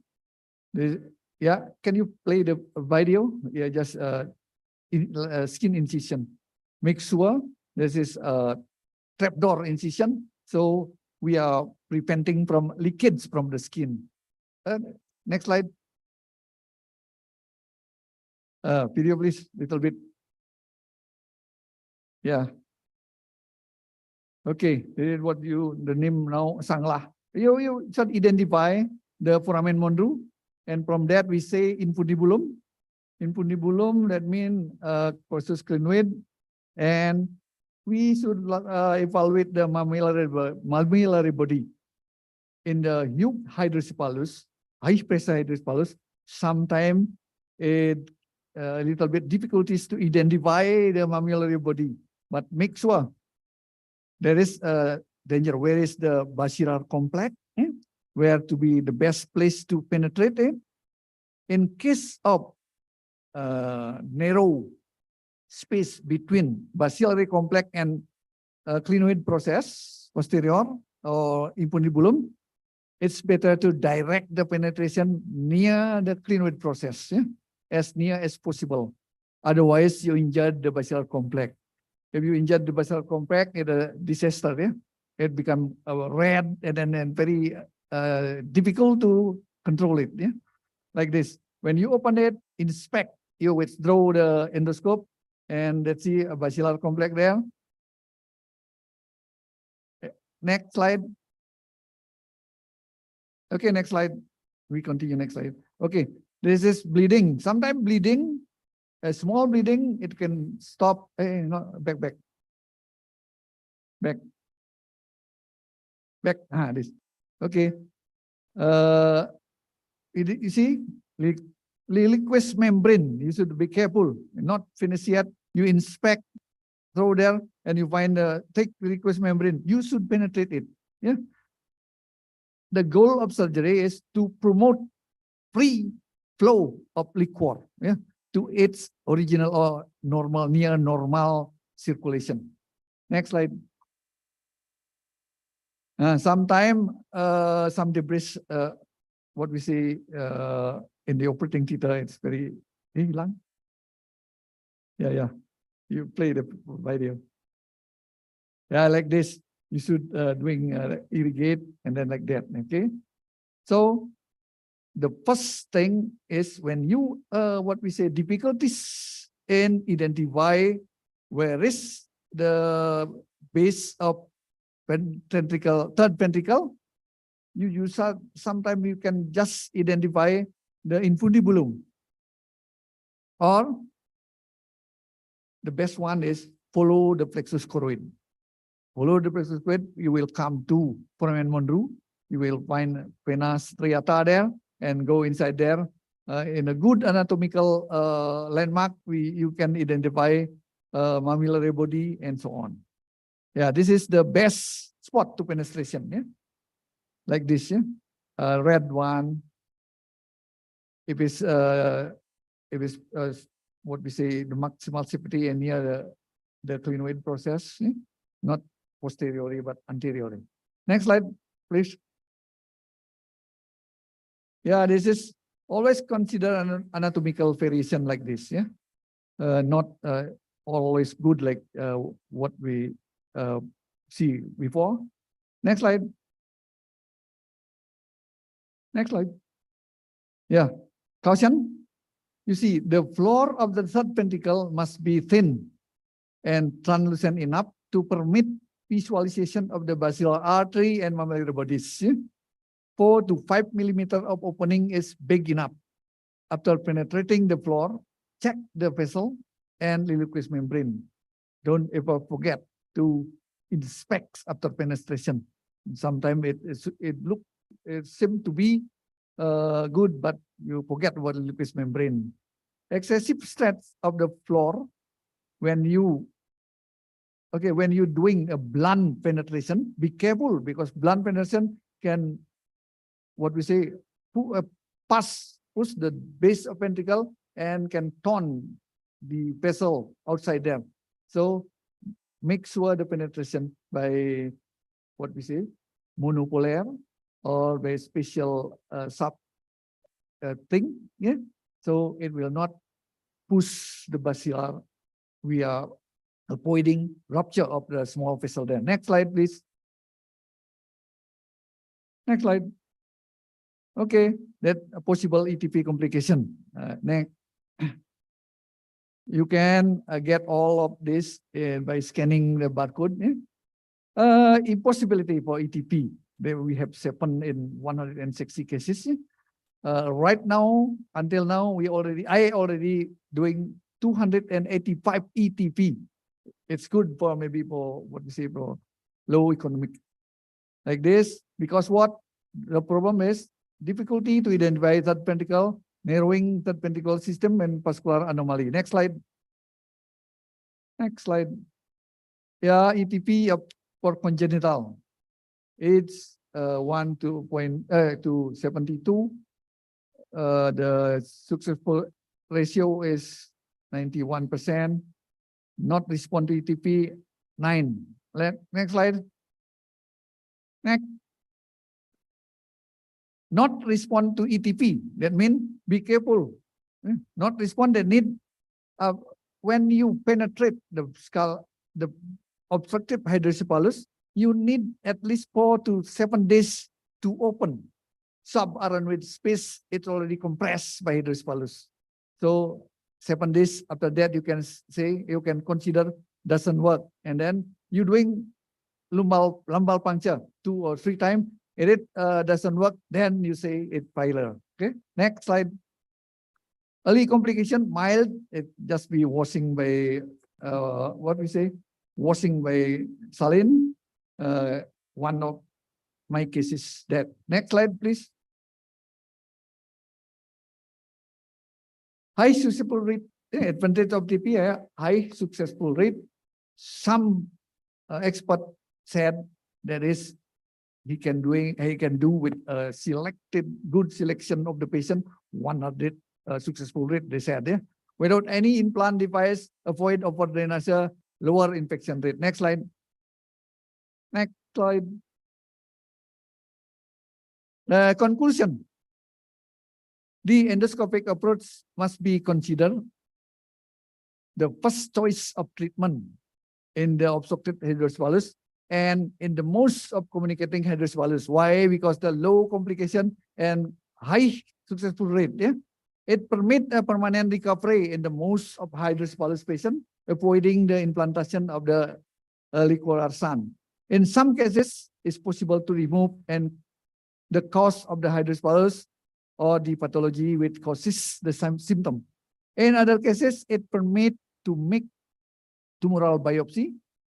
The low total percentage of complication permit to apply this procedure in almost all type of hydrocephalus, leaving the sun only for the case who does not respond to ETP.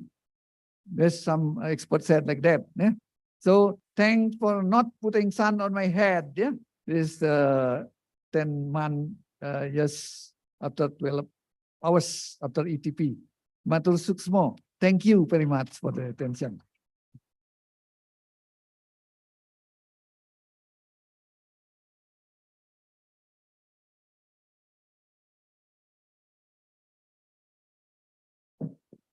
Thank you, Prof. Sri, for a very wonderful speech we have. And now we ask next speaker, the Prof. Paul Tahalele, who will talk about the role of ICS Indonesia section in the post-COVID-19 era, an opportunity and solutions for achieving health, welfare, and economic development to build back better. So, Prof. Paul, please, the time is yours.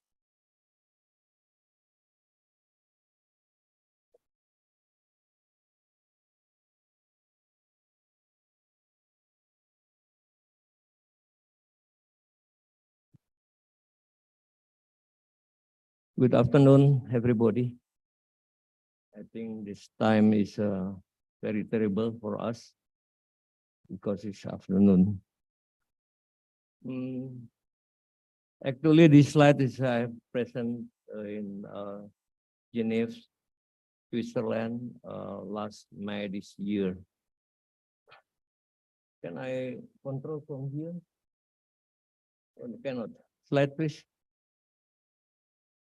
Indonesian have a big archipelago country with 17,000 islands, and then among them is 7,000 islands with the people, and the patient of the COVID-19 concentrate in Java Islands, Jakarta, West Papua, Central Java, East Java, and Banten Provincial. Next slide. Next. This very famous statement from our president, yes, in the beginning of the COVID-19, September 10 in 2021, he said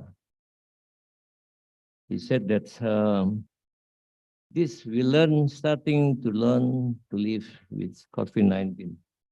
Many people, many groups of Indonesian people not agree with this statement, but in the fact, now we can so we can read, we can see what's the fact of Indonesian about the COVID-19.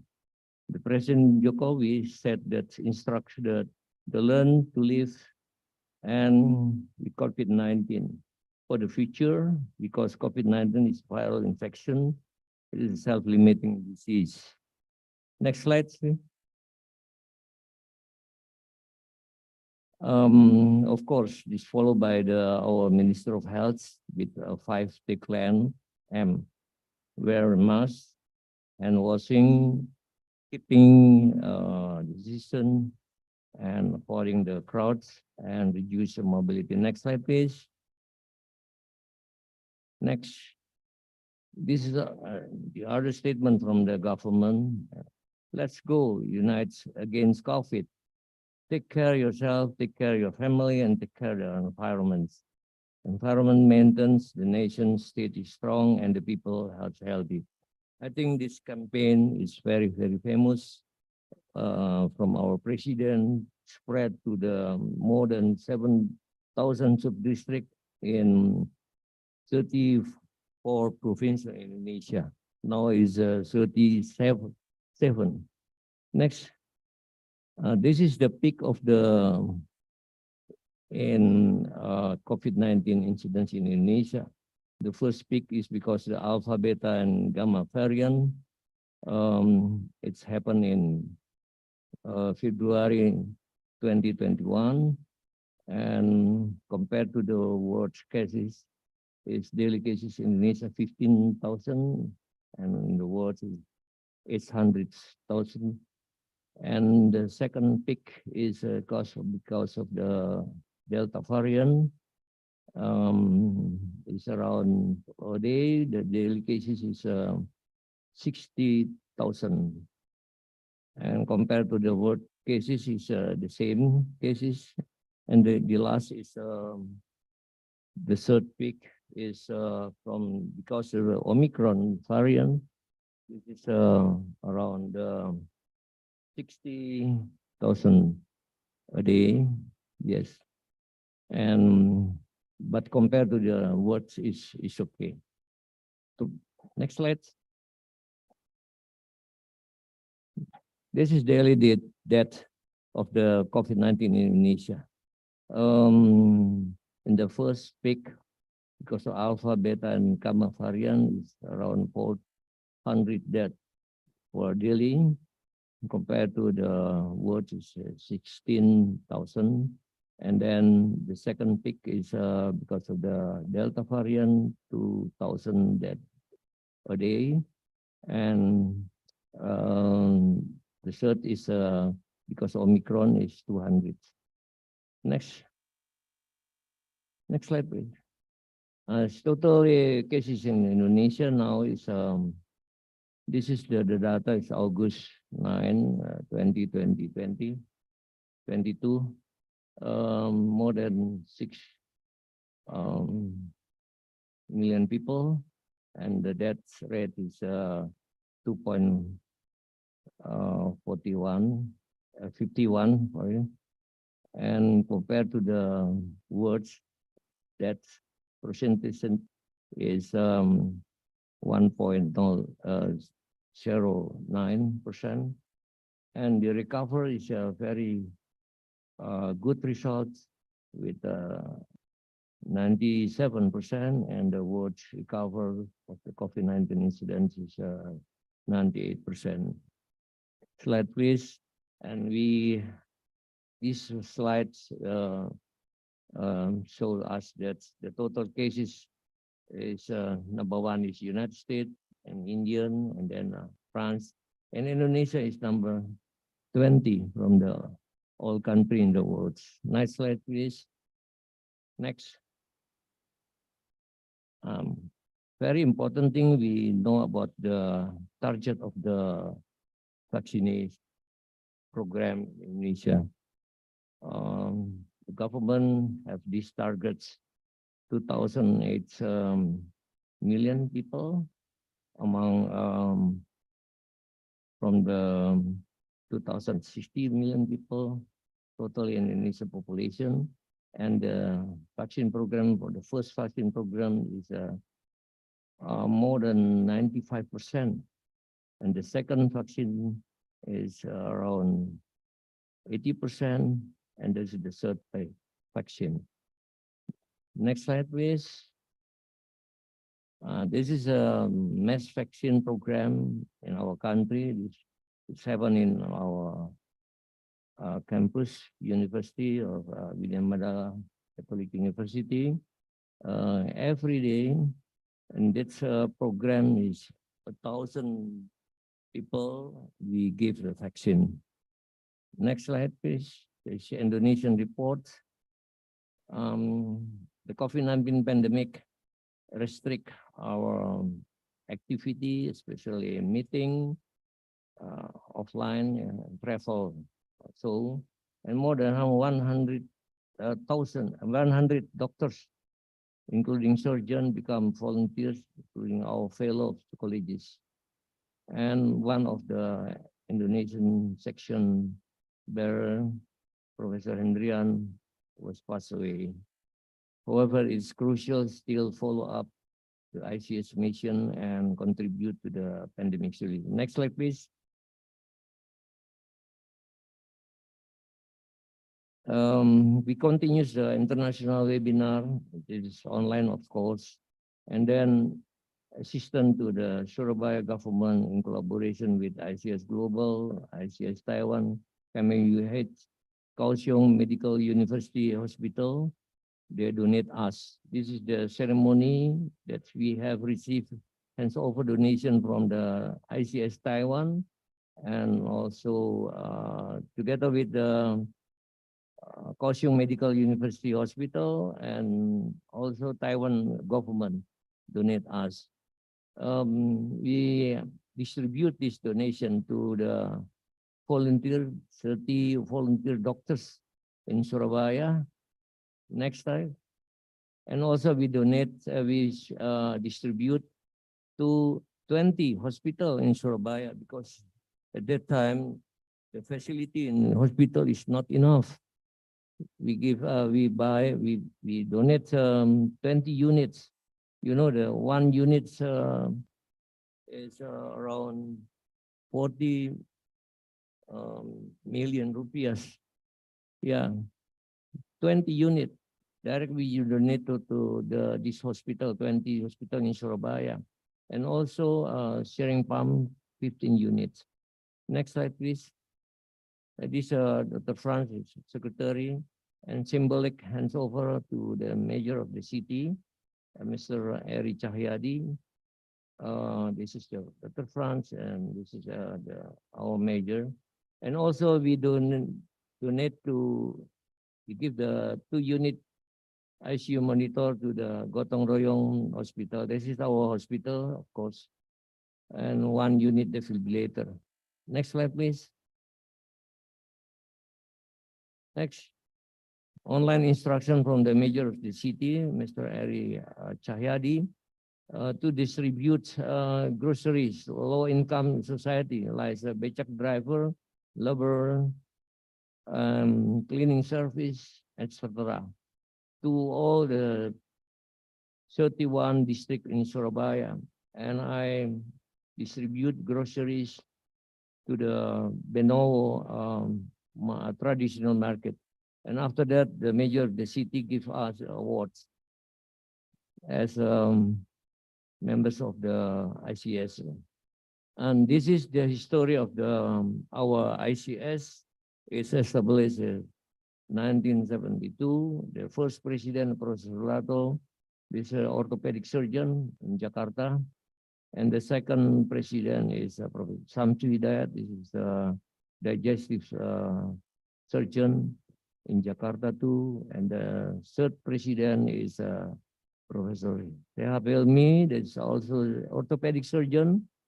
And the fourth president is Dr. Udayana from Semarang, is an urologist. And the last is me. And this is the Max. You remember that? Yeah, in Medan.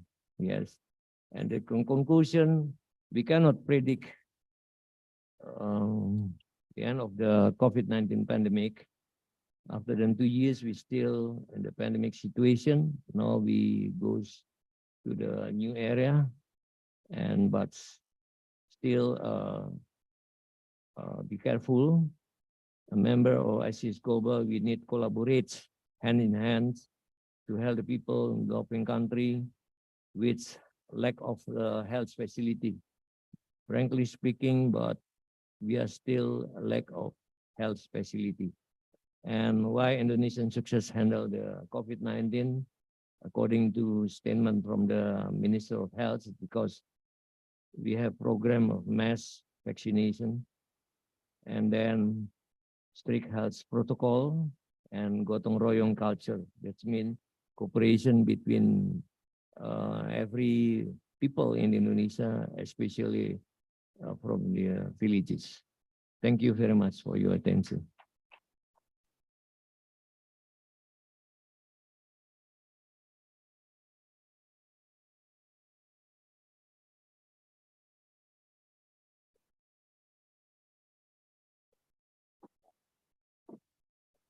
Thank you, Prof. Paul, for very wonderful speaker. Then now we reach the Dr. Ida Bagus Putra Pramana. Dr. Ida Bagus Putra Pramana will talk about the challenge of surgery during new era. Please, thank you.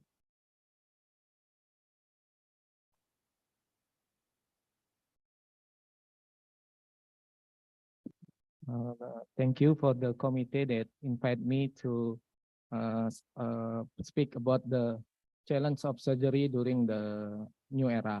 My name is Bagus Putra Pramana. I'm a urologist from Universitas Udayana. Next, okay. Next slide. Next slide. So what declared COVID-19 as a pandemic on March 11, 2020. Meanwhile, Indonesia announced COVID-19 as non-natural national disaster on March 13, 2020. The global impact of COVID-19 pandemic has challenged the healthcare system worldwide to provide a quality of care while restricting transmission to non-COVID-19 patients and healthcare workers. Surgery exposed the healthcare team to blood and body fluid of infected patients. Next slide. The previous study that was conducted in Indonesia compared the surgical intervention performed 3 months before lockdown and 3 months after lockdown. It was found that there was a decreasing number of surgical intervention performed in the following unit, like oncology surgery, digestive surgery, pediatric surgery, cardiothoracic surgery, plastic and reconstructive surgery, neurosurgery, orthopedy, and traumatology. Next slide. Next slide. The study that was conducted in America found a decreasing number of surgical intervention from January to December 20. It was compared to the number before the COVID-19 era in the same period. From the January to December 2020, the average decrease is about 10.2%. Next slide.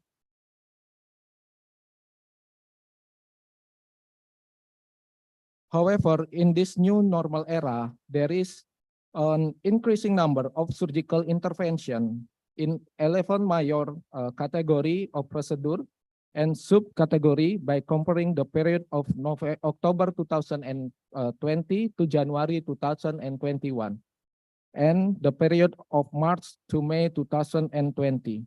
This shows that our health system has adapted to the existing pandemic condition with the improvement in the regulation and infrastructure. Next slide. Next. The strategy has been to limit direct and close physical interaction between people, include doctor and patient. The initial examination was performed at the triage to the patient who visit the healthcare facility. And specially clinic is provided for patients who have a fever as their complaint. The option reducing the polyclinic visit is not the best option as it may cause the patient to come with progressive disease. Next slide. The retrospective study show a 56% decline in person visit during the COVID-19. The initial polyclinic screening include a temperature check and require the visitor to wear a mask. The doctor who perform the examination in the unit are required to wear a N95 mask and face shield. CDC has recommended the use of telemedicine for the patient in outpatient clinic. Next slide. Some patients with chronic wound who require dressing, debridement, or minor daycare procedure were advised to have done from nearby clinic or nursing home care. The patient of an outpatient facility are also recommended to keep the safe distance and only be accompanied by one person with wear the mask, minimize the document exchange, arrange a specific time visit for the patient with the high-risk patient, like parents, children, and pregnant women. Next slide. Okay, next. Surgeon will be exposed to COVID-19 infection during the intervention performed in the operating room.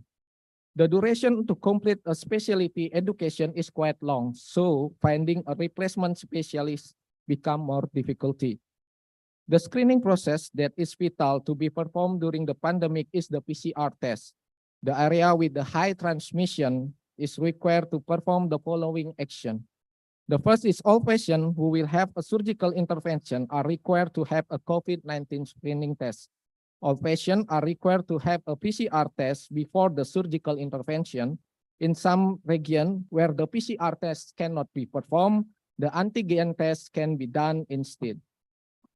For patients who will have a called elective surgical intervention with the positive COVID-19, the surgery needs to be delayed until they recover from the COVID-19.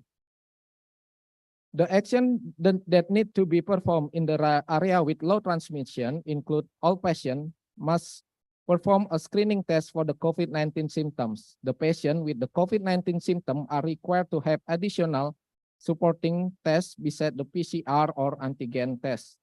Several things that need to be considered by health worker in the operating room are as follows. There are still several possibilities of the COVID-19 virus transmission during the surgery, laparoscopy, or robotic surgery. Be careful of a aerosol particle. There is a possibility of an increasing number of migrating virus. Health protocol for the surgeon and staff need to be updated to ensure safety in the operating room. Okay. So for the setting of the operation room, in Udayana University General Hospital, the main operating room must have more than 25 air exchange cycle per hour.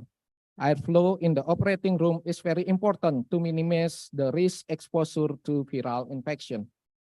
Operating room are usually designed have to positive pressure to prevent intraoperative contamination. The coronavirus is 125 nanometer in diameter, and most of this particle can be captured by high efficacy particulate air or HEPA filter, and it can also be combined with high frequency air exchange to reduce the possibility of the coronavirus.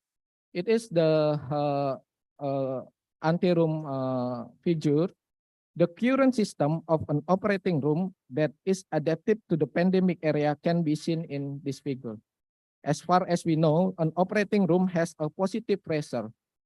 So no possibility to change the condition of the operation room. So we must build the anteroom that located between the operating theater and the corridor of the operation. In this picture, we can see the air handling unit or HU heating, ventilating of air conditioning. So the air out that came out from the outset the operating back please. So the outset the operating room is located here and filter battery filter and use the HEPA filter. So there is a very sterile air that come to the operating room and go to the outset. We must maintain this with the 25 cycle per hour to decrease the risk of the infection of COVID-19. Next slide. It is the flow chart in design of operating room in Udayana University General Hospital in the new normal era. We can see the red is the operating room for the COVID-19 with the it's have a different way for the non-COVID patient. We also, to minimize the infection, we have the anteroom with the negative pressure to decrease the risk of infection for the patient with the COVID-19. And it is the operating room for patient with non-COVID-19 patient. Next slide. American College of Surgeons issue a guideline in determining a surgical intervention based on the local prevalent condition, namely depending on the number of COVID-19 patients, resource of a hospital, and availability of the ventilator in the ICU. Urgent life-threatening surgery are being performed in design COVID-19 operation room after we use the personal protective equipment for the confirmed patient and suspected patient without waiting for the COVID-19 result. Staff inside the operating room is keep the minimum to reduce the risk of being infected. The COVID-19 screening can be done by distributing questionnaire, checking the temperature, and real-time PCR for the COVID-19. We also use the thorax imaging to make sure the patient. Emergency patient with the severe COVID-19 related symptom will be treated as a patient with the suspected COVID-19. The surgery with the aerosol risk should be equipped with complete personal protective equipment without seeing the real-time PCR result. Next slide. Teleconsultation should be used for guiding patients for the same to prevent hospital visit and exposure to COVID-19. The informed consent should be revised and updated based on the informed consent filled out by the COVID-19 patient. Besides COVID-19 screening for the patient, the hospital needs to perform regular COVID-19 screening for the doctor and staff so that decrease the transmitting COVID-19 infection between the staff. This action aim to minimize the risk of health worker being exposed to COVID-19, fulfill the health workers' need, and arrange a backup plan if there is an escalating numbers of the case. The use of good communication in the team can prevent the occurrence of job duplication and keep team members continually receiving the information. This is the intervention that are classified into the aerosol generating procedure like intubation, tracheostomy, bronchoscopy, and another procedure. Next slide. The staff should get access to PPA and the regular procedure such as replacing feeding tubes, tracheostomy, and general stoma related to high risk of transmission need to be performed by experienced staff. The use of PPA is unpleasant thing to be experienced by surgeon as it will make them feel uncomfortable during the surgical intervention might increase the technical error. Next slide.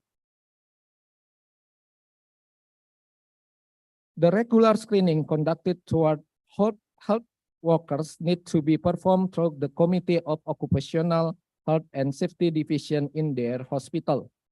However, this may cause a problem, especially for asymptomatic health worker with a positive result in the swab test.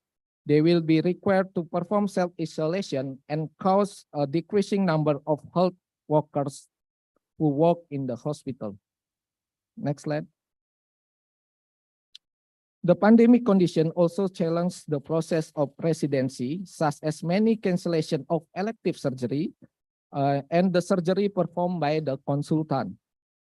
Doctor that limited number of personal protective equipment done and the procedure to minimize the number of surgical staff who enter the operating room. Next slide. So principle of surgical for the COVID-19 patient is COVID-19 pandemic. Consider conservative management of surgical condition, avoid general anesthesia if possible, avoid aerosol generating procedure if possible, operation for the less complex and adequate operation, minimize the staff exposure and operation during the operation. This table show that what operation we can do postpone of the surgery or do not postpone of surgery. Do not postpone is more than for the case like cancer and highly symptomatic patient. Next slide. Okay, the virus, the operating room should be disinfected during the operation. Staff who carry out disinfection enter the operating room after adequate air exchange. This is indeed so that the infection particles subside first. Surgeon, ENT, neurosurgery, and ophthalmologists are high risk of aerosol exposure. For the the virus may be found in the tissue, body fluid, and concentrated virus aerosol can occur due to pneumoperitoneum during the laparoscopy.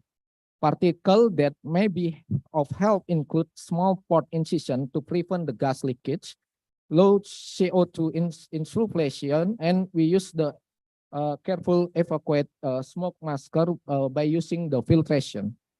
Next slide. Next. Indication of emergency surgery remain the same during the pandemic as before, but a balance between timely treatment and protective of healthcare workers from the virus is essential. The surgeon who should enter the operating room 15 minutes after the intubation with duration of the surgery should be kept minimum. Next slide. For the conclusion, the need for starting of adapted to the new normal era amidst the COVID-19 condition. A good screening process for the patient using both PCR or antigen must be performed on a patient who will have a surgical intervention. The new regulation on the management of screening up to the surgical intervention towards the COVID-19 patient needs to be performed. A good screening process in distinguish COVID-19 patient and non-COVID-19 patient can increase the efficacy and the effectiveness of surgical intervention. Thank you. Om Santi Santi Santi.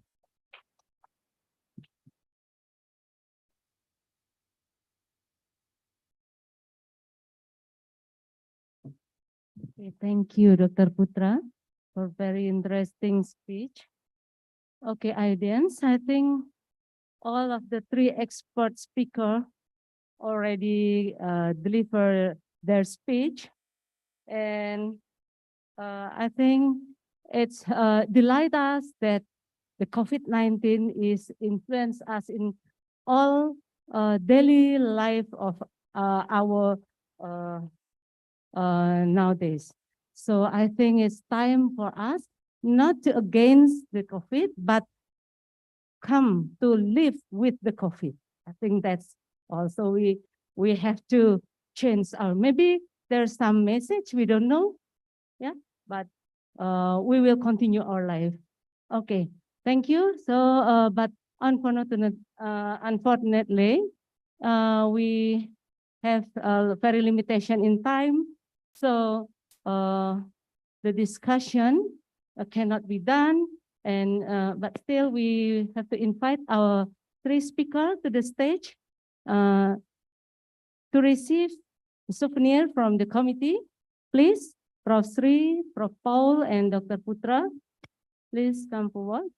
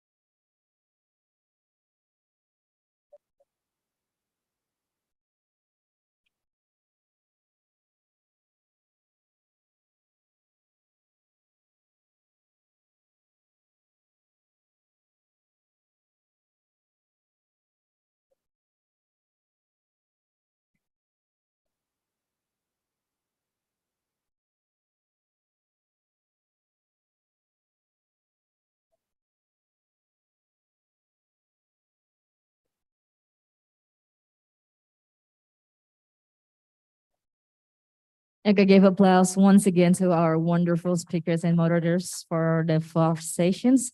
And I will be begin our fifth sessions of the symposium.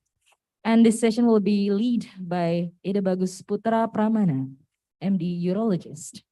So for about the next 60 minutes, the time is yours, Doctor.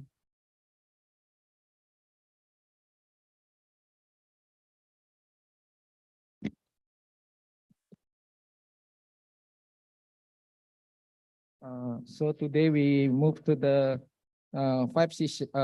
session.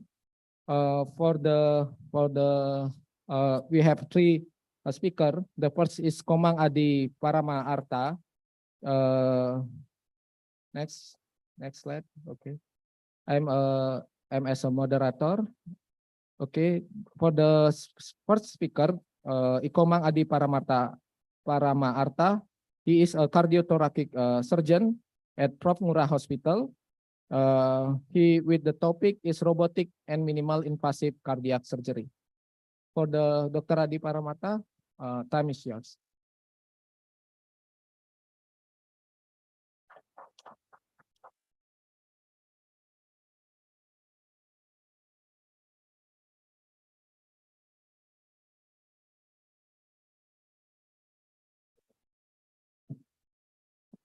Okay, thank you, moderator. Good afternoon, ladies and gentlemen. My name is Adi Paramahata. I'm cardiothoracic and vascular surgeon at Prof. Ngurah Hospital. I'm also fellow of the ICS. Next, today I would like to present the robotic and minimal invasive era of the cardiothoracic surgery. As we know, the open surgery is start at the aseptic procedure in surgery at the 80 and the 60 of the antiseptic procedure, and then continue with the open surgery development. And then next, go to the minimal invasive surgery. Now, please back the slide. Okay. Now we are moved to the robotic surgery, and then for next we are go to the microsurgery or nanotechnology surgery. Next. Okay. Today we will talk about the robotic surgery. This is the history of the robotic surgery. Robotic surgery is motivated by the any war that the surgeon don't want to go to the combat area. So the technique make any device that can make telesurgery medicine. So the patient at the combat area can be operated by the surgeon that still in the US. Okay. Basically, this is what's defined of the robotic surgery. This is the computer control manipulation with artificial sensor that can be programmed to move and the position surgical instrument. I meant to perform the surgical task. The big category of the surgery or robotic surgeries can divide by the active and the passive device. The passive device, this is the fixed instrument that used by the surgeon, especially for the better imaging. This is like the laparoscopic procedure. The first passive robotic surgery device is ISOP with endoarm and the endoassist. Next. Okay. The active robot, this is the moving or the transmitting the movement of the hand of the surgeon to the robot that can make the filtering and the eliminating the natural sucking, so the surgical preparation will be better. Okay, the most common use of the robotic surgery in the active is this Da Vinci and the Zeus. Da Vinci is the most common use of the robotic surgery program. Next. This is the timeline of the minimal invasive era. This is from the prototype. The first prototype is the Astrobot. This is only prototype, but cannot make the good surgical cuts for the patient.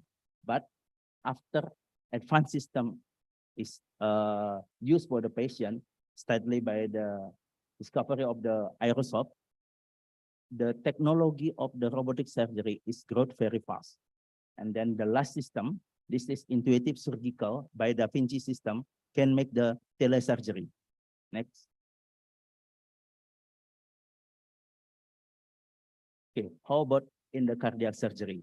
We are moved, very fast move from the conventional sternotomy operation, open surgery, to the mini sternotomy, and then right or left thoracotomy, and now the robotic surgery or even hybrid.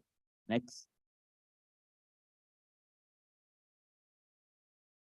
Okay, this is the milestone of the surgery, especially in minimal invasive surgery in the cardiothoracic operation.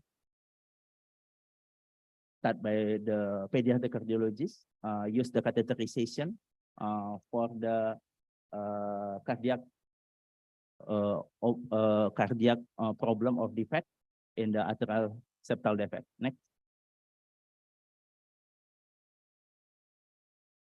Next, please. Okay.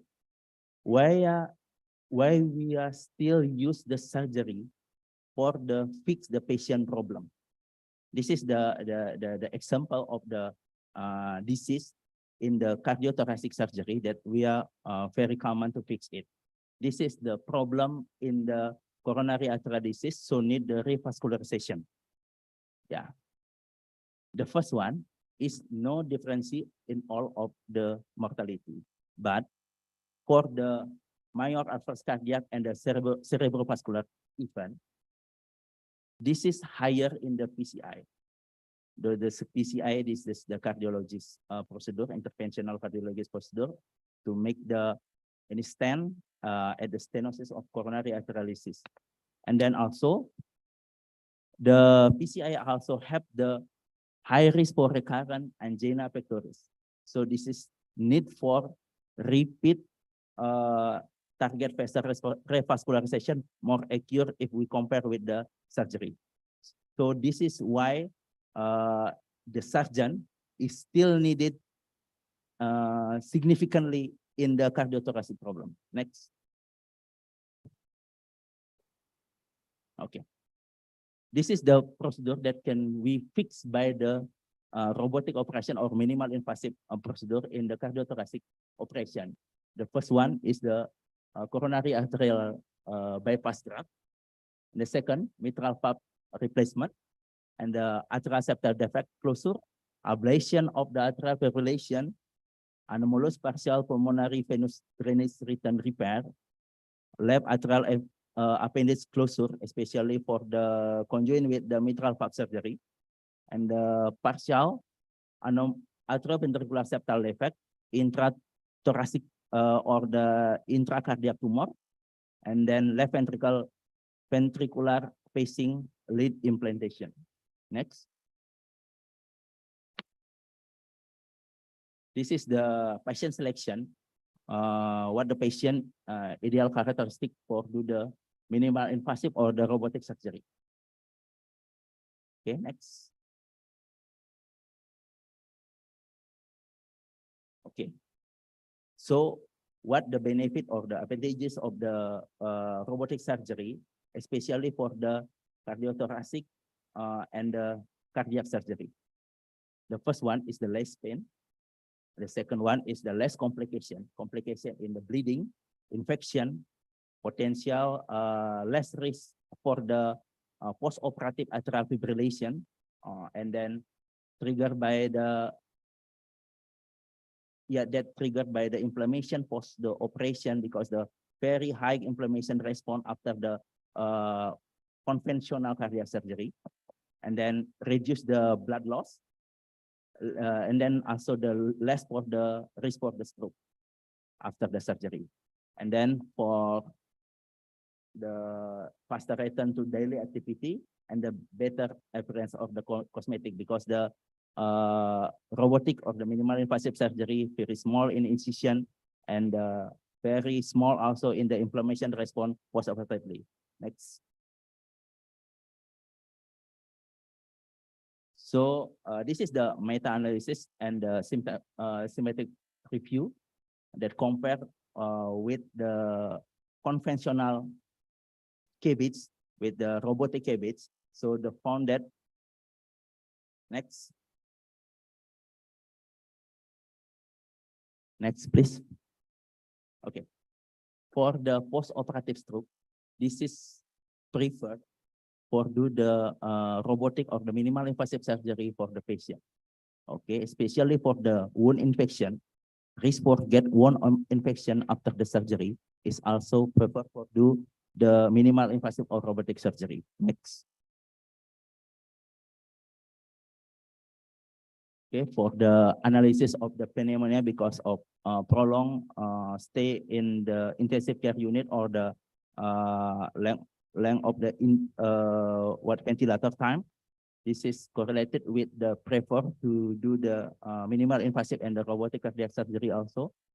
For the renal failure, we also recommend for the use the minimal invasive, and then we prefer in the OPCAP procedure without use the heart lung machine, so the patient will be better for the renal outcome. Next.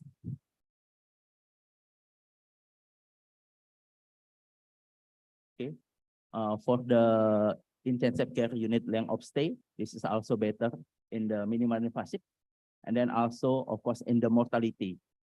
So all of the indication, all of the statistics indicate that the minimal invasive and the robotic cardiac surgery is better than conventional cardiac surgery. Next. Okay, after we know the advantages and the benefit of the cardiac surgery, not only based on the experience, but also based on meta-analysis, we have to know about the price of the robotic surgery. So Mayo Clinic already have been make the evaluation and the study that compare mitral valve repair or replacement. We compare the conventional one with the minimal invasive or robotic surgery. Next. Okay, the conclusion. Okay, the conclusion is the cost. Next. Yeah. Okay. The conclusion is the cost of the open and the minimal invasive cardiologists is not different significantly. This is because the patient is very quick to recover and very minimum length of stay in the hospital, so reduce the hospital resources for make the management for the patient. Next. So this is because the very much of the advantages of the minimal invasive and the robotic surgery. Every country in the world very fast growing the minimal invasive and the robotic surgery for the make better outcome for the patient, especially in the cardiothoracic surgery. Mostly of the cabbage and the mitral valve repair or replacement now is use the minimal invasive or the robotic technique for fix it. Next. Okay, especially for the new era in the COVID-19, where the robotic and minimal invasive surgery is very needed. Yeah, because the minimal invasive, especially for the robotic surgery, is the kind of the telemedicine that can be make the significant reduce or this is not limited by the time or the distance. And also this is can reduce the what's this risk the surgeon that make the contact of the patient. So this is really important for the infectious patient, especially like in the COVID-19 patient. The surgeon is and our staff is also more safe with the minimal invasive or the tele surgery. Next.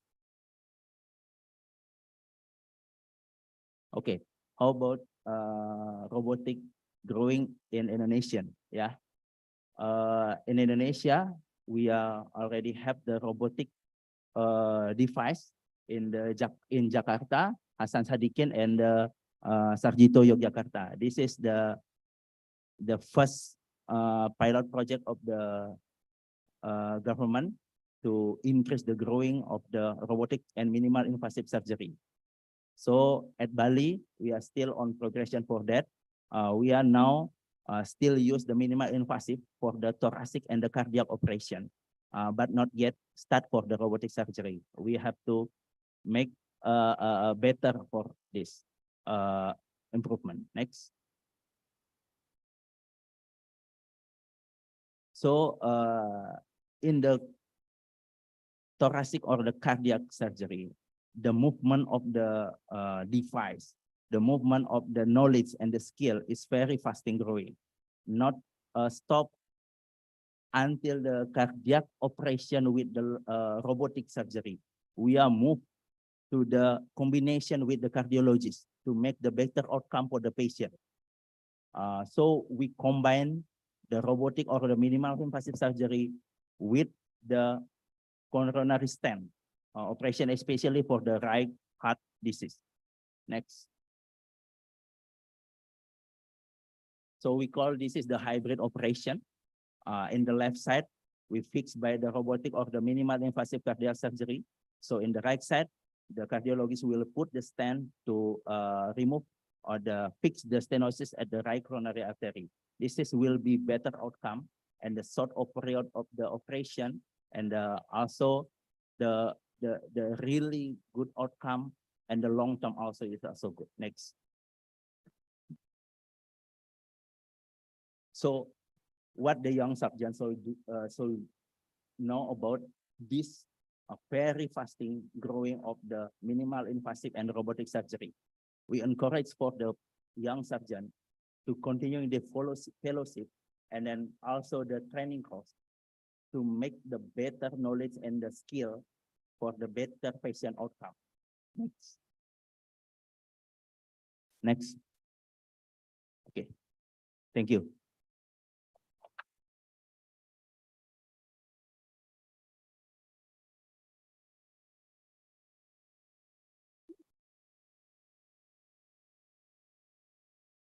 Thank you for Dr. Adi Paramarta. Very good presentation. Now next we to the next presenter, Dr. Agus Haryanto from the Kesatria Erlangga Hospital SIP. Okay, for the curriculum. Yes, so he is general surgeon, finished a study at the Erlangga University and from the 98, yes. And now he worked at the Dr. Sutomo Hospital, Regional East Java, as the general surgeon from 2021. And now from the 2016, he is a chief executive officer from the Kesatria Erlangga Hospital SIP. So for the Dr. Agus Haryanto, time is yours.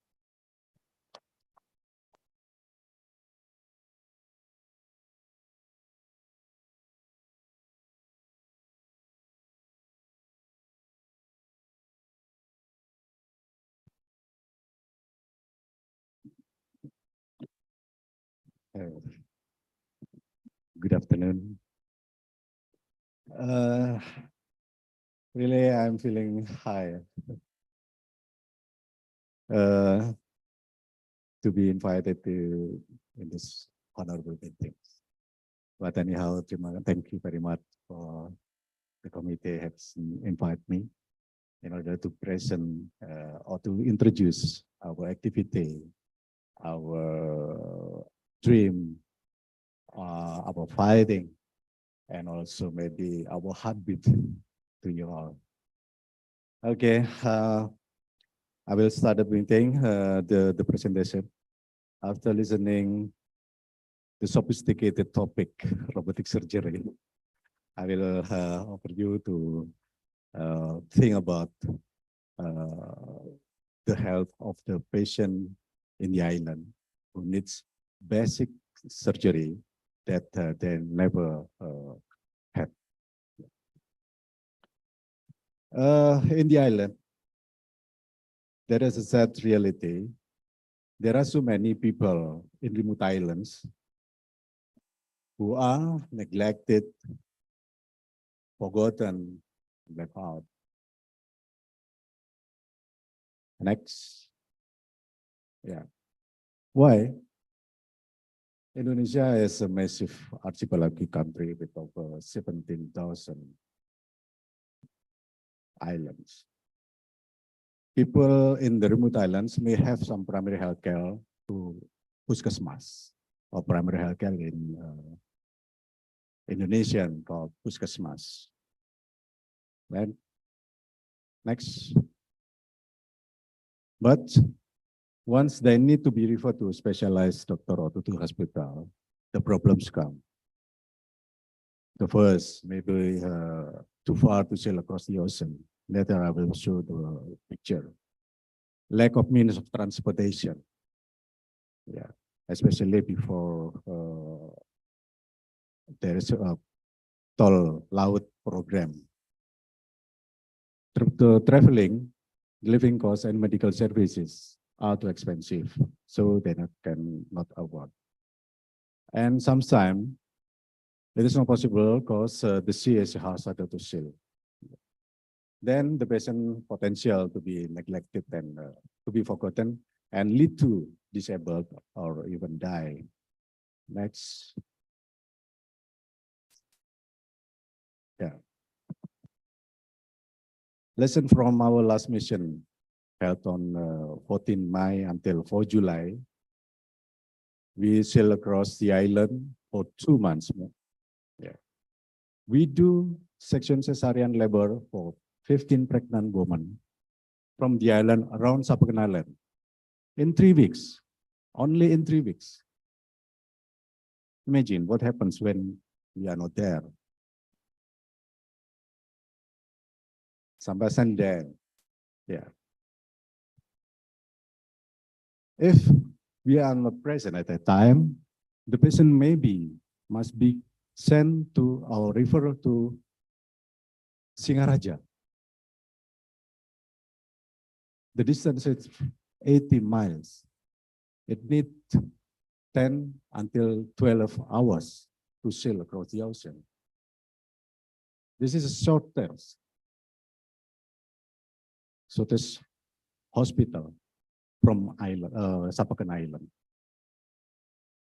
Imagine if they must be sent to Banyuwangi or the capital of Sumeneb residence.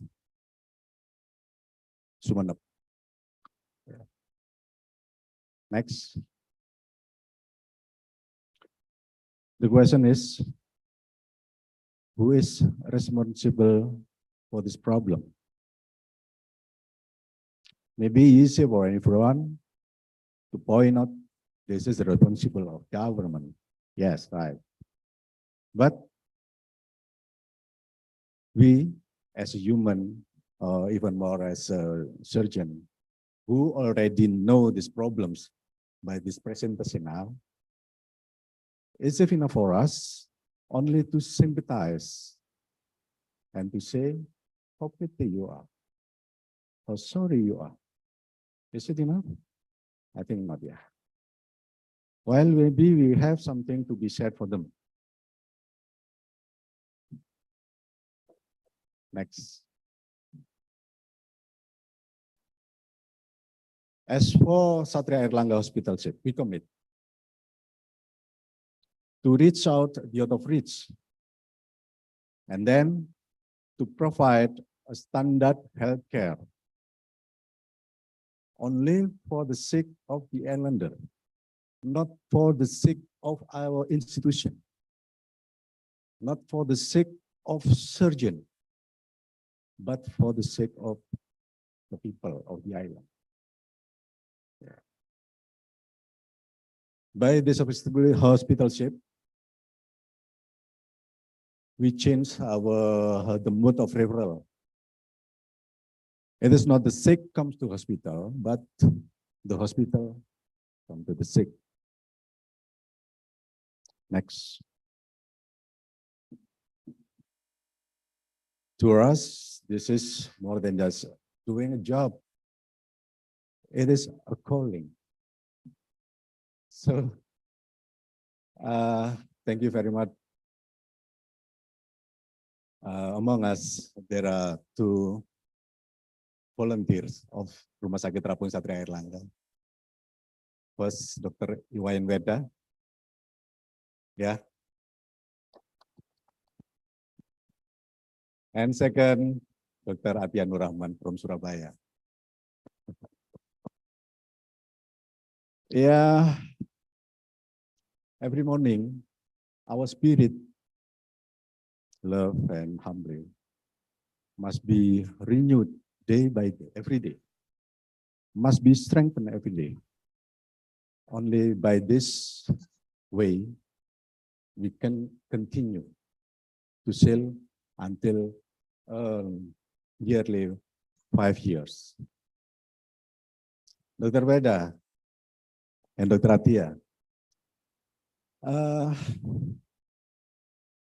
she was the yell of Rumah Sakit Terapung Satria Airlangga. I said, yeah, you stand up, please, stand up. This is this is a kind of yell we have after every morning report. Yeah. Okay. Rumah Sakit Terapung Satria Airlangga. Rumah Sakit Terapung Satria Airlangga. Yeah. Thank you. Yeah, by strengthen our mission, by saying our guiding value, cinta dan rendah hati, or love or humble, bring us to visit many islands. Next. Yeah. We have visited 28 islands. And then, next. Serve 1,600 patients and 64 babies was born by sexual cesarean, of course, by indication, yeah, and involve 2,200 volunteers.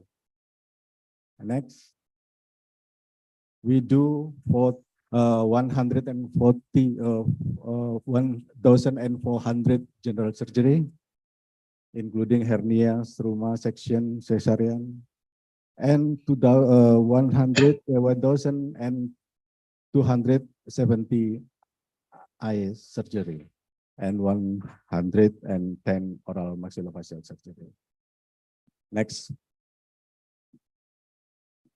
This is a picture of session cesarean at our hospital ship. Yeah, I hope someday you will join us. Yeah, next. Next, yeah. This is before we do surgery, we make a screening patient done by general practitioner, and then also doing oral maxillofacial surgery, eye surgery, and sometimes we mobile patient or send the patient to hospital, certain hospital, in order to must have a given next medical services. Next. Yeah. Not only for medical services, this ship is also acts as a research ship. When Sumeneb resident declared as the lowest vaccination coverage, yeah, at the time, it is very challenging for us. We have to come there because not many people or institutions have a ship like what we have. So this is a chance, also obligation for us to come to every island to listen what the reason they refuse vaccination program, and then try to persuade. So there will be, we hope the people will join vaccination. Next. Madura is very specific islands, yeah.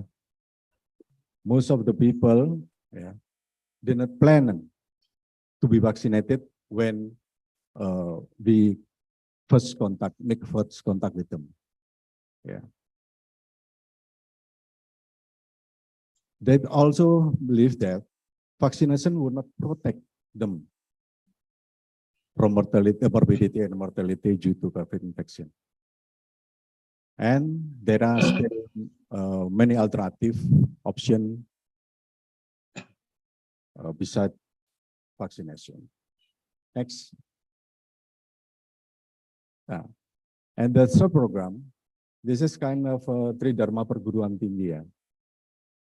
Yeah, research and then community development. RSTKA,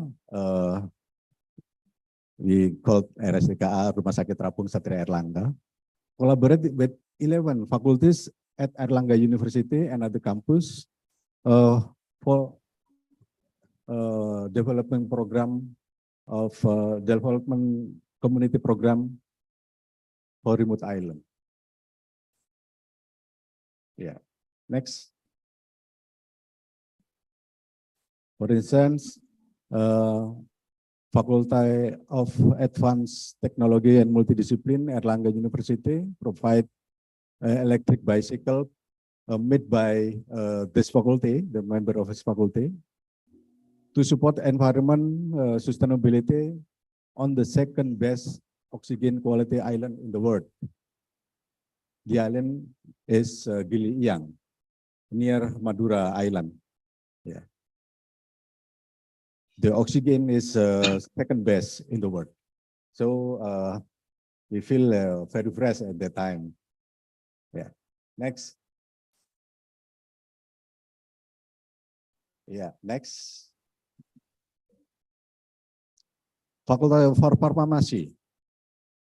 We make a pilot project medicinal plan of botanical garden. As we know that there are many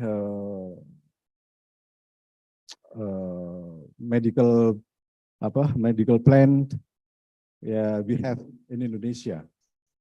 I think we have to preserve and to conserve it, so the plant will not disappear. Next, we hope this program will be Kebun Raya, something like that. Medicinal plant botanical garden. Starting from kebun tanaman obat. Next. Also involve the university. At the time we involve also ITS, Institut Teknologi 10 November, and also Universitas Negeri Surabaya I hope someday we invite also, we hope Udayana University will join us here. Yeah. Okay, next. Next. Yeah. We do not pretend that we are solving the complex problems that exist in the fast accessibility nation. Nonsense we do by ourselves. We need everybody here to join this mission. Just do to them what you want them to do you. And always help people, because maybe you are the only one who does. Yeah. We invite the ICS, especially section humanitarian program, yeah, Prof. Elizabeth, right? And Udayana University to collaborate this mission. Do not think of that we are only rising together for survival in refugees in new era. Don't left behind people in the island. I beg you, bro. Don't left behind people in the island. Next. This is our last slide. I love this slide very much. I have a question for you. Next. Do you know something inside this hospital ship?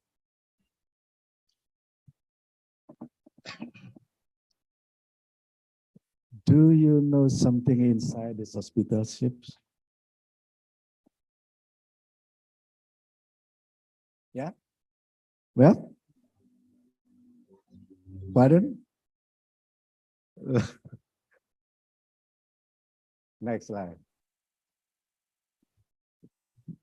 Nothing but love. Thank you.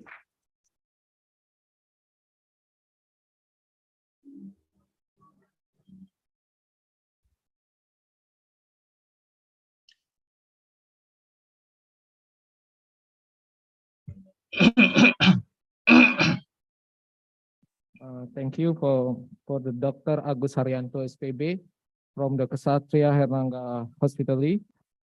Now the next session, next topic from the Neo Chon Haon.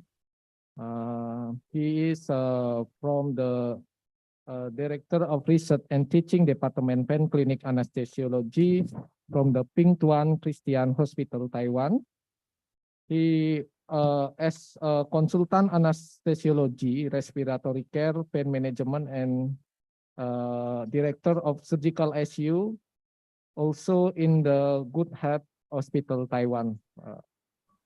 But because he cannot come here, so he will explain her topic by the online. For the Dr. Neo Chon Haon, 10 is yours. Thank you very much. Good afternoon, ladies and gentlemen. Before I start with my talk, I would like to pay a good respect to our doctors of our hospital ship. Very, very touchful. Thank you. I would like to present to you today about the importance of acupuncture role in the ICS humanitarian health service and treatment of post-surgery pain and residual complications. Next. Next. International surgery humanitarian effort provide essential service to patients who are not otherwise have access to specific surgery healthcare service. However, such mission program present to us with many practical challenges. Many a time we went to a remote area or country, but we cannot carry out our humanitarian surgery service due to the local government and medical law or requirement. And sometimes we do not have the necessary equipment to proceed the necessary surgery. but we are already there. So at least we can do acupuncture treatment for those patients to relieve their suffering. Next. Like previous, we went to Ambon. We have not enough equipment to do the laminectomy for this patient who have severe low back pain. So I do the acupunctures for this patient. Next. Next. Next. Next. Next. So at least he feels much better and can walk by himself. Next. And in other country too. Next. So we all know that sometimes after our surgery, there are many post-operative complications and sequelae that cause suffering to our patient too. Acupuncture, especially the new acupuncture system that combine East and West needling method, can help to solve this problem and return to our patient normal function. So during our humanitarian surgical service, we can also solve their previous surgery, post-operative complication and sequelae when we went there. Next. There's always pain following the surgery, even by morphine and nerve block. But there are also a lot of discomfort beside pain, like jejunum, vertigo, abdominal fullness, weakness, numbness, etc. Sometimes this complication cannot be relieved by morphine or NSAID alone, but we can do the acupuncture needling for the patient. Next. Usually, when patient complain, for example, that they have headache and dizziness, vertigo, or blurred vision after your craniotomy procedure for them. But actually, these complications are due to stress, poor operation posture, co-environment operating room that activate the trigger point of the patient myofascial pain syndrome. So with this, we can help the trigger point needling or acupunctures to help relieve those suffering so that they don't blame the surgeons for this complication. Next. These are the trigger point, the point that we need to needle to relieve the dizziness, vertigo, or headache of the patient after craniotomy. Next. These are the points that you can do with massage or needling. Next. For example, after the craniotomy, you save the patient life, but the patient still cannot raise their hand. So we need to do the scalp acupuncture. That's putting needle over the scalp area to help the patient to improve much better of the hand. Next. So acupuncture is not only using the traditional acupuncture point. In new acupuncture system, we use both traditional acupuncture and dry needling of the trigger point needling and superficial needling. So I'll give you some example of our own hospital. Next. So usually the Western trained surgeon usually don't believe in the traditional medicine and acupunctures. Next. So I'm an anesthesiologist myself, but supposed to do the nerve block or give medication. Next. But I prefer to use the acupuncture needles instead to relieve more of the pain and other discomfort of the patient. Next. So this is because we neglect the importance of muscles, myofascial pain, fibromyalgia, and other trigger point acupuncture point in our clinical services. Next. For example, the surgeon usually only think of bones and nerve and neglected the body language and muscles. Next. So if you have low back pain, the doctors will ask you to take an X-ray or CT or MRI, but they never ask you to show where is your pain, because the posture that you show them is a body language that tell you which muscle that is actually causing the pain, and that's the muscle that need to be treated. Next. So when usually we have low back pain, you will go for massage, but it's not so useful. Next. Even the salumpas is not effective. Next. So we usually blame the low back pain due to the bone spur that may be already there 20 years ago, but you only have the pain yesterday. So we must know the body language, the way you show us where the pain is, and then that the muscle that causing the pain yesterday. Next. For example, the patient coming in this posture, we know that the body language tells us that the quadratus lumborum trigger point is causing the pain. Next.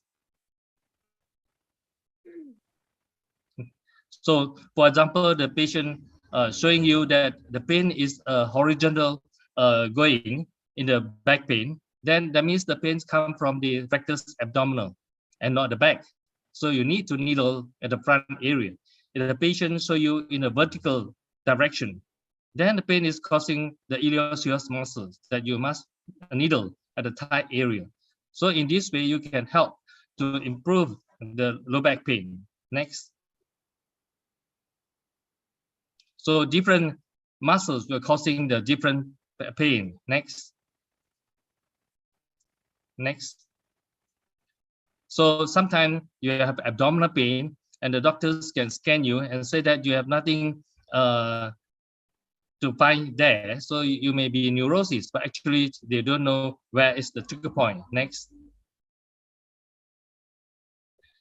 For example, this piriformis syndrome, pseudosciatica. You may have a very low back pain and that weakness, but actually this is not due to the spine, but actually due to the muscles. So I want to share with you today is that the importance of using acupuncture or trigger point instead of doing the operation straight away. So in such a way, even after the laminectomy of other operations, still we can help the patient with the acupuncture or trigger point. So when next time we go to the humanitarian health service, acupuncture can play an important role for the service. So I'll stop here due to the time limit. Thank you very much.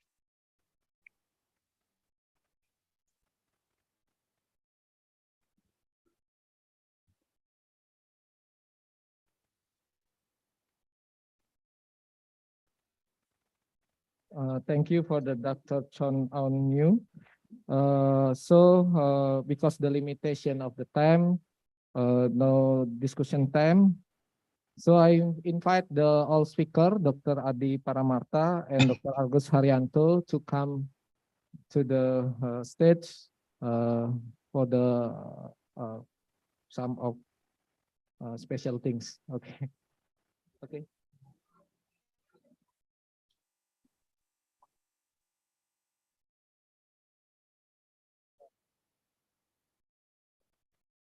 Professor Kwan can represent me.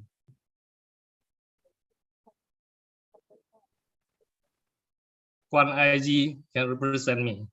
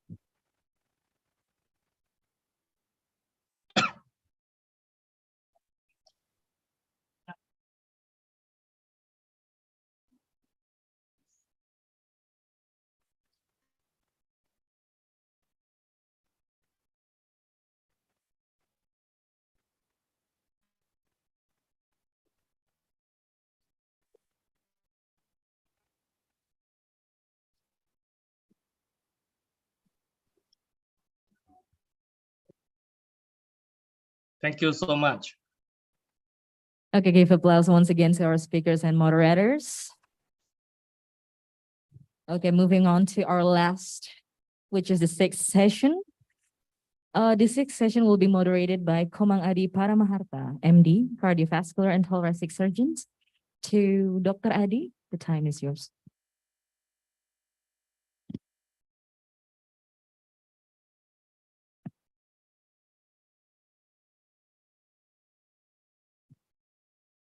Okay, thank you. We are at the last session on this symposium. The first speaker is Professor Aili Kwan, MD, PhD. She is the Director of Neuromedical Center at the Neurosurgery, Kaohsiung Medical University Hospital at the Taiwan. Time is yours, Professor.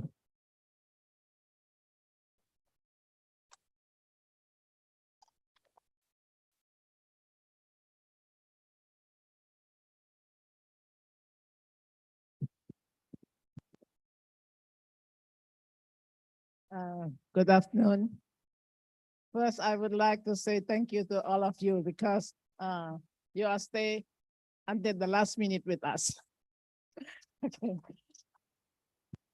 My topic today is the benefit of the collaboration together. Next slide, please. This is the website of the ICS, World ICS.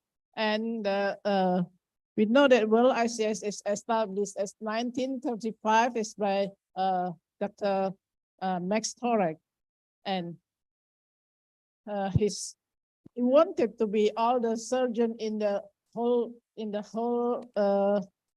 world can working together to do something goodwill to other people who need it. So this mission is still keep until today in our ICS mission. Next slide, please. And during my presidency, I have also the commitment. I would like to be helping each other and also collaborating to each other.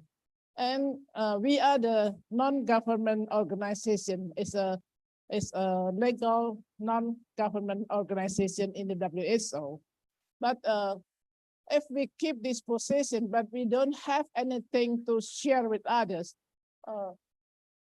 I think it's useless. Yeah.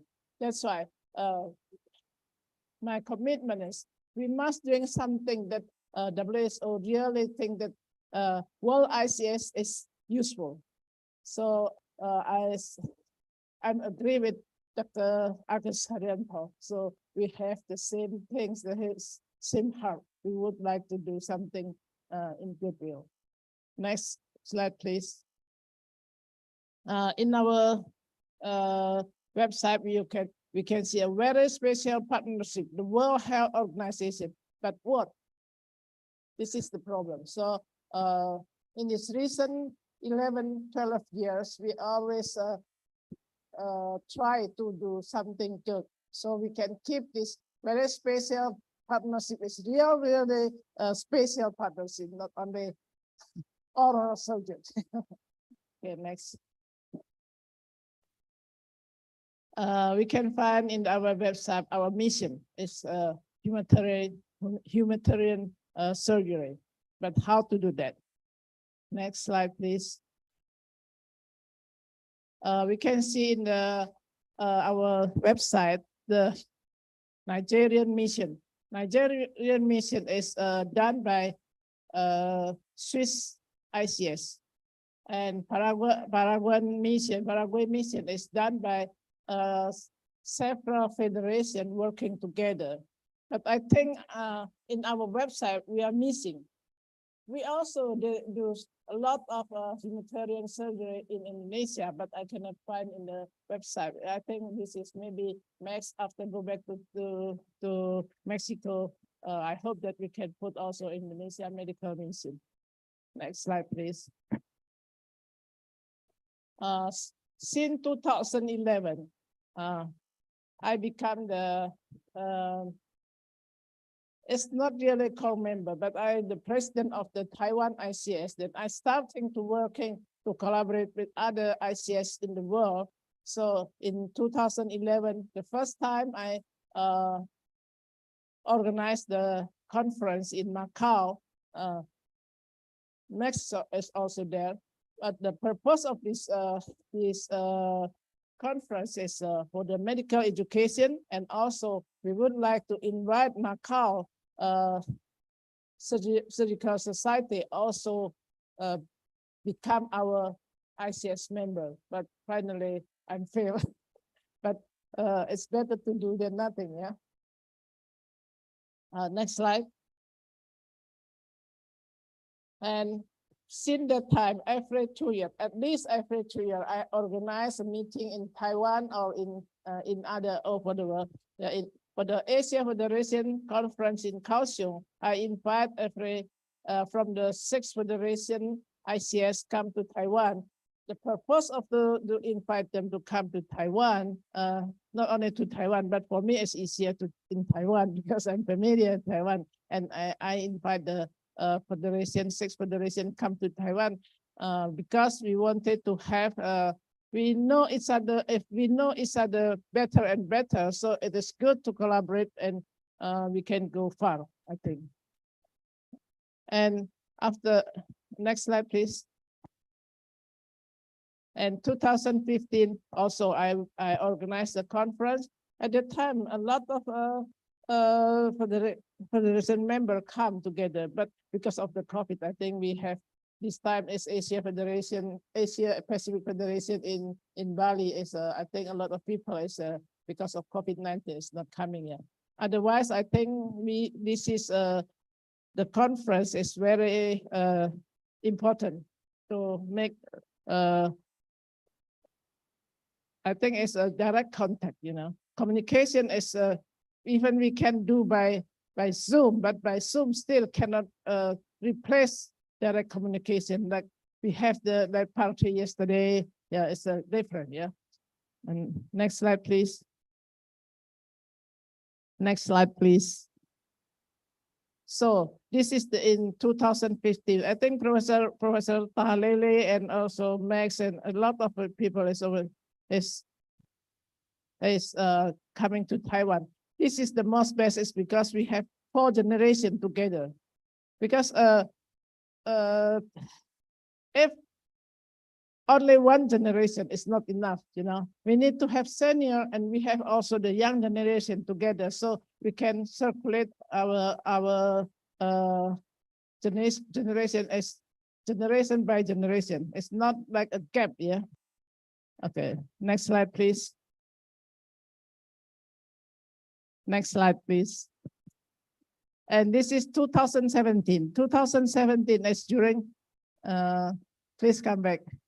2017 is during I'm as a director of the surgery department in Kaohsiung Medical College. I always looking for chance to doing the conference and invited our friend come to Taiwan. And 2018, next slide, please. Next slide, please. And 2018 is a World ICS conference. Actually, this time it's not belong to Taiwan, you know. Originally it's in the Peru, but suddenly, just only 10 months before the conference, something happened for the Peru, so they cannot continue to hold the World ICS conference. So nobody want to go. So I say, okay, then I will. So in 2018, World ICS in Taiwan. And because it's in Taiwan, maybe a lot of people support me. And finally, I'm elected as the president-elect. Thank you for the support. Next slide, please. Next slide, please. This is even we don't have international conference, but every year Taiwan ICS always have annual conference, and we have a lot of member. It's always active and collaborate together. Next slide, please. Next slide, please. And 2020, even as in the COVID-19 situation, everybody is in danger, but we still continue our mission. Next slide, please. Next slide, please. Okay, talking about the humanitarian surgery. When I was visiting the WHO, the Global Surgery Health Initiative and humanitarian surgeon is the one of the topic of the WHO, because previously nobody talking about surgery. It's every topic is about the public health. But why is nobody talking about surgery? Because for the surgery is most difficult. It's not easy to do the surgery, humanitarian surgery. We need to collaborate a lot of things. We need the operation theater, and we need the technique, and also we need the equipment. So it's not easy. Even though now it's already 20 years, they try to initiate the humanitarian surgery, but still it's not in the good position. That's why I'm thinking, if we International College of Surgeons can working together between the federation to federation, so we will be the best in the WHO. Next slide, please. Next slide, please. But before this, I don't understand about WHO. So in the first year when I want to explore about WHO, just only in 2015, I joined the WHO meeting for 3 times. One is in the January. Can you come back? January, and then this is in the May, and the next one is January 2015, and then May. Next, please. Next, please. May in the 2015. Next, please. Next, please. Next, and this is in the December. It's about the surgery. GIES is the essential surgery conference. Yeah. So within 1 year, I visit Geneva for 3 times, just because I want to understand what is the content of WHO, and what parts we can provide to WHO. That means that World ICS is really important. Next slide, please. Next slide, please. So this is the 10 years Global Surgery Celebration meeting. It's already 10 years, but it's still nothing to do, So now it's almost 20 years, but we are working, and I hope that World ICS to be one of the most important organization. Next slide, please. Next slide, please. This is Dr. Miena. Dr. Miena is the first of the GIES as a director, and the next one is Professor Walter Johnson. Just during the transition, I was there, and also we have our senior like Professor Paul Hanluser. He always active and bringing us to understand what is WHO. So every year when we visit the WHO, we join the WSA meeting. He always there. Next slide, please. Next slide, please. Okay, next slide, please. Next slide, please. This is 2017, and 2018, Professor Tahalele also joined us. Next slide, please. Next slide. And 2019, I think it's the time for us to have a side event in the WHO. But finally, 2 weeks before the meeting, they said no, we cannot have the real side event. That's why finally I cannot use the ICS logo. I asked another organization to helping us, but still we organize the side event in Geneva. Next slide, please. This is 2019, but after that is COVID is coming. So 2020 and 2021, we cannot go for the WHO meeting. But just few months ago, 2022, Professor Tahalili coming again with me. So at the time, we also organized the meeting as a European Federation conference. And all the time I'm thinking how to put everybody together to make tight relation between each other. Next slide, please. And of course, Max is the most important person because Max already joined the WHO meeting every year from maybe it's more than 20 years, yeah? Yeah, this is the 22, yeah, you speak proper, Max. And right now, we are the global World ICS. We are is the formal NGO in WSA, but the Global Surgery Foundation is not. But you know, the Global Surgery Foundation is not the WSA non-state actor, but they always active. How come we are the formal WHO organization, World ICS, but we don't active? This is it's nonsense. So I hope that all of you can support us and we can have something to show to WHO that we are important. Next. When I was in the WHO, I always find it's Africa. A lot is Africa. No Indonesia, it's Africa. Why is Africa? Africa, a lot of people put the budget, the funding, all to Africa. But actually, Africa have too many funds in Africa.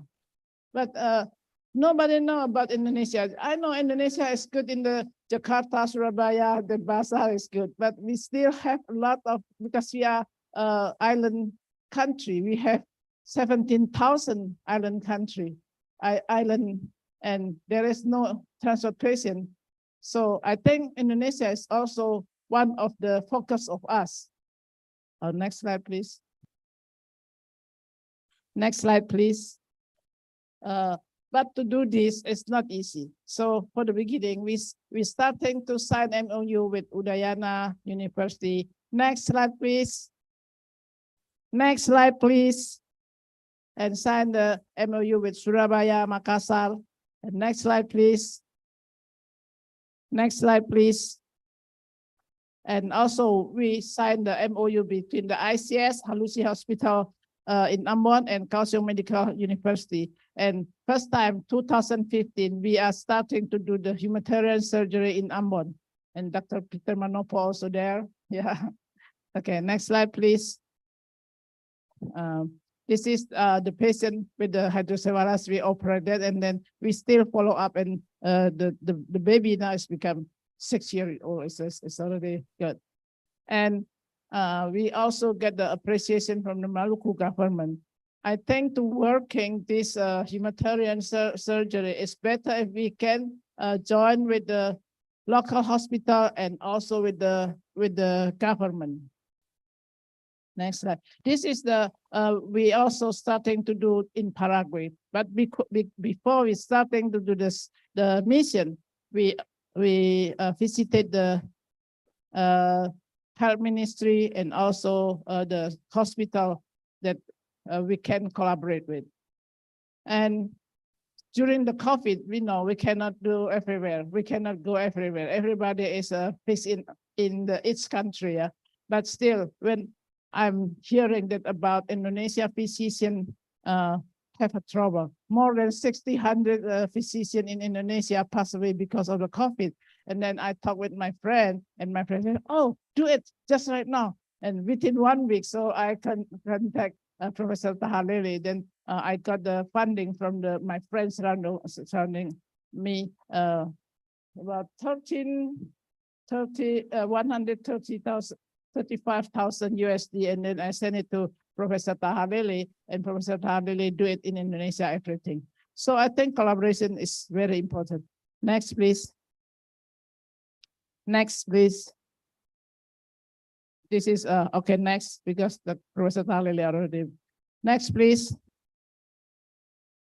And this is the recently, 4 months ago, because the conflict between the Ukraine and the Russian.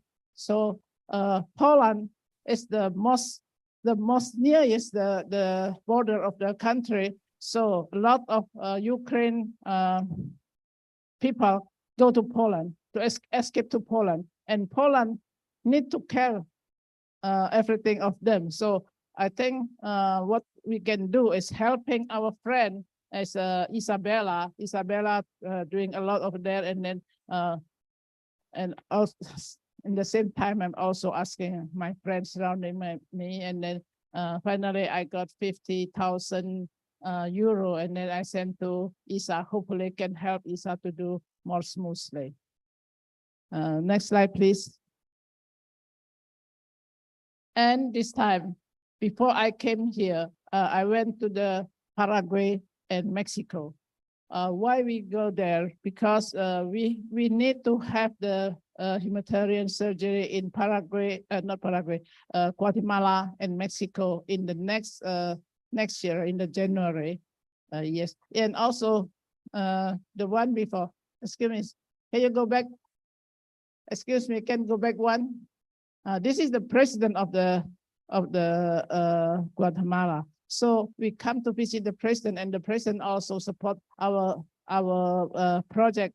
And next, and he also next slide, please. He also give this project to the health minister, and also the both of the previous minister and then the present minister, and give them this project, and then everything is supported by them. And we are looking also for the hospital, which hospital can collaborate with us. So finally, we got the cancer hospital, the National Cancer Hospital, we're working with us. So next slide, please. Next. And also the Mexico. First, we are looking for our Mexico ICS. And next, please. And also, next slide, please. And also we visited the Hidalgo state governor. We wanted to have to get the support from the state and also the hospital. And because in Mexico, they have a very huge area. So a lot of rural area, no place. So they designed the mobile hospital. So we are talking with the president of the mobile hospital, and so he also wanted to collaborate with us. And this is the city that we will go is Pachuca City. So we also visited the mayor of the Pachuca City, and finally he also wanted to help us. This is the hospital of the Pachuca Nation Hospital. Next slide, please. We are all surgeons. I hope that we are not only just thinking, but just do it. Next slide, please. Next. Now, next. Now we wanted to help wanted in January 2023. A neurosurgeon for maybe ventriculostomy, maybe Professor Sri Maliawan, and laparoscope for the cholecystectomy. Yesterday, I talked with the Iwan, maybe he can help us, and also CVS for aviation. I don't know, maybe Professor Tahalili, or you can also recommend. And we need also the urologist for TURP.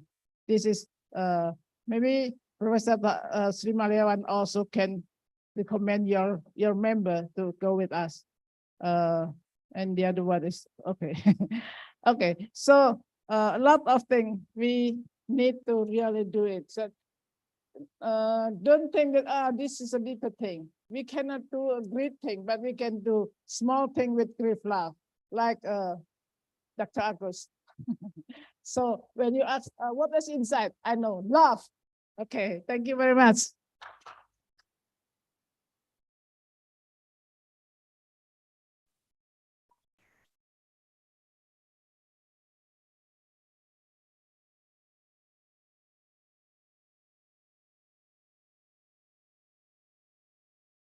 Thank you for the great and wonderful presentation from the Prof. Ali Kwan. Next, for the next speaker, this is Dr. Clement Elkichan. He is the advisor of the residential care of the NTUC Health Corporation Singapore, and then honorary clinical associate professor, Department of the Obstetric and Gynecology, Hong Kong University, and then also honorary clinical associate professor, Department of the Obstetric and Gynecology, Chinese University of Hong Kong. Please, sir, time is yours. Okay, thank you. Well, thank you, everybody. Time is running short. We are late, but I try to squeeze it. This lecture was done with the support of my nursing director, Ms. Tan. I give my credit to her. Next slide, please. Next slide, please. Yeah. Next, please.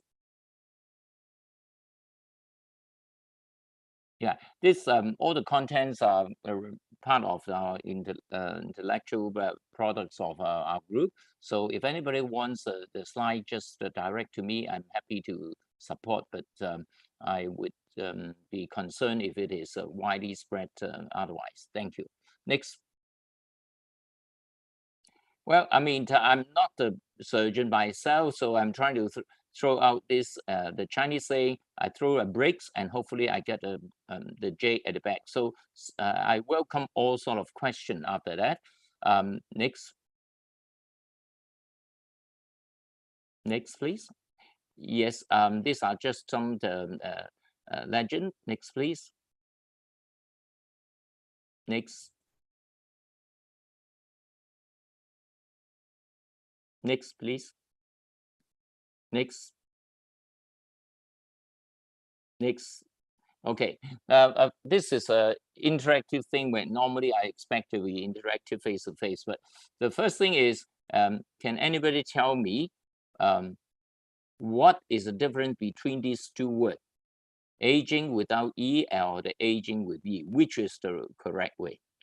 But unfortunately, there's a short session and we don't have time. Let me just take you through the next slide, because that is the one that sparks me. First of all, aging with E is the original English spelling. So it is the proper English, and it was possibly in most of the English sort of article, except American articles.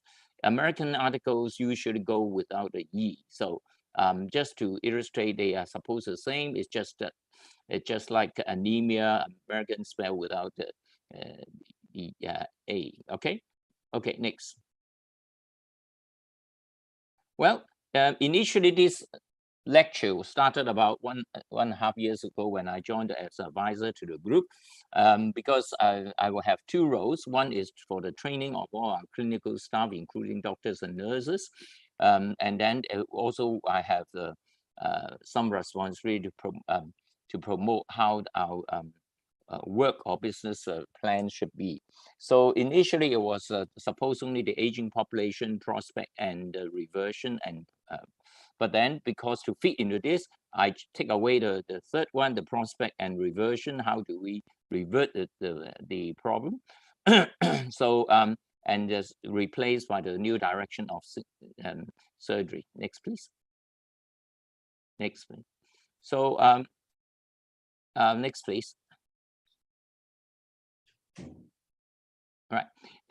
Actually, this is the aging population is a big thing in the world, as the Prof. Guan was showing all the United Nations. United Nations actually in the last decade has put a lot of emphasis on this aging population because the impact is not just the health, the impact is the world economy.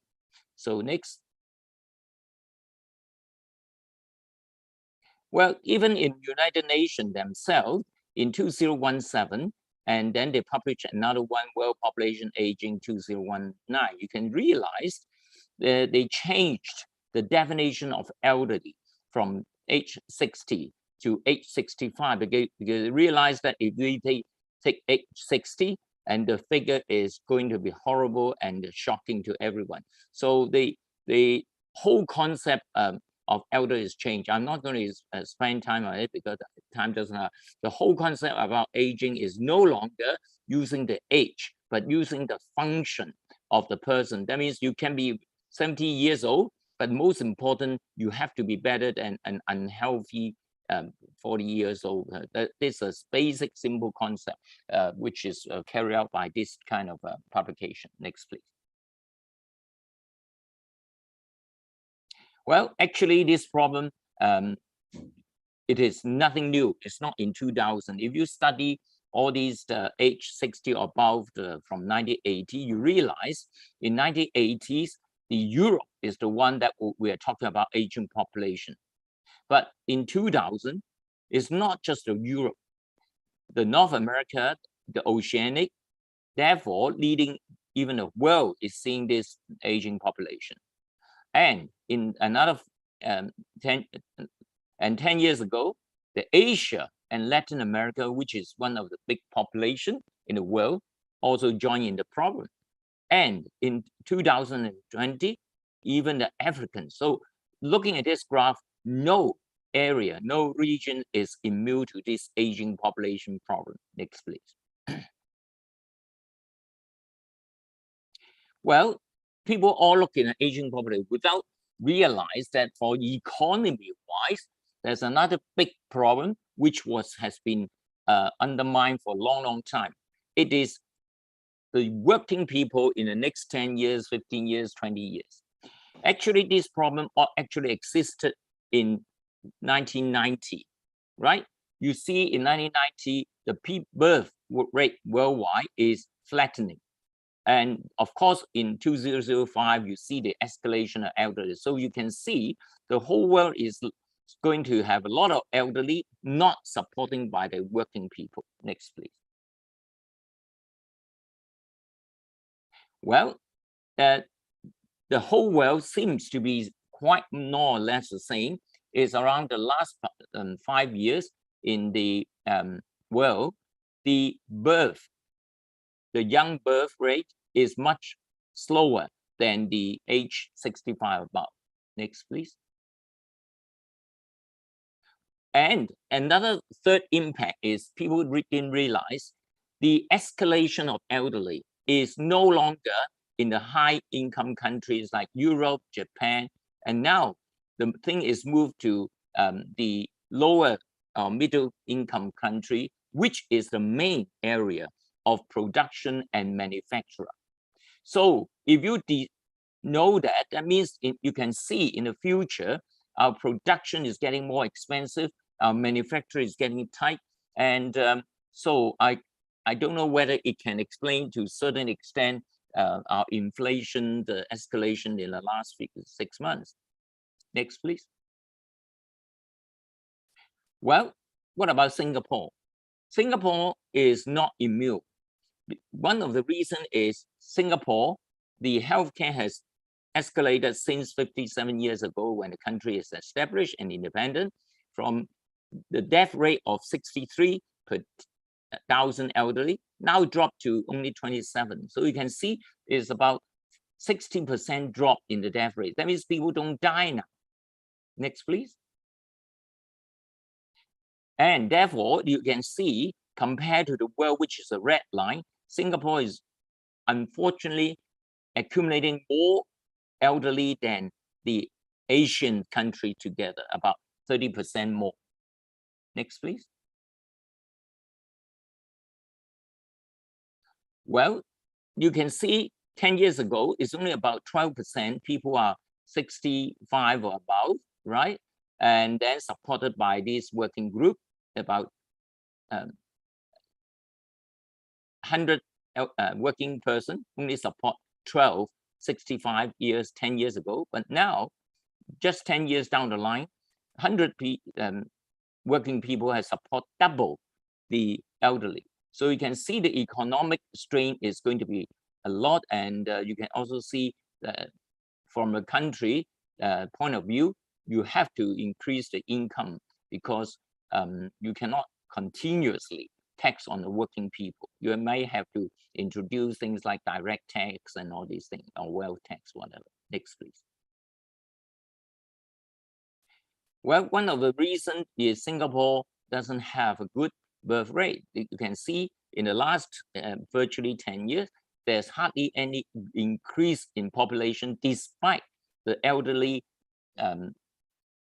population increasing. Next, please. And you can see the same thing, Singapore just fall in the world. By 2018, there's less people who, percent of people who are young than people who are older, all right? So the birth rate is one of the things that don't ever just talk about elderly, you have to consider birth rate, which is one of my special interests. Next, please.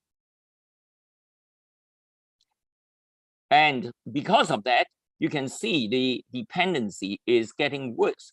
2010, 10 years ago, about 7 working people is supporting 1 elderly. But then in the 8 years is about 3 times more. That means 2.5 elderly working people will support an elderly. But don't forget, this working people is not just supporting an elderly. See the next one, please. Look at that. In 2030, by looking at, you'll say, okay, 2 working people is supporting 1 elderly. But don't forget, the dependency is not an elderly. Also, they have a young dependency, maybe 0 point something. So you're talking about 2 adults working, supporting 1 plus people dependent. So that strain is extremely high for any developed country. Next, please. So this is a problem. So normally I would go to how to tackle the problem, but this is not the case in here. We are talking about surgery now. I'm sorry, the wrong spelling of all the time is should be surgery instead of surgery. Next, please. Well, the moment I looked into that about 1 month ago, I clicked on the PubMed, and surgery in elderly for the last 10 years only on the review English literature, and also on the midline and human and all this. I was shocked to say there were 8,000 articles in the last 10 years just stressed on elderly and surgery. So I just find it difficult to do 8,000 reviews. So I click to 5 years. Next, please. So even the last 5 years is half of it. So that means the momentum of discussion of surgery in elderly is a hot topic in the last 5 years and possibly in the future. So at least I hope, if I didn't sort of share with you anything, I would stimulate you to think, what are the future for the surgery in elderly? Next, please. Well, you can see that actually this is just, I cut off about 60 slides from 121 hours, trying to cut to 30 minutes, and then later I'll just speed up to make 30 minutes presentation in 15. So you can see the whole world is aging, and you cannot avoid surgery in the elderly just because they're old. As I mentioned, not just because they're old, then you say no more surgery, leave them to die. That kind of attitude is no longer valid. But we also have to recognize there are 3 important issues in the elderly when we do surgery. One is a lot of them has a lot of comorbidities. A lot of them are polypharmacy, the medications, and a lot of them are weak functionally. And because of that, their post-op complication, especially delirium and other things, pressure, sore, immobility, all these are important. And generally speaking, just one slide is giving you that on one hand, we cannot avoid surgery, but the only thing we could improve is the outcome of the surgery by various things I'm going to talk about, the 4 areas. One of the things is a comprehensive geriatric assessment is only one of the many tools we try to reduce the post-op complication. Next, please. So the topics that we are talking about is divided into 4 areas: the care, perioperative care, and then anesthesia and surgery and post-operative care. Next, please. In a pre-operative and operative care, I will divide it into 3 areas, which we can improve on. The first area, next, is rehabilitation. Next. The argument is before the surgery, if we have time, if we can strengthen the function of the elderly, we might reduce the post-operative complication. Next, please. Well, that kind of comprehensive program includes exercise, nutrition, occupational therapy, psychological counseling, social work, and all these things. Well, because it's so complicated, so multifactorial, so there's still controversy, but it's an area that we could focus for further research. The most important and actually a lot of people are talking about in the literature is frailty assessment. Time doesn't allow me to share with you all. I just share with a few, like cardiovascular surgery. Next, please. And there's this meta-analysis on the frailty measure could be good to predict the outcome. Next, please. And there's all these geriatric assessment are also important in the colorectal surgery. Next, please. And because of the heterogeneity, that we generally believe that many tools, and there's no single tool that is good enough. I think each discipline in each local hospital has to see what is practical for them to do the assessment for the frailty assessment. Next. Well, the third one is medication. Next, please. As mentioned, a lot of these elderly are polypharmacy. Polypharmacy is defined as anybody having 5 medications at one time or regularly. For example, we all know about the bleeding and the thromboembolic risk and the argument. Next, please. But possibly people didn't realize that one of the main problem with surgery with anesthesia in elderly is post-operative delirium. And a lot of these psychological drugs will be very important for assessment. Next, please. Unfortunately, there's not many study on how all these interactions. So there's a lot of space for us to develop in the future on the drug interaction assessment before the operation and after the operation. Next, please. Well, this is a green slide, it's a summary slide. I only have about 4 summary slides for you. The take-home message. Number 1, we all agree we cannot avoid the surgery, but we now there's tons and tons of publication, hundreds and hundreds of countries stress on the preoperative and perioperative assessment, which is a combination of assessment of the function like frailty, medication, and aesthetic risk.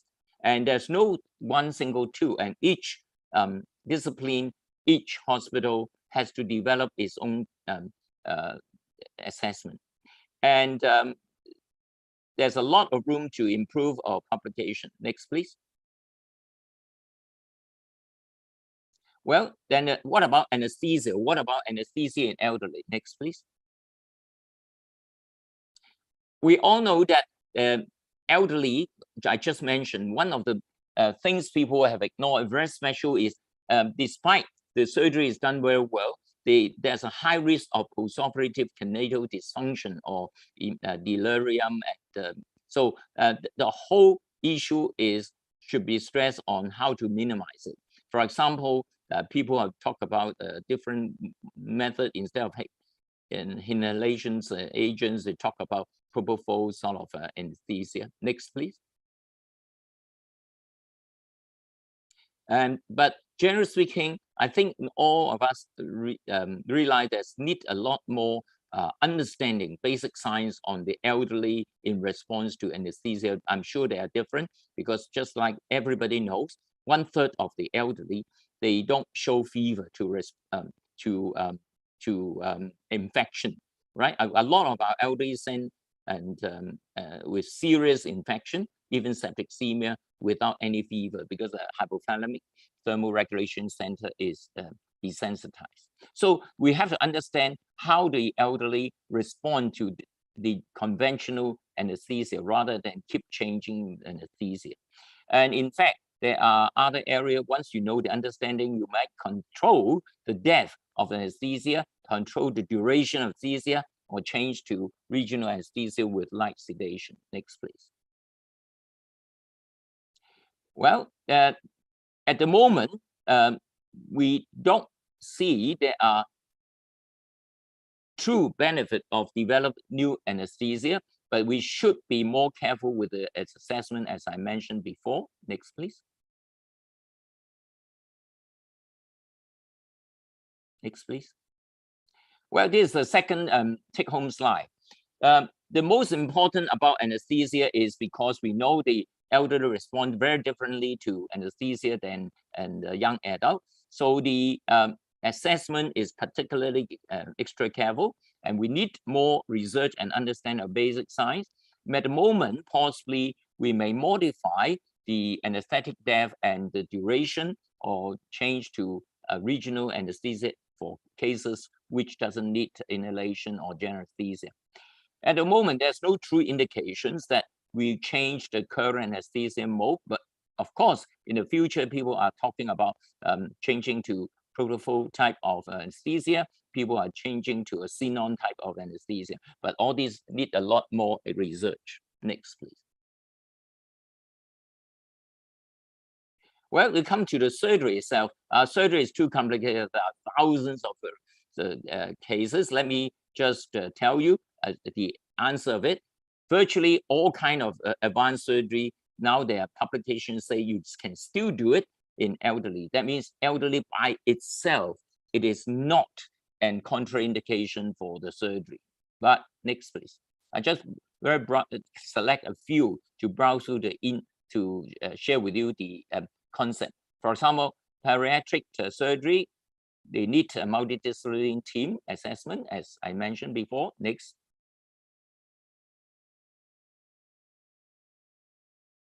Next, please. Right.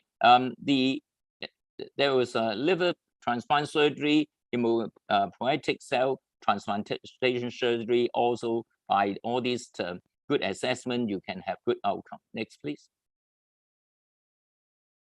Well, the PCI and all the valve replacement therapy. Also, next, please. And even a neurosurgery. Next, please. Or the valvular surgery. Next, please. But the therapy is one of the main things. And also nowadays, there was some publications suggest using the AI to help the surgery to minimize the post-op complication, like the computer assisted brain surgery. They call the neuron navigation. Next, please. And also they can have different approaches, like radio access for the coronary angiogram. Next, please. Next, please. Right, even then a hip fracture, they realized that the incorporation of a geriatric called the orthogeriatricians as another subspecialty might help in the outcome. Next, please. Well, then the last one is the most difficult, and I have not seen enough of this postoperative care being a target to elderly. But I just share with you one very interesting thing to me, particularly because in my elderly home, which I'm looking after 1,500 residents, and aspiration pneumonia is one of our most common worry. And how do we minimize an aspiration in elderly? Because you realize in elderly, because of their muscle and their swallow reflex, cough reflex are all affected, any kind of regurgitation from the stomach will end up with aspiration pneumonia. And the result is, so I myself is intrigued by this ultrasound assessment of the gastric emptying. That means if you have solid content in the stomach, then you might have to change your mode of delivering your food to like honey and things like that. For example, this to show on the left-hand side is an empty stomach. And then on the right-hand side, you see a stomach full of solid. And these are the ones that have high risk. You may have to change your mode of eating to different things. And otherwise, the left-hand side is a cystic clear lesion, and the right-hand side also is clear cystic. So all this, it is intrigued me. Might be one day I can introduce in my Michelin style of resident care. I can't do it to all my 1,005 residents and all pre-meal do it, pre-prandial do it. I can't. But in my business proposal for the Michelin care, that is one of the area I can involve in for the smart home technology. Next, please. Well, in summary, the whole world is moving to how do we make the complication of surgery in elderly better. We all accepted there's no way we can avoid surgery in elderly. So this is one of the common topic mentioned in the literature. It's called enhanced recovery surgery. I won't go in detail, it's too many of them. It's purely basically using evidence-based, multidisciplinary team, multi-module to help the patients from pre-op to hospital op to discharge to community care. All right, it's a multi-layer. It's not just the hospital. Next. Right, it applies to a lot of surgery, and it seems it's important. Next, please. Next, please. Right, this is a third and summary slide, which for take home. Aging population worldwide, no country, no region in the world can avoid it. So it's become impractical to avoid surgery because the elderly doesn't die. You cannot let them see them in pain until they die.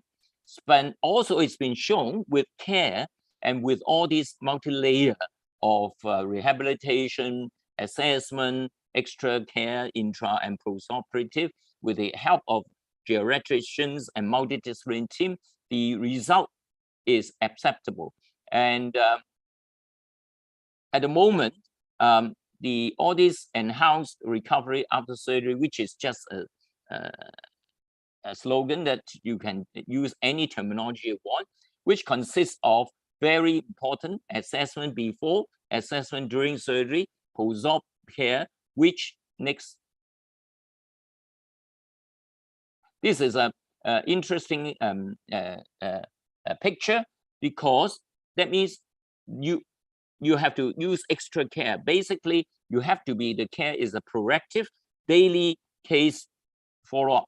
You may have to use a lot of telecom monitoring, consultations, multidisciplinary team. Next, please.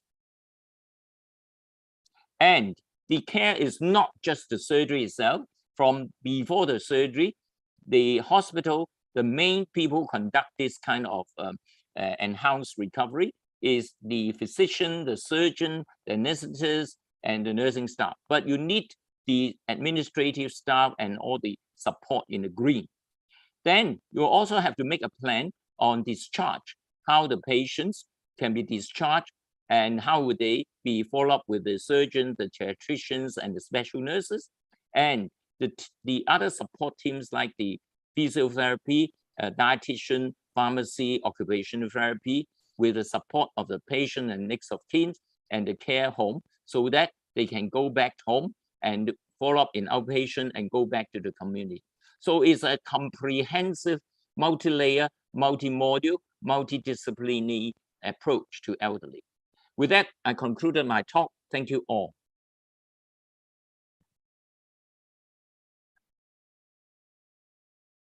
Sorry, it was about 18 minutes. I apologize for 3 minutes delay.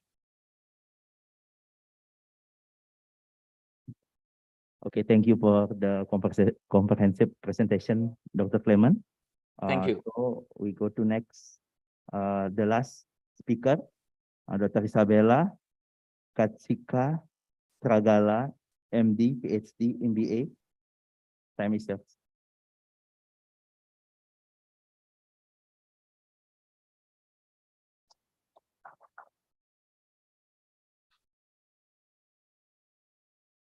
Okay, thank you everybody, but you are here with me. Thank you for your invitation, also me. I will try speak shorter because I understand that you are very tired. But the first, before starting this presentation, I would like to tell you something about the mask, because everybody used the mask during the COVID-19. We started using the mask before nobody think about using the mask, of course, without the surgeons during the operation. Yes?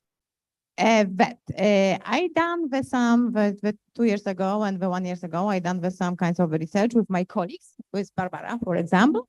And we checked a lot of masks, like the mask, what you have surgery, the normal mask, also with the protection, and also with the FFP2 and FFP3. What we observe that when we use the mask more than 30, 45 minutes, we had inside some kinds of a good environment to multiplying our bacteria from our oral cavity. But every 30 minutes, every 45 minutes, we should change the mask. Please tell me who changed today the mask minimum 5 times. Yeah, that. Of course, you have to know, because we have not only the normal oral cavity, because we have a Neisseria species, we have also the Streptococcus viridans, but also we have a Neisseria meningitis, we have also the Streptococcus pneumonia, because we can be the carrier. But sorry, we can later developing some kinds another disease. Of course, it's protection. Also, the mask has a wet, it's during the wet, but it's very good environment to developing another pathogen. Thank you. Like also the anaerobe pathogen. But of course, we afraid because before the COVID. Now maybe not, because everybody took the minimum 3 over 4 doses of the shot. Yeah, that we are lucky now. But we are still waiting for the company to the new vaccination with the new with the new some kinds of virus.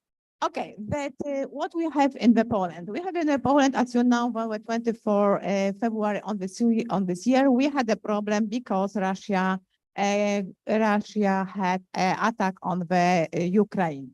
And with the Professor Heidi Kwan, she called me very soon. I will help you, and we have to help the Ukraine. For example, not maybe go to the Ukraine because we can't, but of course we can have the people with the Ukraine which come to the Poland, and also the wounded which come to the Poland. The first I discussed how to do it, and I collaborated with my hospital. I'm working also in not only in the university, also on the small hospital on the Charnkov, and we collaborated together, and we by the donation from the Taiwan, thank you, Professor Kwan, we are done with, we can do it. That my colleague with Professor Kwan, of course, from Taiwan, my colleague, Dr. Barbara, also the professor from Louvain, Professor Iwona Gołębierska-Cybulska, and also the Tomasz Gołębierski, they organized some kind of a transportation and the equipment packet and they sent to the Ukraine. Next slide. We, of course, bought some equipment like the medication, but the medication for us is much more was important, the antibiotics, because, of course, which working on the anaerobes and aerobes pathogens. But the most important for us was amoxicillin, ciprofloxacin, clindamycin, and the metronidazole. And also we organize the transportation because it's not easy to transport to the Ukraine by the border when is the war and when the attack the Russia. that we had the people from the Polish side, and on the border, we had the people from the Ukraine side. Also, we buy, next slide, please. Also, we bought some equipment which we need the soldiers on the war. Yes, but we bought the shoe, we bought some equipment to the sergeants, and we sent very soon to really war because they needed, because they had the problems. Now I know that from the yesterday in the Poznan, only in my city in the Poznan, we had a 175 new wounded, which will be have our operation in my location hospital, because in the Ukraine they had a lot of hospitals destroyed. And you have to know, in Poland we have a 5 million Ukrainians now. We have to organize everything. Could you next? We can change this here, maybe. Okay, that I told you about the social, logistic, paperwork, and the medical aid. Next, but this here you have this. Okay, but in the situation I told you that we had the problems with the diseases also. But in the Poland, they came with 5 million. So what we had the first problem with the location, because all people from the first Ukraine, somebody took to home. But what we can do with the millions people, we are done like this hall, like this conference room over some gymnastic room. We put it them, we collected the beds, and maybe the 300 minimum people on the one place, and we organize for them the food, we organize for them the medication, we organize for them also some kinds of work also, because somebody want to start it, and also we organize how to collect it and how to be in the Poland, what they can do. That of course, and we done this, we were very lucky. Okay, and what we observed, a lot of people from the Ukraine had not vaccination. It was more 80%, but we have a COVID renovation. Later, they had the problems with what told today, Professor Francis, you talked about the GI. They had really another food, but everybody had diarrhea. But we're fighting with the rotaviruses, noroviruses, and the diarrhea, another bacteria also infection. But it was horrible. But when we won with this diarrhea problem, when we won with COVID problem, we had problems with the upper respiratory tract, because also they had they had a different environment. But they had the angine, they had a pharyngitis, they had a flu, and another also diseases. That now situation is good, but we're still waiting on the new people from the Ukraine. Somebody told that they would like to come back, but when they come back to the Ukraine, they had a problems with, for example, with no home, no job, nothing, but they come back to Poland. Okay, next, please. Okay, but you have here the collection, how we organize the transportation and how we would like to have everything what for sending to the Ukraine. Okay, next, please. And also our team, and we organize some kinds. I told you about the car. We need to special agreement to send this car to the Ukraine, and the car later was really in the Ukraine and they stay in the Ukraine. But we have some special also the plaque. Okay, next, please. And our antibiotics and our medication, we organize also the hypertension apparatus for the measure, also the glucometers. Next, please. Also the surgeon equipment. Okay, next, please. And also for the medication for the GP, because they lost everything. Okay, next, please. Next, please. And it's very important for us was this one, the first line.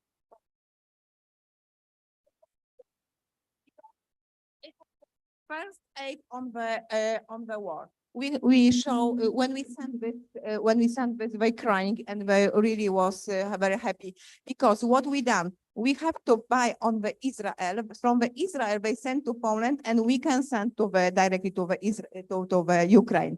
They crying because it was really first aid for the wounded soldiers and the wounded people during the war on the Ukraine. Okay, next, please. Okay, that we calculated everything. Okay, next, please. Okay, it's the same. We are calculating, we are helping for everything. For very important is the accommodation. The accommodation is still problem today because a lot of people took the family to her house. But of course, 1 to 3 months. But now we have almost the 6 months. But how to live? Yes, but with the different family. And we would like to now organize the new houses, new flat, new apartment. Okay, next, please. And the most problem with also with the document, because now we can help them in the document, but we have in the Poland we have a PESEL. It's specify a number of the every people in the Poland has a number, and later these people can go to the doctors. But now we organize this document, and a lot of Ukraine after the war, we organize this number, and they can use all doctors what they want. Okay, next, please. Okay, and we're sending this activities to the Ukraine. Next, please. And transport medication, I told you, is the most important because we're afraid about the border, but they can take everything for us. But we calculated, we send all the papers. We had agreement from our government and also from the Ukraine government, and we can give to the Ukraine our stuff what we have. Okay, next, please. And we can help always. Thank you, Heidi, for your helping us, and thank you, Taiwan section, and thank you for all Taiwan people because they really help us. And what you have on the app, you have this is the people from the Ukraine, and also here from the Ukraine, because they took this our stuff and went to the Ukraine. Okay, next, please. And the 2 ladies which really crying because they was the kinds of a connection between the border Poland and the Ukraine, and they thank us for the help. Okay, could you show me my video?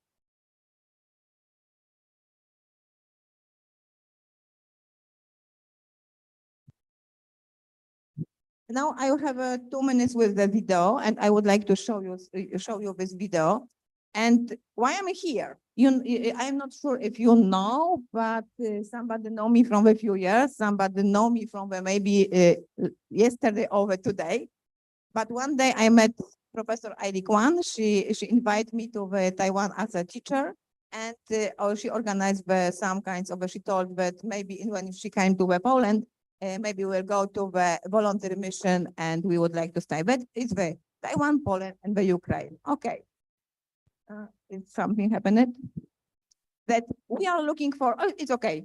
We are looking for the place a lot, sometimes the long way from our house. We are looking for the place on the Africa, also in the Asia. Thank you for you. So in the America, or the Latin America. But please observe, this year in the February, we found this place we need near the border, in the Poland. Also, we had problems with the homeless people. I'm not sure, like it's in the, for example, here, but in the Poland now we have a much more homeless people.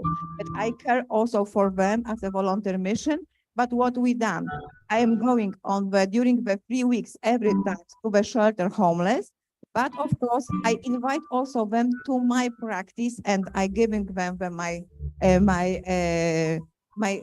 my words, also my staff, and everything we can give. What we can do, we can help them in the homeless. But it was here, yes, it was during when we got this is, and now is in the Poland when we started. In hall when we have to help with our patient. We are going from bed to bed, and we can help because it was the really diarrhea problems, and on the next time it was the pharyngitis problems. Our volunteer, we are speaking in the Russia, but you have to know Russia for the Ukraine is the bad. But we have to speak in the Ukrainian language. Ukraine is small different, but we need sometimes translator for us. Yes, that I would like to show you. This is the document, what we gave our patient, what we need also from our patient to registration, to give to helping them to the location in the Poland, and also, oh, this is the number of vessel to help later to go to the doctors, like here. Line is very big. Also, they need us much more, because also the Ukraine, they lost everything, and they have not sometimes a good good medication. It's my and our students from Indonesia, Professor Mesque, also from the New Zealand, helping us. This is the director which helped us during this war with the Ukraine, and our prescription, what we send to our patient, and what they. That it's not easy in every accident. It's not easy in every. But at this war, it's very problem. It's can only just crying, and we can only help. Talk about the love. Yes, we're giving the love, but we're giving also the empathy, and we're giving also the some kinds ourselves. Thank you.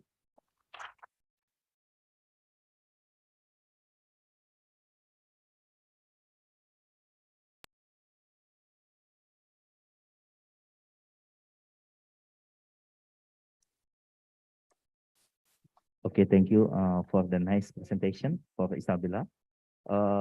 So because the limited by the time, no discussion in this session, but we invite all of the speaker to the podium to receive or we get the merchandise from our committee. Thanks.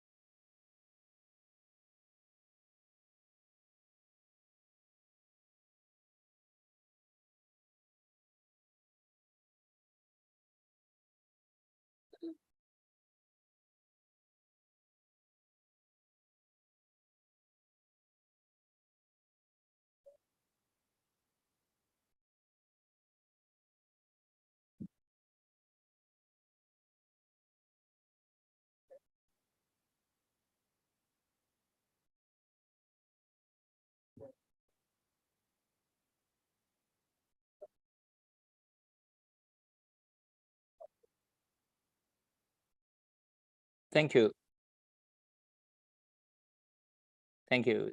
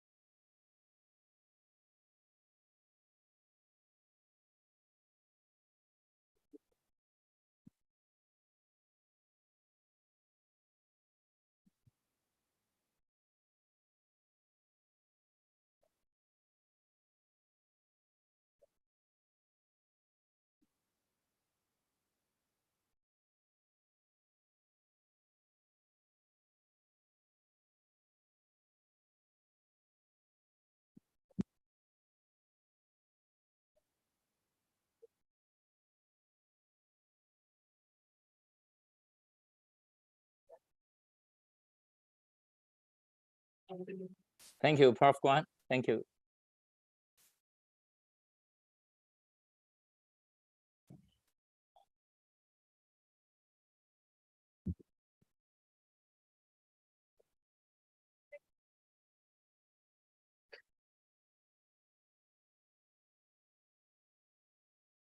All right, give a warm applause to our speakers and moderator. Okay, that was the last session of the symposium for today. Now we will continue to the closing ceremony. And for all participants, we would like to invite all of you to be seated and follow our closing ceremony till the end. Now we will continue with e-poster winner that will be announced by Prof. Sri Maliawan, MD, PhD, FICS. For Prof. Sri Maliawan, please come up to the stage.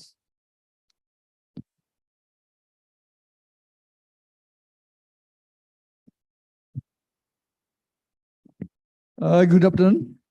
Now we come near early to the end. Yeah. Before we close this seminar or meeting, the last announcement, it's the winner of pre-paper presentation. Before I mention the winner, you should know all of there are 39 pre-paper, and the committee already selected only 10 best paper, and then the jury scoring the 10, and we have the 3 winner right now. So let me announce the third winner first. Okay, the third winner, Diki Teguh Prakoso.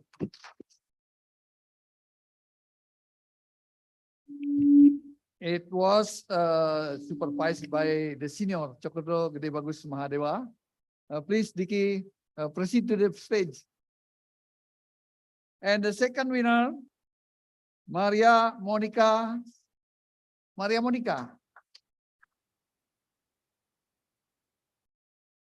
Where is it? Okay, please come to the stage. And the first winner, and the type not so good.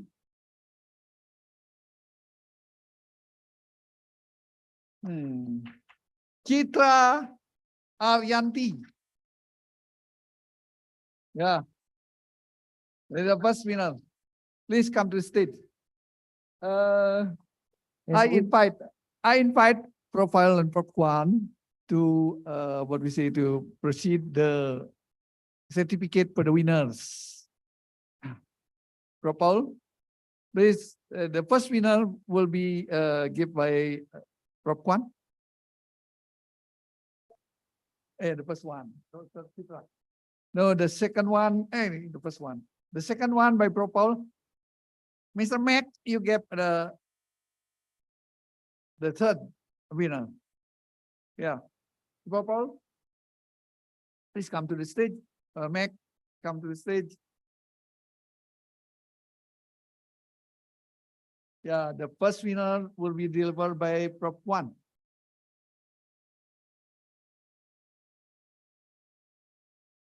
Yeah, the certificate. Prop One. The second winner, no, continue.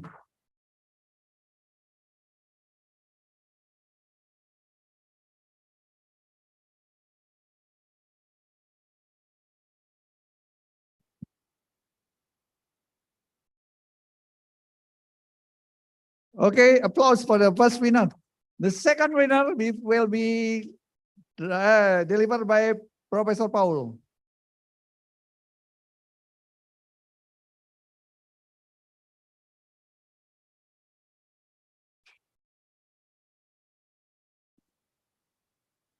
And the third winner will be delivered by Mr. Mac Doham. Please.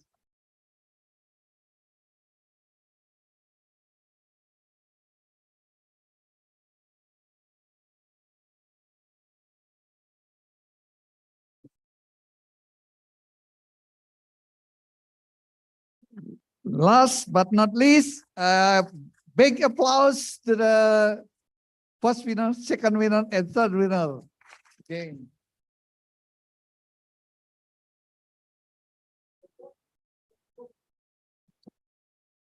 Okay, we'll have a pause together for a moment.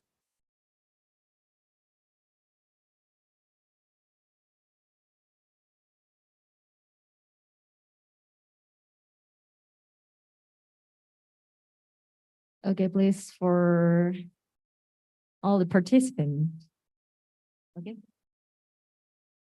Okay. Okay.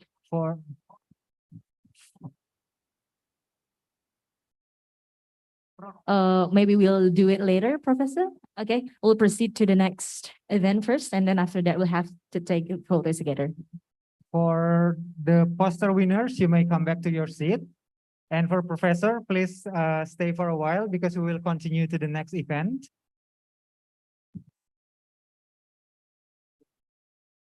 All benefits from today's event will be donated to Tatuam Asi Orphanage. For the representative of Tatuam Asi Orphanage, please come up to the stage.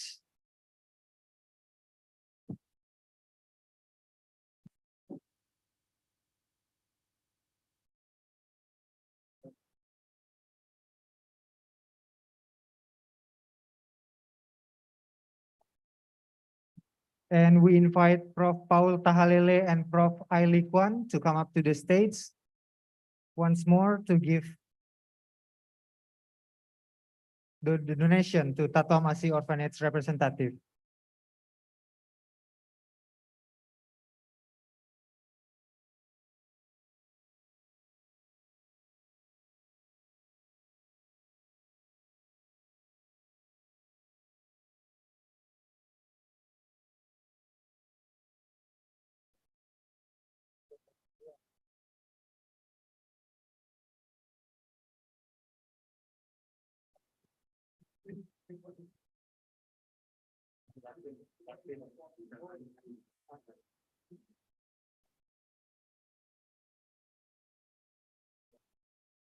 This is the charity that we get from the entrance fee of this event. And we give to Tatuam Asi Orphanage.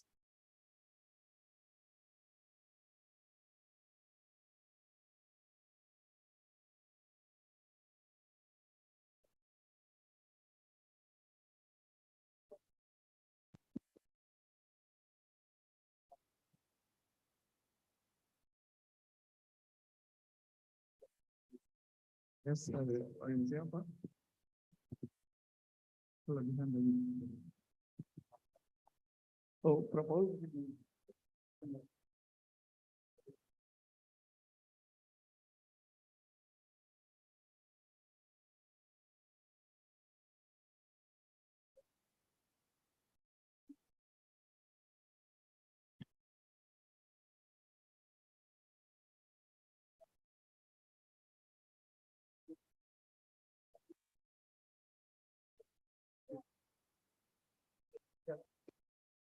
Okay, I understand now.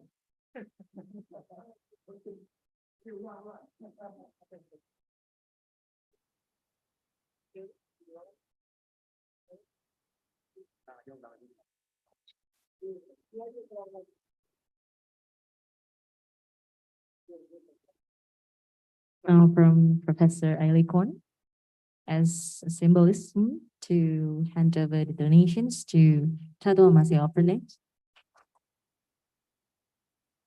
And also Prof. Paul L. Tahalele. They will be giving the donations to Tatuam Asi Orphanage.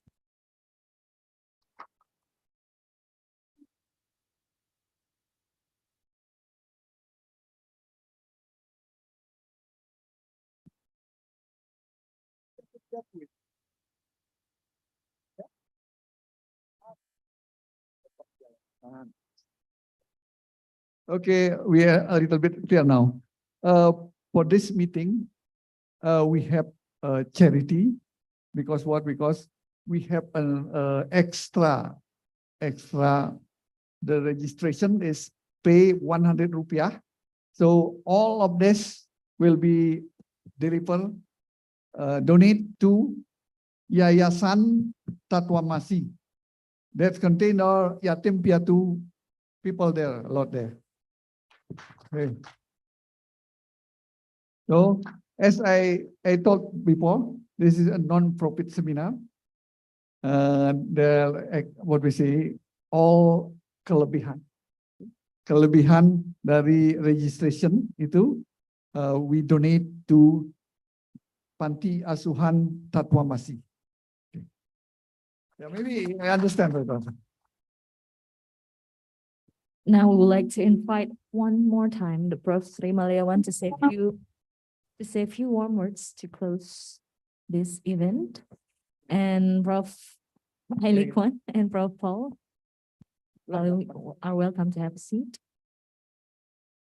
The last but not least, now we come to the end of this seminar, one-day seminar, very wonderful seminar, and I am myself very exciting to hear many session. And also there is Satria Airlangga. There's make me what we say love feeling with it. So in this occasion, the committee asked me to close the session officially. So I close the session without gong. Here, okay? We close this session right now. Thank you very much, Professor Sri Malayawan. Now, once again, we would like to invite all of the speakers and also moderators to come up the stage to take photos together, and also with all the participants as a to commemorate today's event. So, for all professors, for participants, for all the speakers and also moderators.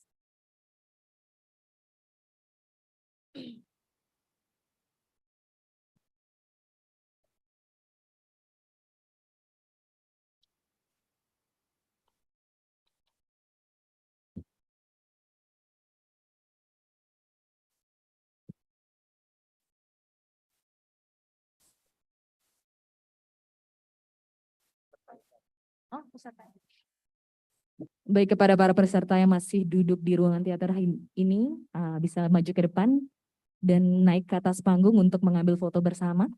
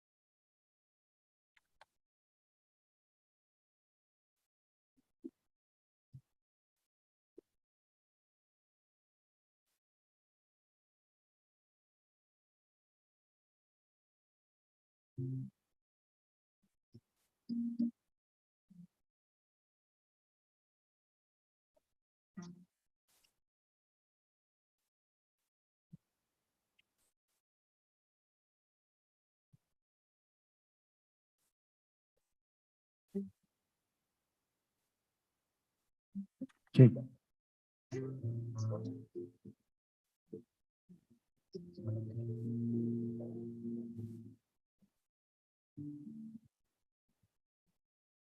Cek. Mohon kepada si dokumentasi untuk memberikan aba-aba terlebih dahulu.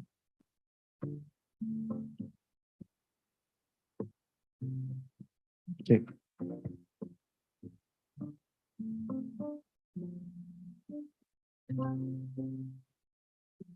Angkat tangan, angkat tangan, angkat tangan, angkat tangan.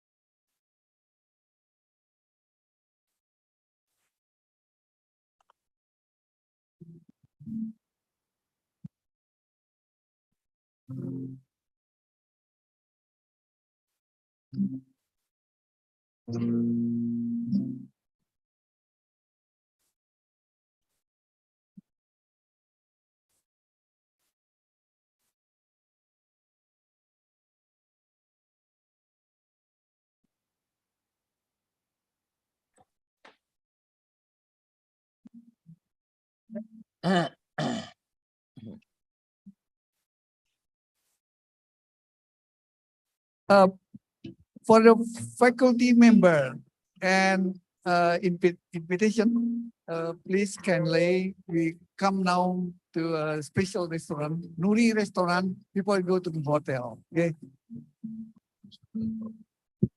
Kepada si transportasi yang memegang tiap pembicara diharap untuk standby bersama mobilnya untuk menghubungi pembicara. Bentar ya.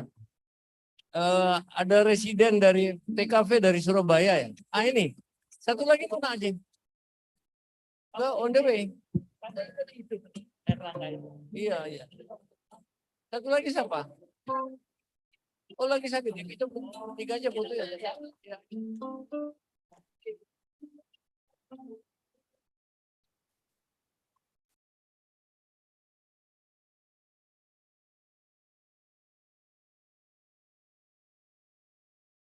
Okay, for the last words, it is a pleasure and honor for us to host this event. On behalf of the committee, we would like to say thank you for your participation. Have a great evening and see you next time.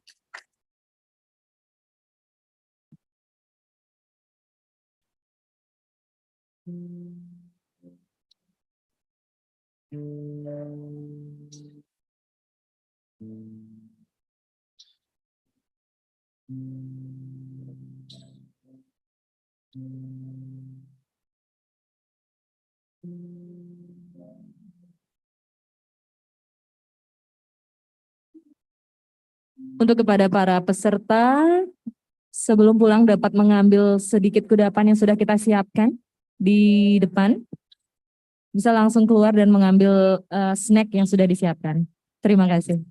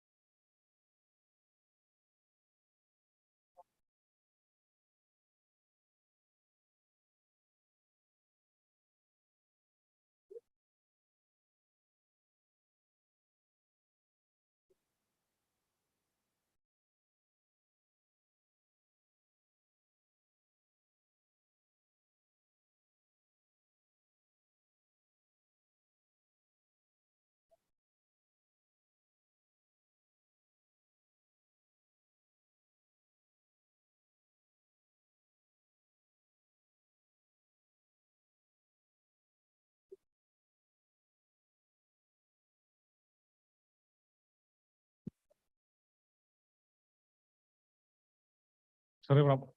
Iya, Bro. Izin, Bro. Iya, Bro. Iya, Bro. Iya, Dok. Nanti ketemu lagi, Dok.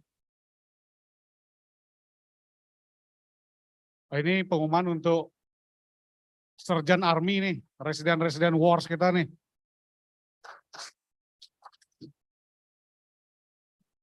Saya mengucapkan terima kasih yang luar biasa. Seperti biasa, kita tidak pernah kalah dan dijagain Bani dan selalu menang.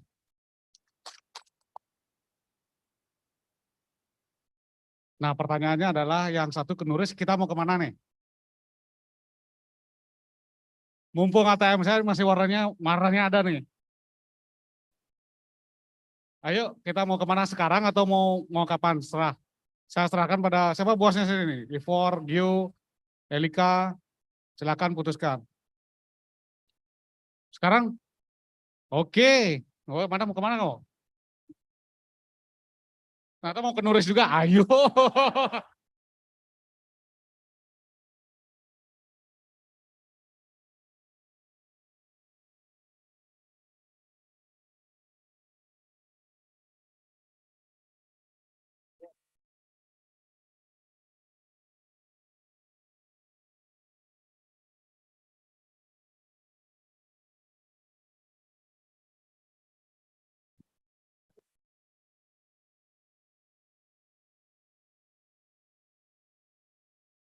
Kepada seluruh panitia diharap untuk foto bersama.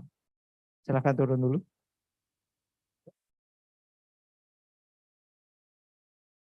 Mohon diumumkan juga